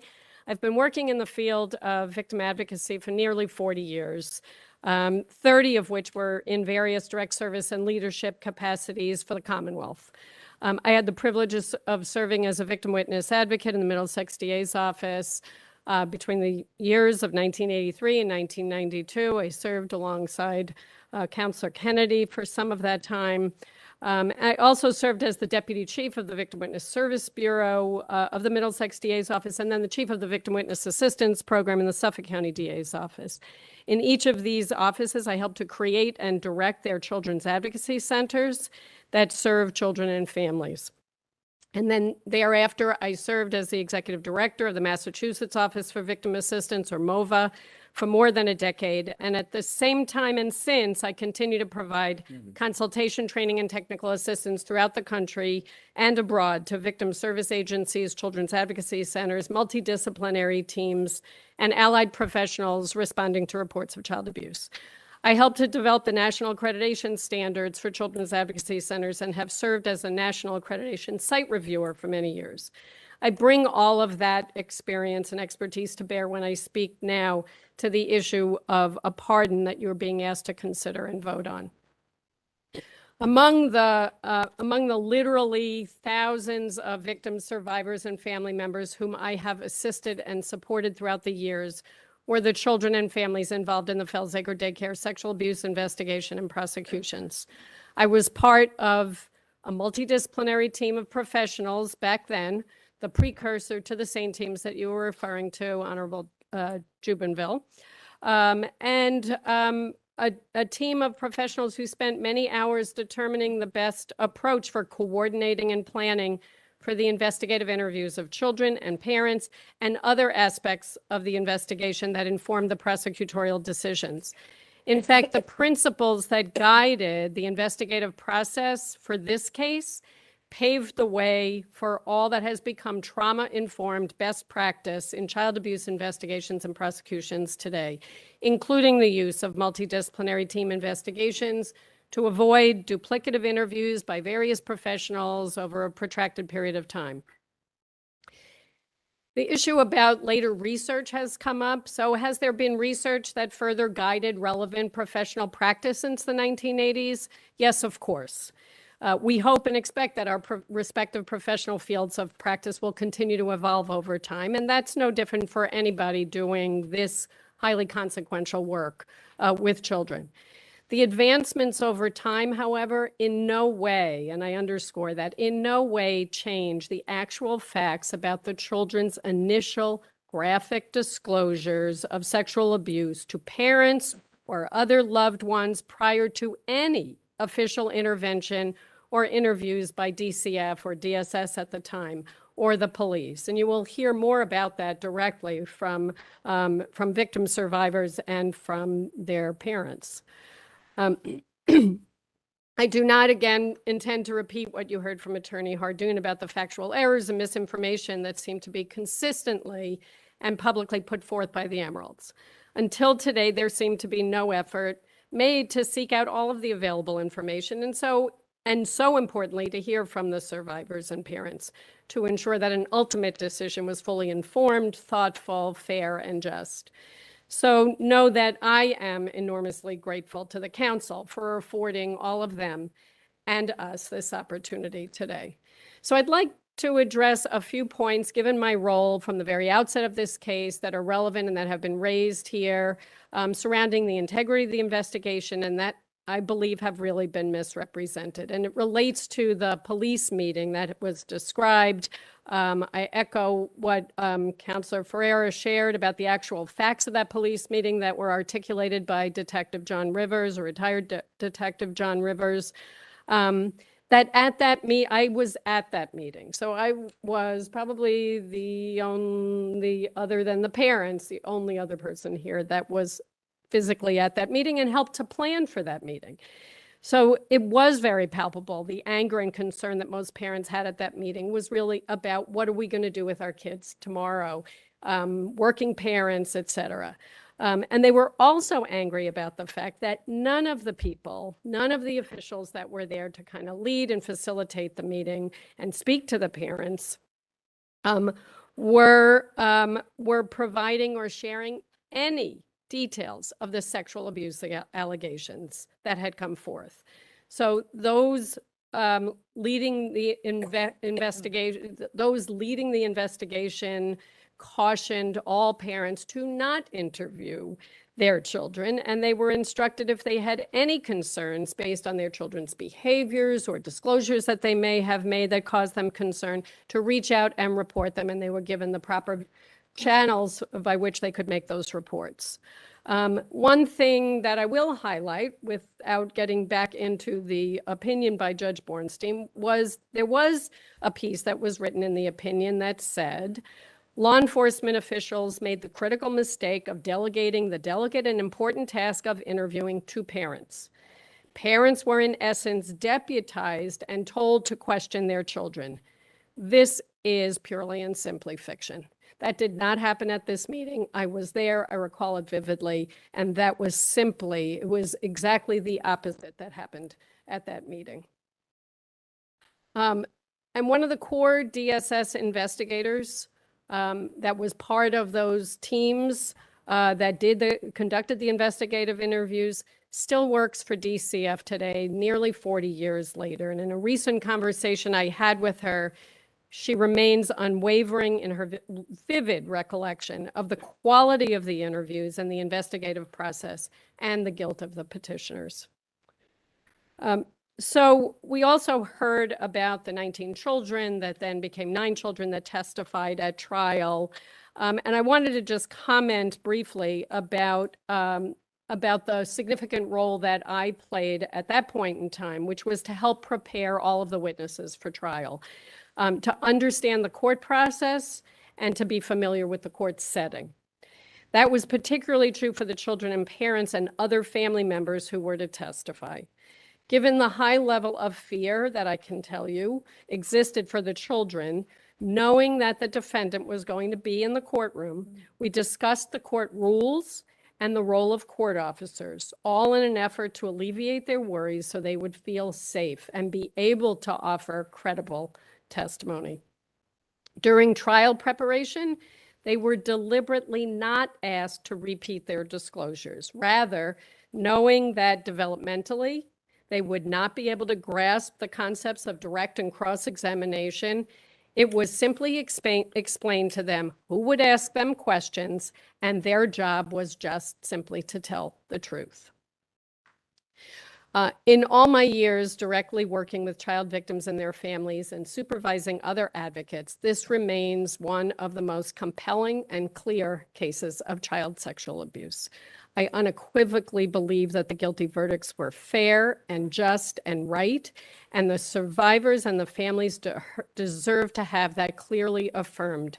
And I can tell you that affirmations that were made here today have gone a long way with the families that are here and those that are also watching remotely. To offer the opportunity for the petitioner to remove an ankle bracelet, especially since I understand, as we've been talking about, he wraps up in the coming year, is one thing. However, to vote to pardon would be an enormous miscarriage of justice for the victim survivors and their families, most importantly, and beyond, and I'll get to that in a moment. Let me conclude with a focus about this additional immense concern that I think is worthy of your serious deliberation. You all have these children's advocacy centers in your respective districts. that do exceptional work for children and families when concerns of abuse arise. And there's a statewide network of these programs that is second to none. And yet child abuse continues to be significantly underreported, and children continue to suffer abuse and exposure to violence in silence.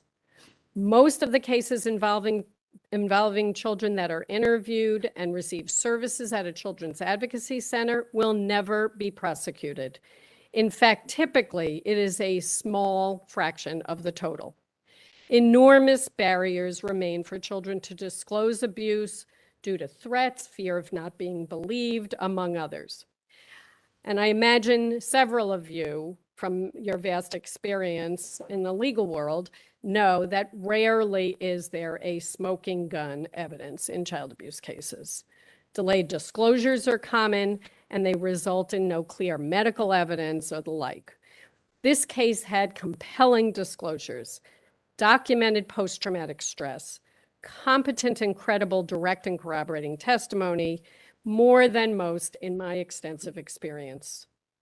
So allow me to tell you in no uncertain terms, given my decades of work in this arena, what enormously harmful messages a pardon will send and what a chilling effect it will have on all that has been done by so many dedicated professionals to ease the way for children to report abuse and to get the highest quality of care they deserve to pursue safety, healing, and justice. It will reinforce the belief that children are not to be believed. It will make mandated reporters even more hesitant to file 51As with DCF. It will further diminish the public's trust in law enforcement. It will further discourage any victim from participating in the criminal justice system. It will undermine the credibility of specialized medical and mental health professionals who contribute to a holistic system of care for victims and survivors. It will set the clock back and compromise our efforts to address and prevent child abuse. We would all be immensely short-sighted to think that the results of a pardon, given the facts of this case, wouldn't reverberate that widely and deeply. So many of my colleagues confirm that this is by no means mere rhetoric. A pardon is patently inappropriate here. There may be an attempt to try to reframe what a pardon actually means, that it is only an attempt to give the petitioners a fresh new chapter in their lives. But that is not what a pardon means, in my understanding. And that is not how it has been and will continue to be portrayed to the public. The petitioner's mantra has only been that they are innocent, wrongfully convicted, and a pardon would, for all time, seal that as the wrongful conclusion of this case. I believe that you and the governor perhaps have the one or the other, or all of you, have the power to consider an alternative for these petitioners if the primary goal is to end the current restrictions placed on Gerald Amirault. I ask you to grasp the gravity of this decision and its immediate and far-reaching implications. For all of these children and families, indeed all children in this Commonwealth, I urge you to look to your conscience and use the courage of your convictions to find a different, more appropriate path forward. In doing so, you can prevent all of the immense and presumably unintended negative consequences a pardon decision will undoubtedly create. I cannot urge you enough to deny this pardon request. Thank you. Councilor DiPaolo, any questions? I have no questions. Councilor Ferrero. I did enjoy listening to you. You're extremely highly credentialed. And for you to say that this is one of the most compelling cases that you've dealt with in your 40 years is extremely important to me. Would you agree that, I know you didn't get into detail, but that there were children of different ages, different geographical locations who never talked to each other, their parents never talked to each other, and they had strikingly similar descriptions of what happened even before Tukey was arrested? Absolutely. And in fact, one I was reminded of was a child who had been out of the school, had not been involved in all sort of the hubbub that related to the initial allegation and the closure of the school and the arrest, et cetera, disclosed to an elementary school teacher about the abuse that had happened at Fells Acre. It was uncanny how many similar disclosures there were from people who were completely unrelated to one another. Someone talked about them identifying the magic room or the secret room. Can you tell us about that? Will that occur? You mean physically identifying? Children physically bringing investigators there. Yeah, so the school had been closed. There was an legal opportunity to reopen the school and bring children back individually. And some kids were really frightened to go, and there were support people, like a state police detective that went with one of the children to be able to just provide some sense of security. And going into the school, they were asked about, having made disclosures about magic room and secret room, they were asked if they could show where those spaces were, or if they could show just around the school. And there were consistent disclosures of what room in the school they remembered being the magic room or the secret room. Based on your 40 years of training, your education, your experience, is there any doubt in your mind that these offenses did in fact take place? No doubt whatsoever in my mind. That was an excellent presentation. Very good speaker. Thank you. Councilor Devaney? I want to thank you for your work. What you see is hard. It must be tough to go home at night after you read these things and you're at these meetings and everything. No one's talking about the physical and what happened with the doctors in the hospital, that there's evidence. It isn't what children say, it's the evidence on these children's bodies of what they did, I think it's sad that we didn't have the pictures that they took. And all of those children, and you correct me if I'm wrong, they each talked about a camera and a red button. Remember that? A red button. They can't make that up. And the picture come out the front. That's right. Yeah. And the picture came out in the front and they had to take the clothes off. One said no, but he took them off. All of that. And the different things that they did, they were so sick, I can't even talk about. But unfortunately, the police didn't get in there in time to get those pictures. So they destroyed them before they were arrested. So, you've seen so much. And you're so definite about this happening. I know because it's my friend. And I'm just saying that, I don't know how we can ensure to make sure that this doesn't happen anywhere else. You know what I mean?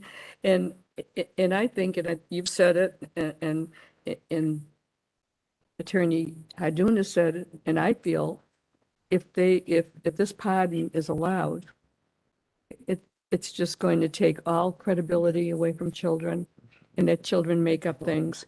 Yeah, they had fantasies about being, animals being killed up tied to the tree. You ignore that kind of testimony. That's fantasy. But the other things are real. And my friend's child coming home with the different clothes, other people said the same thing. How could they make that up? They didn't even know the other child or the parent. The children were coming home with different clothes and everything else. And they would say they were hurt. They didn't know how to identify it. And I would be very graphic because I had 4 children. Children at that age, 3 and 4 years old, they don't know the word penis, and they said it and everything else. The other thing is the police did not wear uniforms, did they? No. That's the thing that that has been presented, that they think they came in uniforms and the children were scared. So tell us about how that was presented with the police. Yeah, I mean, there was great care given to how those interviews would be conducted.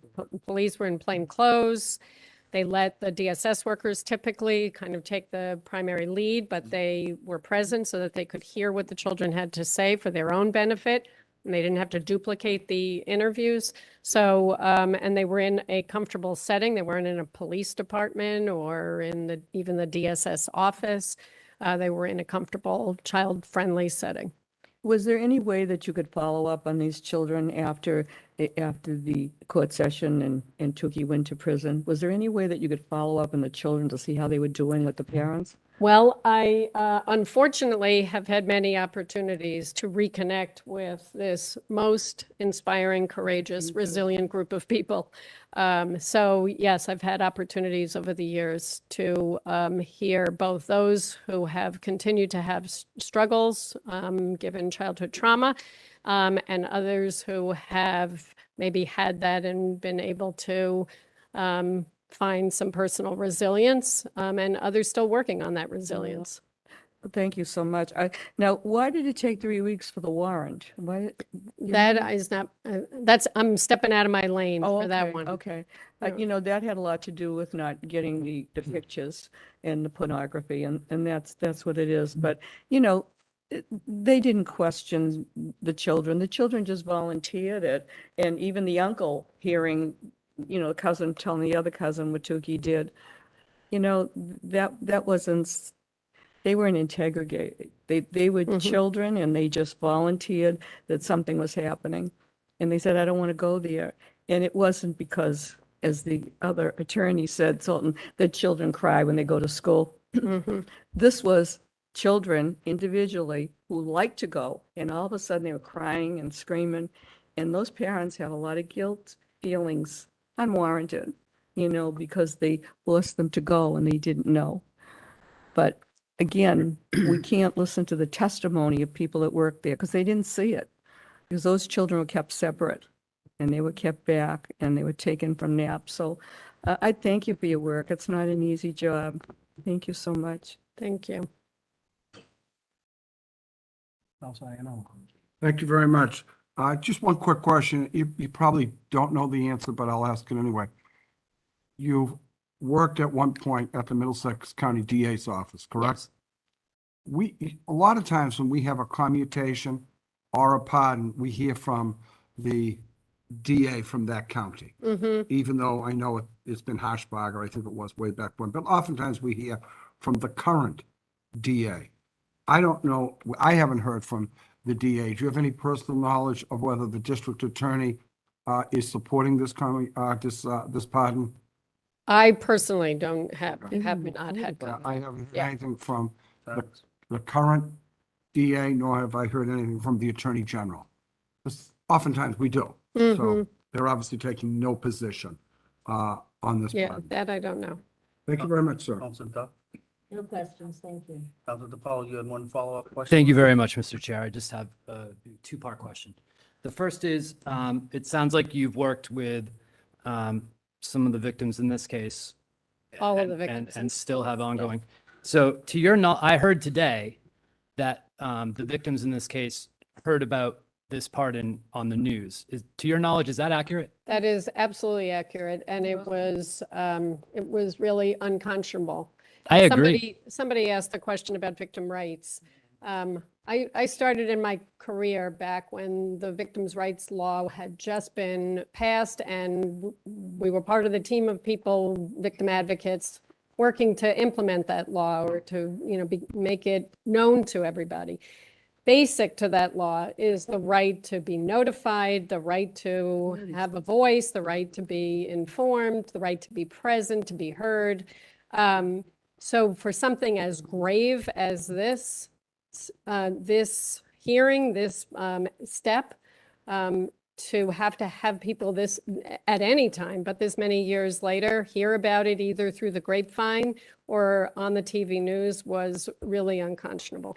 I agree with that assessment, and I won't belabor a point I made earlier, but when I read the Constitution that tells me that if the offense is a felony regarding a potential pardon, if the offense is a felony, the general court shall have the power to prescribe the terms and conditions upon which a pardon may be granted. So this isn't my area of law, but to me, it sounds like if the legislature made a law about the process, which it did regarding the parole board, then that's what the Constitution's asking for. And as I pointed out earlier, that was a mechanism to avoid notifying the victims. Mhm. A cynical person might take that Cynical. perspective, right? Mhm. Fortunately, I don't suffer from cynicism. My follow-up question is I've worked with children who are dealing with trauma. What's the impact on a victim to read about this in the news, in your professional opinion? Well, I think part of the whole experience of victimization is to have had your sense of power and agency and control taken away. So to have that happen is, I think most would describe it as a re-victimization, and certainly an enormous trigger for that lack of control. I would imagine all along the way with the appeals and the 6 SJC decisions, it's the same. Thank you. Thank you. Yeah. Thank you, thank you. I don't have any questions for you, Janet. Okay. It was good to see you again. So I did have, and I had asked you about this, I was asked to read, Excuse me. oh, I'm sorry. Oh, I'm sorry, Mary. That's Oh. okay. It's been a long day. I fault, missed man. you. I forgive you, Terry. I just want to say thank you for coming here today. And I think that you shed a lot of light on the facts surrounding this case and not speculation, conjecture, or really a smokescreen that tried to be presented here today. So thank you. Thank you. You had a letter you wanted to read? Yeah, I have a few short statements on behalf of a couple of the child victim survivors and a couple of mothers. For health and other reasons, they were unable to be here in person. And they have submitted their statements in writing, but they did want to exercise their right to be heard, to have their words heard in addition to being read. So, and I also just wanted to note before I go ahead and share those with you, I also wanted to note that you also received prior statements from parents who were longstanding staunch advocates for their children for many years throughout the many chapters of this case, so to speak, who have passed away.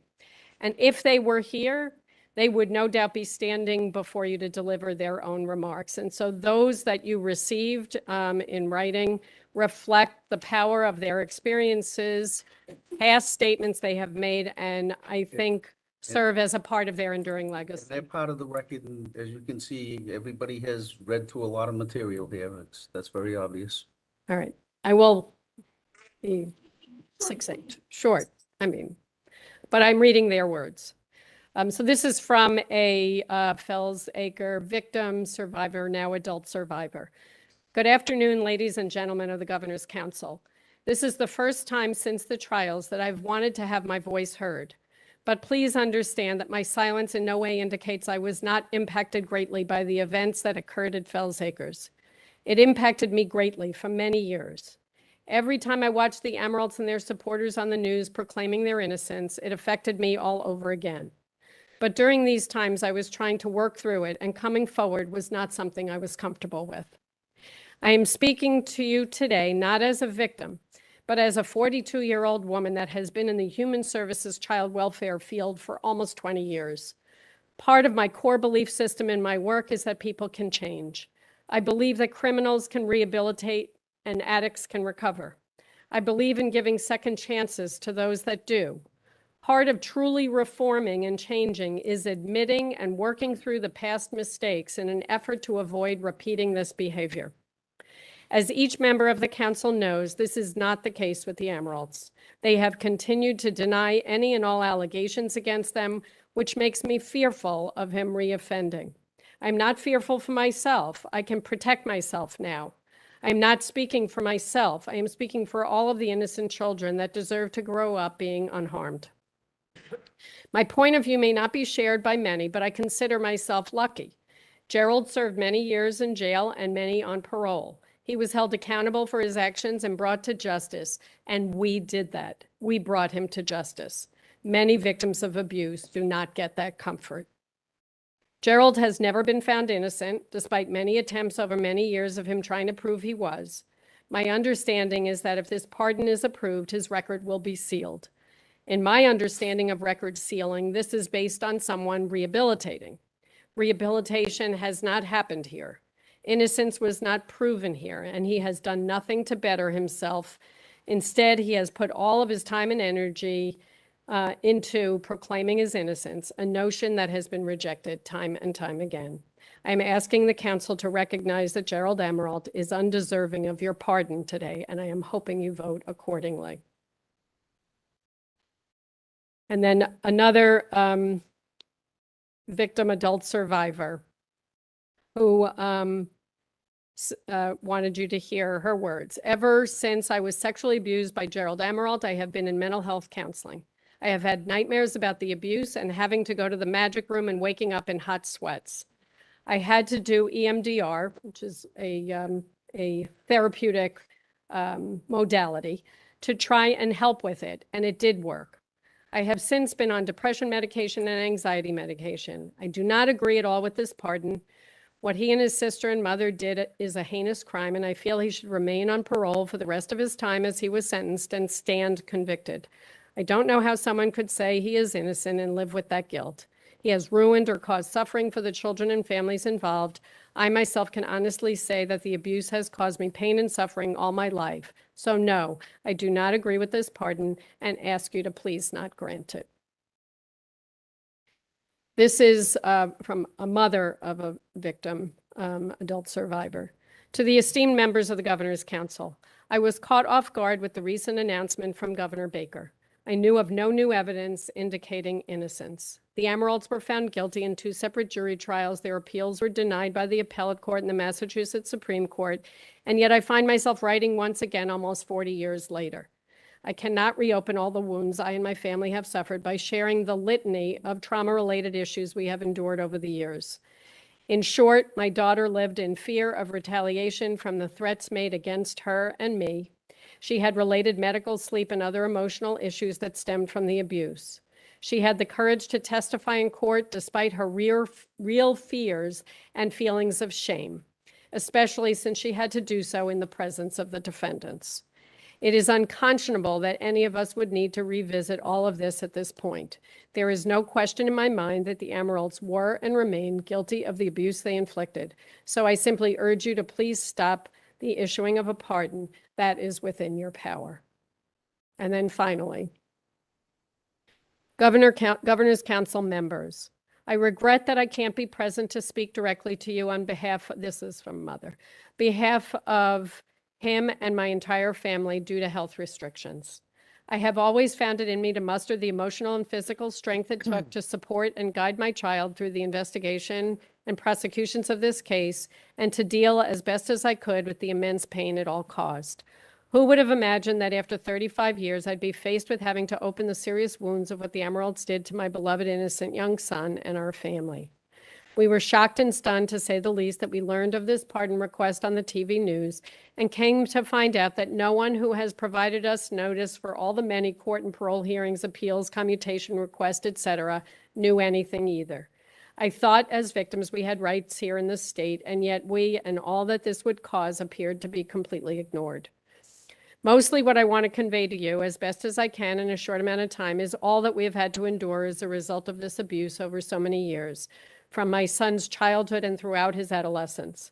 The details of the abuse that my son disclosed before any official interview by DSS and the police were through his own words, and that manifested in his severe trauma symptoms, his shocking sexualized behaviors directed at me, or that I directly witnessed, and his intense fears due to the threats made to him that his parents would stop loving him and that they would be killed. This all started before his 6th birthday. At bedtime, I would read a book, tuck him in and kiss him goodnight. He would grab my face and try to French kiss me. I would tell him that that is not how children kiss their mommies and daddies. He told me that Cheryl told him that French kissing means you love someone. If your parents don't do this with you, then they don't love you. He would ask his sister to come into the bathroom to help him pee, which he told us was what they did at the daycare while the camera on the tripod was on them.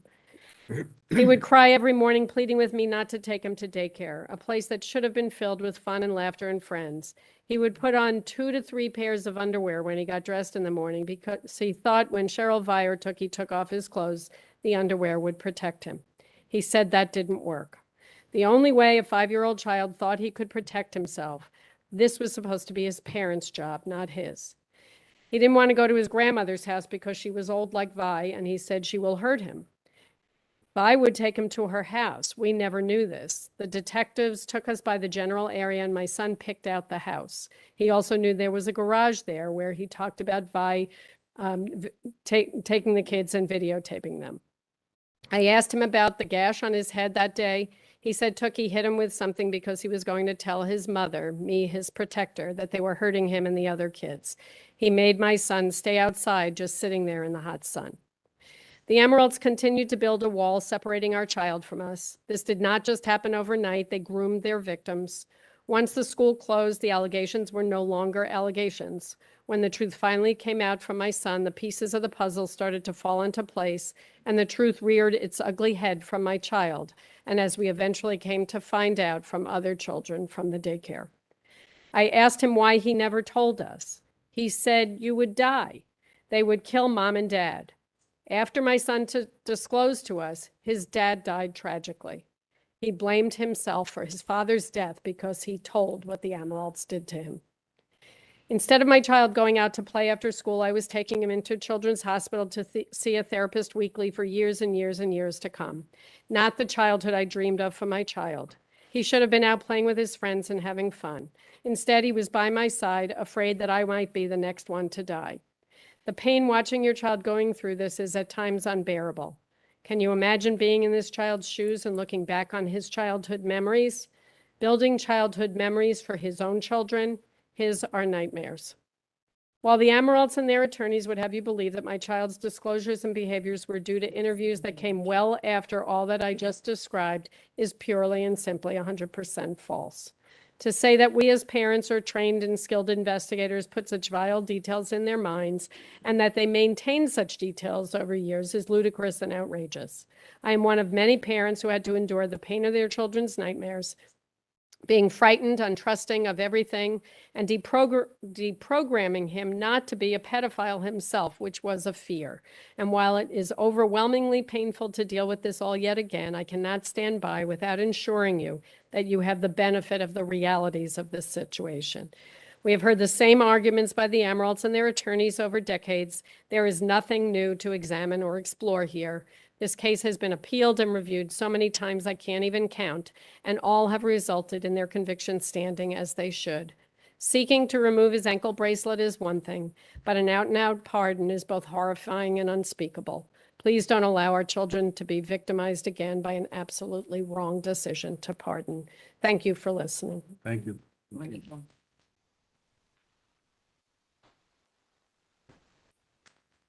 Next, we're going to call some of the survivors and parents. She can't be coming. Barbara, and I apologize if I mispronounce your name, Stanke. How do you say your last name? Stand. Stan- Like you stand. Stanke, okay. I can't get him. What is your son? Barbara Stansky, one of the Tell parents. us who you are and in relation to this case, and then we'll give you a statement. Hi, my name is Barbara Stanke, and my child was my son was a victim at Fells Acres. I'm going to ask you to speak up a little bit and into the microphone because we can't hear you. My name is Barbara Stanke, and my son was a victim at Fells Acres. He began there when he was 2 years old. The first thing I'm going to read is my victim statement when the trial was over, if that's okay. Yes, no, you do whatever you want, and take Thank as much time as you need. To state all the effects that these crimes has had on my son and myself would take too long and too many agonizing memories.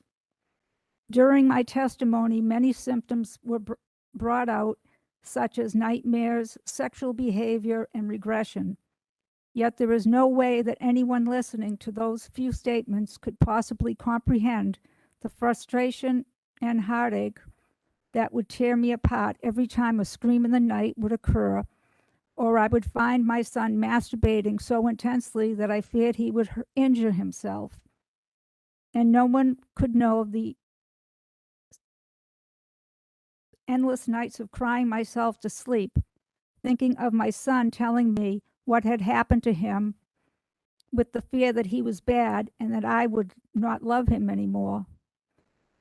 My son's innocence, self-esteem, and inborn trust has been taken away from him, and that hurts the most. We have been in therapy weekly for almost 2 years, and that will continue. Therapy, hopefully, will help him to trust and someday feel that he is a good boy and the same as other children. But all the therapy he could receive will never return his innocence and all the joy of being a child that holds.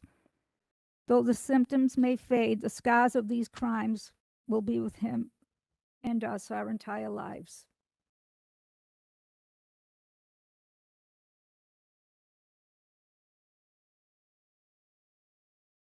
Having just read that, I feel like I just wrote it today because nothing's changed. The pain is still the same. And I think of how the Amiraults have affected my son's life and mine still today. To hear the governor was considering a pardon was a cold, hard slap in the face and a direct insult to our character by calling my son and myself liars. My son has talked about this throughout his life, what's happened to him and how it's affected his life and his relationships with women and with his son. He has never had any true happiness or success in his life, despite the years of therapy that he's had.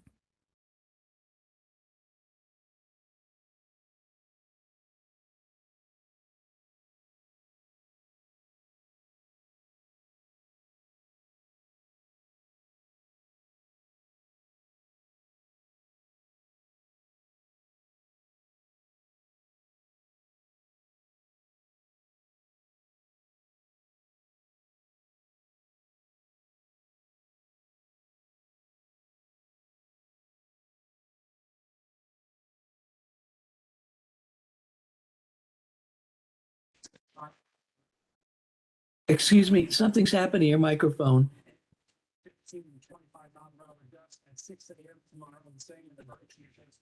I think, are you, something Hold happened to on your a second. microphone. Just, is the green light on?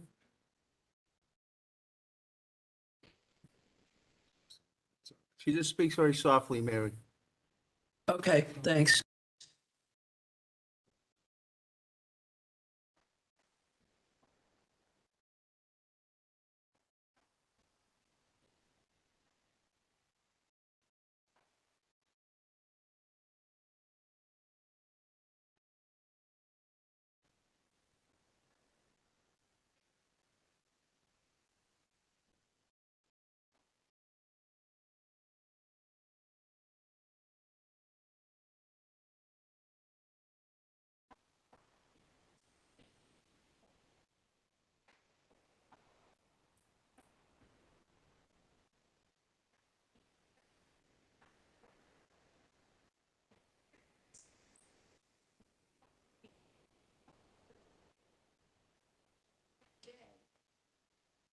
Right down.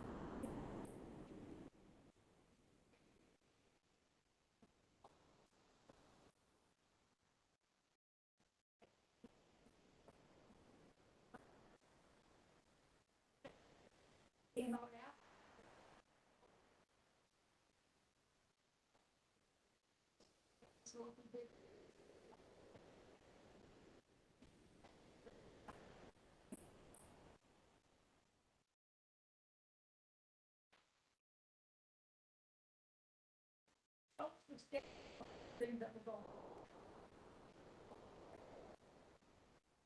They told me they got stupid stuff, you know.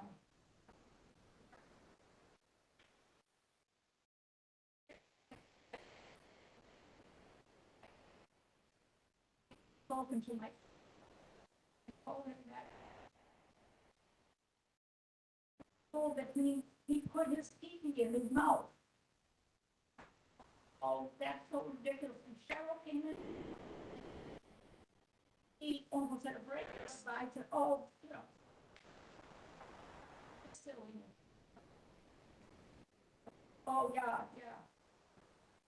And being a young girl, I was really, I was not sexual abuse.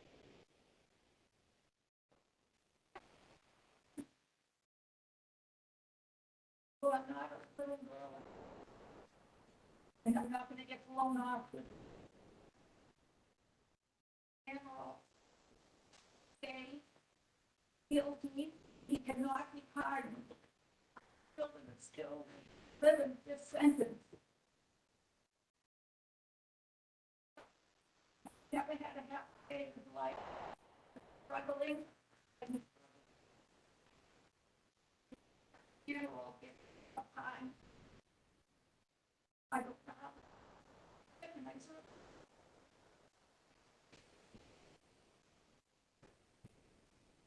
Thank you very much. Thank you very much. Questions? Thank you. Thank you. Next. Brenda Hurley McCarthy.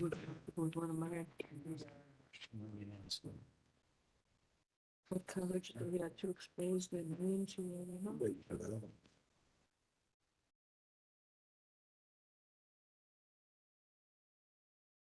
He's not.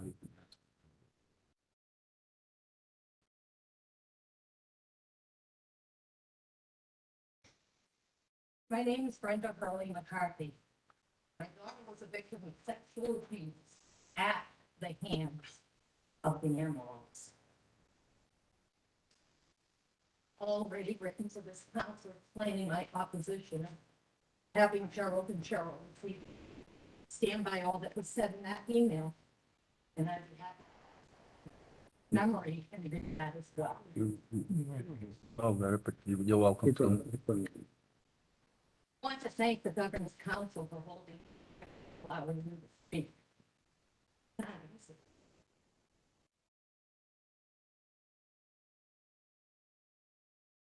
I'd like to first state how appalled that I am that Governor Baker made the news announcement to recommend the pardon of Cheryl and Gerald Amirault without prior notice to the victims' families, parole board, sex offender registry, or the victim witness advocate office.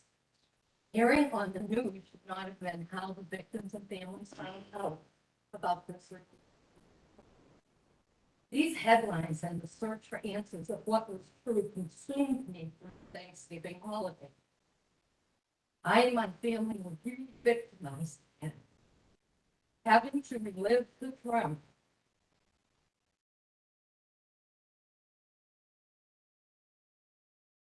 This case, the memories, all this has brought back. And the anger. It's my prediction. I am angry What's yours? that after 38 years, this case doesn't end. I'm angry that Governor would even think had known that sexually abused my daughter. I'm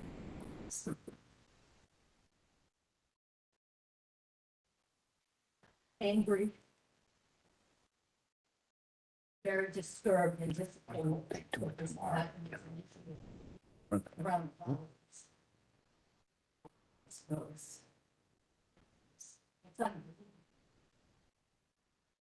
Now I would like to expand on my previous letter and speak of the trauma that my daughter and our entire family went through beginning in 1984. For the next 18 years, there was hardly a year or a month that went by without emotion, hearing, appeal, etc. Many years I as a parent carried the guilt. Many years my daughter struggled and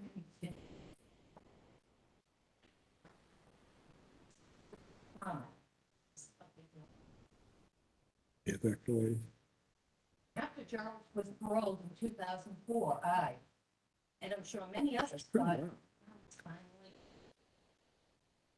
that we not have to have this in our face, day in, day out, throughout, and or never.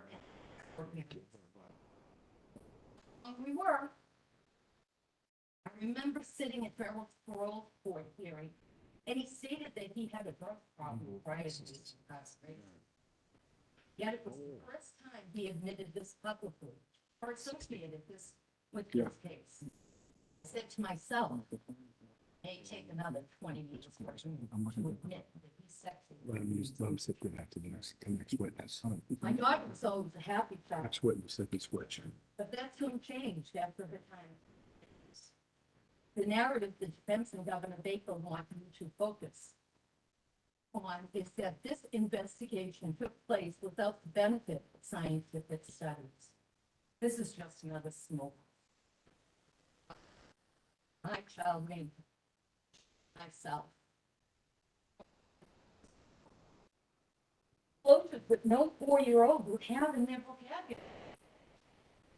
Prior to these disclosures we exhibited behaviors that were concerning and was referred to a child's pathology. Truth has already been told by brave children who came forward first to their family members, doctors or therapists. Defense and Amaroults want to maintain their innocence. Every argument they bring forward today has already been raised and addressed countless. Nothing more being brought. Baker stated the investigation and prosecution of the Amaroults took place without the benefit of scientific studies. You've all been talking about that, so I'm going to skip down.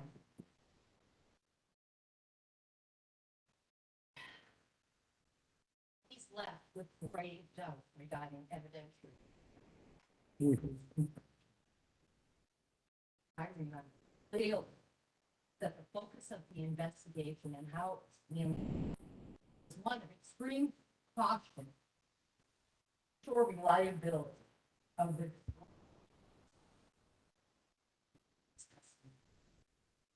in Hutchinson Superior Court, Appeals Court, and State Supreme. I will add that I was not at the police department meeting. The trauma that my daughter, our family, and myself endured reared its ugly head many times throughout these past 38 years. As I stated in my previous letter to council, my daughter was examined by competent, knowledgeable medical professionals at Children's Hospital Boston.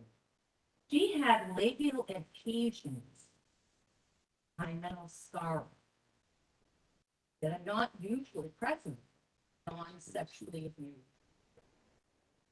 Daughter was also having that. Started using her tongue, family, and other behaviors that I learned.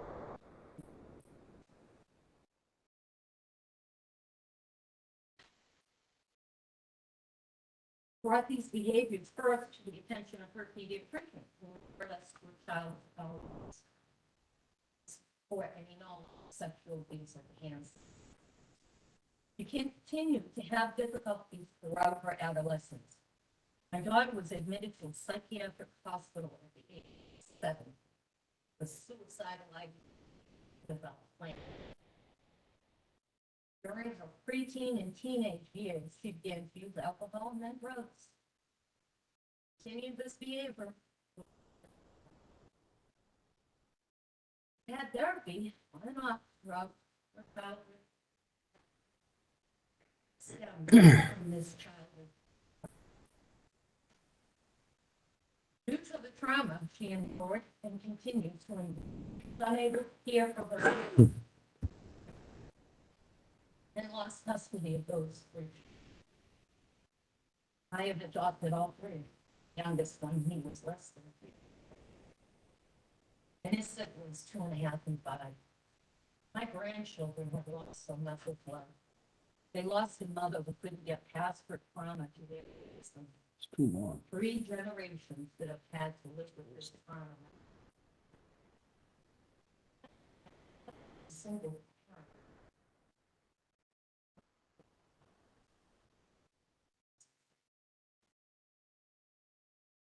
In October of 1999, Cheryl's lawyers filed a motion to revise and revoke her sentence to time she had already served. ADA Rooney agreed to this with conditions. At the press conference afterwards, it was reported by Attorney Sultan that one of those conditions was that Cheryl cease all further attempts to clear her name via the legal process. So how is she allowed to get pardoned? Isn't that part of the legal process? Why did she agree to this condition? I would venture to say she knew this was the end of the legal case and nothing would change, as all legal remedies had been exhausted. This condition was placed so that the children and their families could finally put this nightmare of never-ending court media attention to an end. Have some measure of closure and attempt to heal without the constant resistance from that. Myself have had hardships dealing with what was done to my child, and it wasn't easy. Thank myself for putting her in those acres for many years. I've dealt with trust issues my entire life due to what happened to my daughter. And I was powerless to protect her. All throughout my children and then my grandchildren's life, it's difficult to have them out of my sight. My other children and grandchildren, I was and still am very overprotective. As much as we have tried to heal and find closure, it really isn't something that over. It does help that the scrutiny of this case has not been front and center.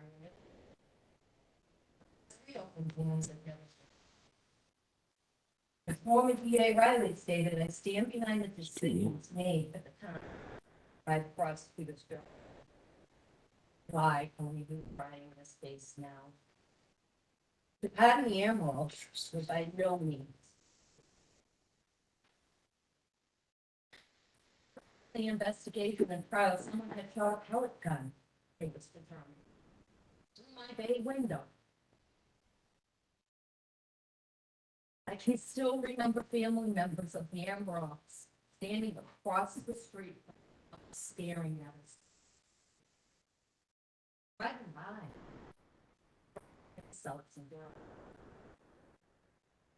Taking my kids to soccer, softball, baseball, wherever. Being stared down by their family members.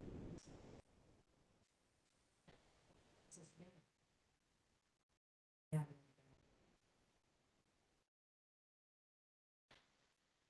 I believe I understand compassion, certainly more than the Amiraults or their supporters have done. I never lowered myself to their supporters' behaviors. I was able to move on for the most part with help and support and moving out of Massachusetts so as not to be confronted daily. Compassion is one thing, pardoning them is a whole different. They were convicted in a court of law because many judges who were involved in this case upheld those convictions. Them promise to not take away the justice that was dealt 38 years ago from the only victims of this case. Families this happened to. It has been stated by the governor's office that the families' victims have not spoken out, have not attended hearings, etc. False. I, along with many other family members and victims, have spoken out repeatedly, well as attended all court proceedings with that with Governor Swift. Spoke out to the media many years ago to have our side of the story. We believe our children won't be divorced. There is nothing in this case that's wrong with Cheryl and Gerald. The court proceedings, all the way to the state Supreme Court, addressed each and every single concern. September letter, as you well know, the parole board urged Governor Baker Gerald's clemency petition, and a month earlier, Tosi Bay in a letter, that the court system was the appropriate avenue to vacate. Governor Baker issued the pardon recommendations against the advice of his advisory board of pardon. This council grants a pardon to the Amiraults who are going against the parole board. Why do we have checks and balances, such as appeals courts, Supreme Courts, and parole boards, if you're not going to listen or abide by them? Mr. Kennedy, you stated it's not about whether they committed the crimes. A lot of people feel they were unjustly convicted. A lot of type of pardon has more to do with where they are in that station in life. Their station's life was that they have a conviction that should stand because I'm 100% certain they did sexually. They can scream that they are innocent all day. My child did not lie. Not brainwashed. Not grilled, told what to say. They were justly convicted, are guilty no matter what they want. If this is more about their station than I think guilt or innocence, I do not believe wanting to spontaneously visit grandchildren or travel is a reason for a crime. They have always spoken out in the media of their innocence. Each and every time they or their lawyers have alluded that the parents brainwashed their children or coerced by overzealous investigators or prosecutors. Excuse me, we've asked that we keep the statements down to 5 minutes each. You've gone almost 25 minutes. Yeah, yeah. So I'm gonna ask you, we see that, and I'm just gonna ask you to wrap up if you could, please, so other folks could go. They should continue to live with the guilty verdict they receive. Happy lives taken from them forever is exactly the point. My child and many others involved in this case still can't get passports done. Fears, nightmares, and struggles faced daily due to sexual abuse at the hands of. Can you tell me when my daughter, myself, or my family will get our pardon? And my daughter will be able to erase what happened to her. And the ensuing pain and suffering she has had for her. I beg you to deny these pardons. My hope is that you. Thank you. It was, Excuse me, Counsel, tell her to. I am gonna, got it. Counsel, Well, just, can everybody just hold on for a minute? We're having problems with the audio, okay? I'm gonna ask you to switch seats because that one works and that one is not. Okay. I understand Councilor Devaney has a question for okay, you. thank you. Go ahead. I just want to thank you. Thanks. Your daughter is so lucky to have a mother, to be able to adopt your children. Doesn't happen all the time. And God knows how many of those children that they didn't have a grandmother like you. Thank So I you. want to tell you, I've been involved in this for decades. I was prepared when it came before Governor Swift to vote no. But this is a travesty that you weren't told, no one was told. And you know what this is all about that makes it more egregious? The Yeah. reason that the governor approved this pardon is because of his friend Barbara Anderson. Yeah. That's all. Doesn't have any concern about all the children whose lives are ruined and their families were ruined. Barbara Anderson, and he promised her. 2015, he did her eulogy at her funeral, the whole thing. So he didn't investigate. He didn't look to see, talk to you people. Imagine finding out in the news. I publicly apologize. This is not how I started out. I started out with Governor Salucci, find me and honest me. This would never have happened. And as I said, I have pleaded with the council, this should be unanimous no. And I'm praying it will be no, and I would keep you and your daughter in my prayers. Thank you. Thank you. Thank you for your testimony. I am going to call on Jennifer Bennett. We have 3 more witnesses, and I am going to ask them to try to please adhere to the 5 minutes that we asked. We've had a very long hearing, as you can see, very long day. Jennifer Bennett here? No, you got to switch seats. It's complicated, Janet. We can't do that. We have to switch seats.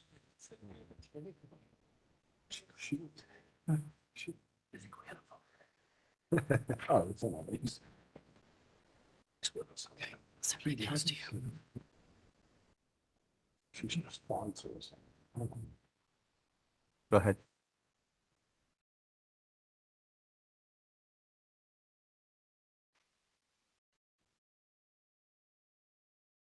Hi. My name is Jennifer Bennett. I'm a victim of Gerald Amirault. He is without a doubt the person that raped and molested me. I was just an innocent 4-year-old little girl. He robbed me of my childhood. And as I come to find out, others too. I am now 44 years old, a mother of 3. The students of Fells Acres Daycare School has disclosed abuse and always will be victims. But most importantly, I do believe, even with the struggles I've had, and I know others had, that we are survivors. With all the trauma caused by Gerald, I've been in and out of counseling for the vast majority of my life.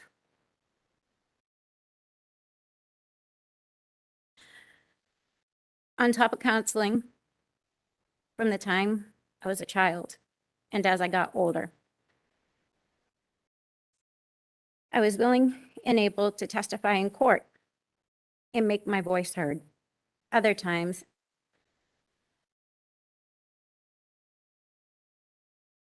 after the court cases were over, I cannot wrap my head around the fact now, more than 35 years after his convictions, Governor Baker wants to give a pardon, which feels to make it like the golden ticket for freedom, especially without any victims being notified or asked for our input or getting the full picture. I am grateful to the counselors for having this opportunity.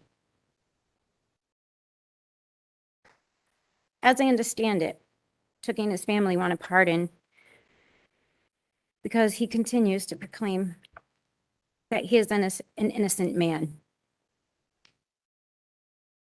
He'll enable him to walk away with a clean record, like nothing happened. Please do remember the fact Gerald and his sister Cheryl were convicted after 2 trial runs by 2 judges, along with 2 sets of jurors, all which came back with a guilty verdict. I will never forget what he did until the day I die. I continue to have nightmares, panic attacks, and avoid places that trigger all of those traumatic memories. My pain is one you cannot see. It lives in my head with all the things he has done to me. I live with the life sentence as a result. I honestly sit here and think, how in the world did this get to all of you? What's driving this now when he is almost finished with his sentence anyways? I also understand he is currently free to travel out of state to visit his grandchildren. So what is this all about? This man has been denied all of his appeals and requests for clemency up until now, and for good reason. I know how hard it is to disclose abuse. If this is done, I wholeheartedly believe this will make any and all victims feel as if they cannot trust the justice system and be afraid to stand up to people like the Amiraults, who perpetrate abuse and cause a lot of pain and trauma. I ask you,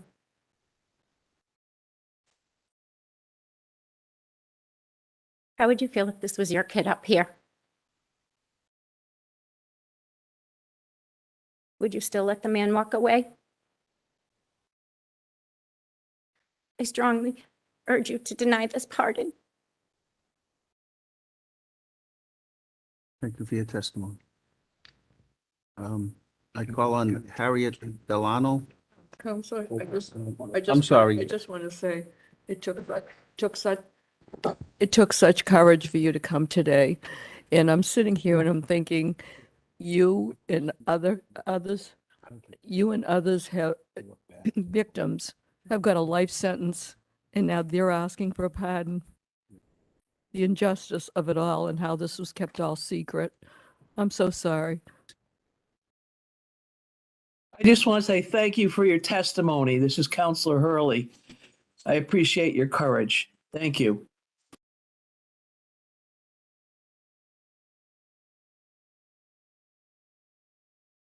It's amazing she could do that.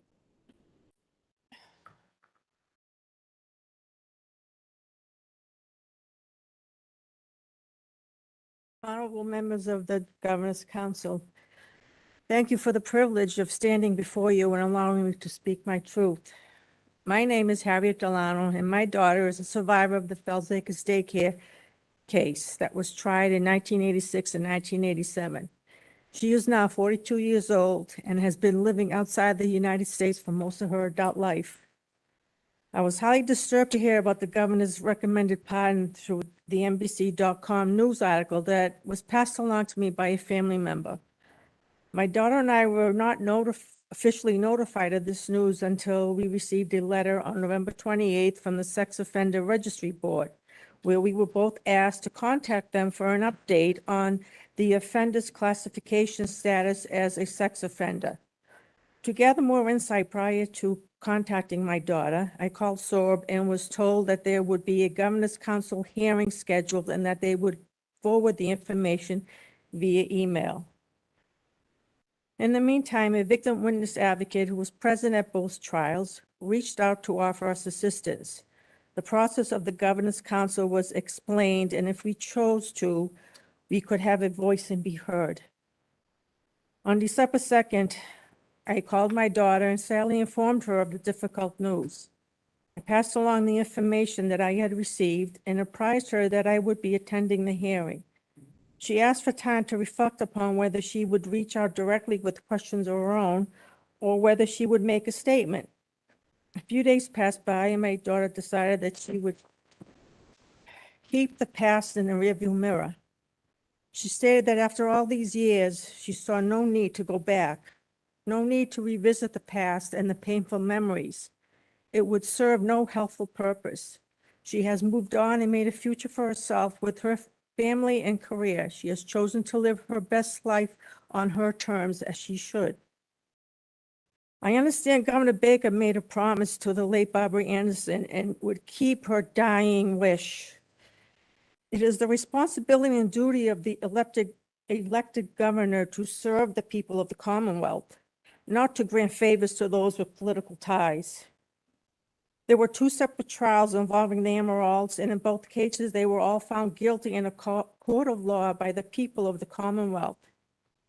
It's easy for them to lie and maintain their innocence because the alternative, the truth, would be to admit their guilt to the heinous acts that have been committed against innocent children.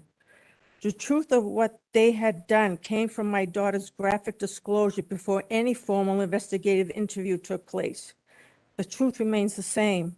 I'm a mother of a child who was sexually abused. I have been sentenced to a lifetime of grief that I have somehow failed my daughter, while the Amiraults robbed my child of her childhood. Where's my pardon?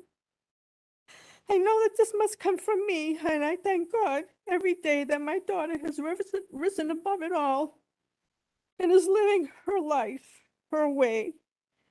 And that there lies my redemption. I'm very proud of my daughter. In closing, I honorably ask the members of the Governor's Council not to approve the pardon and dutifully act in the best interests of the people of the Commonwealth. Thank you and good evening.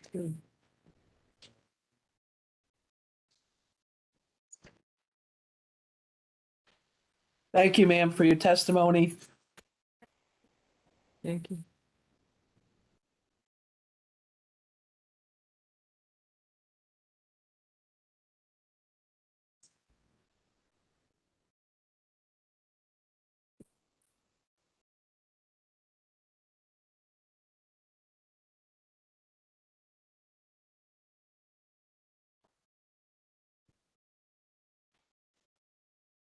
Hello, can you hear me?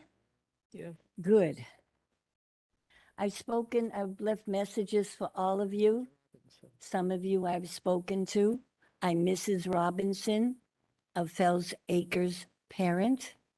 And I'm here what I want to, for future, for kids, walk in my shoes before you choose. And let us all try to do this. Be a voice of hope for children who get into these kind of situations, okay? From the past, present, and future. That's where I'm at. So now, here, this is the before us trusting. Signs of abuse. First I want to say something very important. My daughter was born in June 1981. When was this case? What year? 85. So how old was she? 4. Too young to be bribed or us to brainwash her. Little kids don't hold on to strong stuff unless they've experienced it. That's what I want to say to all of you. She was really, really young. And I also want to say in my defense, I was the mother of 4, and the other 3 were older than her, obviously. And they were very protective of her. All of us were. She was the baby. She was special. So now when all this came out, for us, it was disbelief. Like, no. I checked out a few places to have kids, to send your kids, and I chose them. All right, so now today, no, Governor Baker, there was no notice. The notice was on TV. It's a very, very, it's very, very disrespectful that we didn't get a notice from Governor Baker. And accept lies and no notice. And later on down the road, a voice, like I said, for the kids. Now for us, would I have a message for Governor Baker? We believed in you all these 8 years.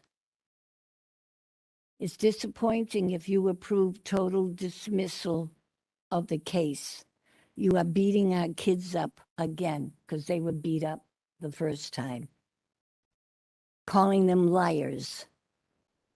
My baby was considered, look up your records. I don't know, they gave her the label of the star because she was the youngest one. And yes, we were shown the courtroom in Cambridge.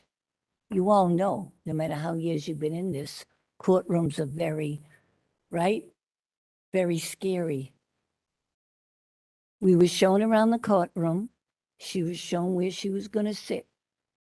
Then she was shown, we walked up the couple of steps, where witnesses sit, and shown where the judge was going to sit.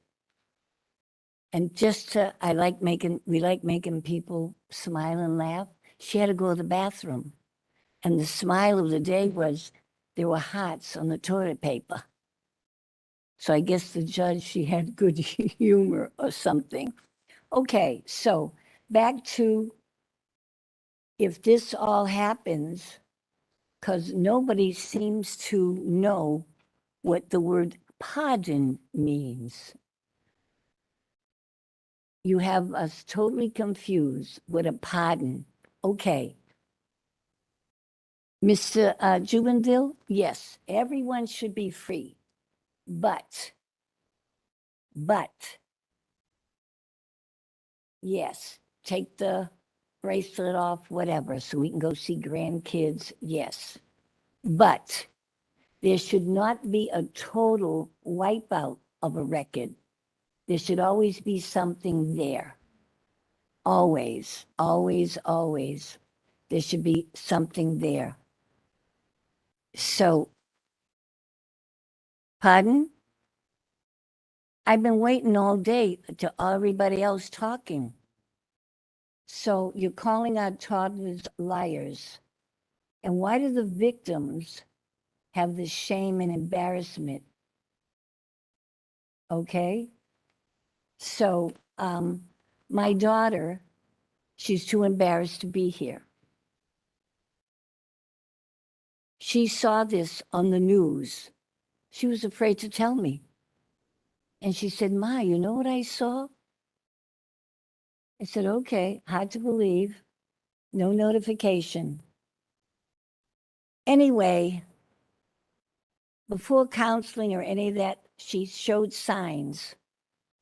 And her sister says that she came to her room, and I'm going to only mention about a fork and soap. Nope. But we went to Children's Hospital and there was signs of abuse. That's what Children's Hospital said. So yes, without a doubt, their innocence is taken away. All right? And you take away the kid's innocence, nothing to do with the truth you're saying. Victims feel guilty and ashamed. So I think, does lie detectors still work? Do lie detectors still work? They didn't do it though. I'm all for it. Show me a lie detector test. So anyway, nothing to do with the truth, and the victims feel, so that's my message. Walk in my shoes before you choose, and be a voice, because this is happening to kids every day. And I made my child strong. In her early years, she suffered from migraines, but I made her strong, and we went out and we give back. We go to nursing homes. Yeah. We give hope and inspiration. Okay, and she has small classes that she paints with little kids who are poor. All right, Counsel? thank you for your time. I don't know about the Mrs. Robinson, through you, Counselor, I just want to thank you and the others who came. This was a very hard thing for you to relive this, all of you. And it means a lot. It'll mean a lot to the people out there. With yes, your testimony, all of you came. yes, to Then give those, there will be justice. to give I those promise you, there'll be justice. speak up, all those kids, yes. Thank you.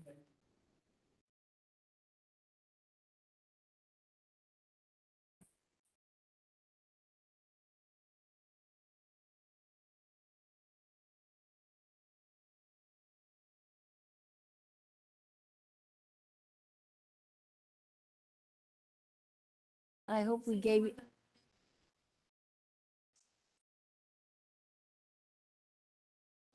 I know, but we didn't get our time. Beat me up, beat me up. You beat the kids, now you're gonna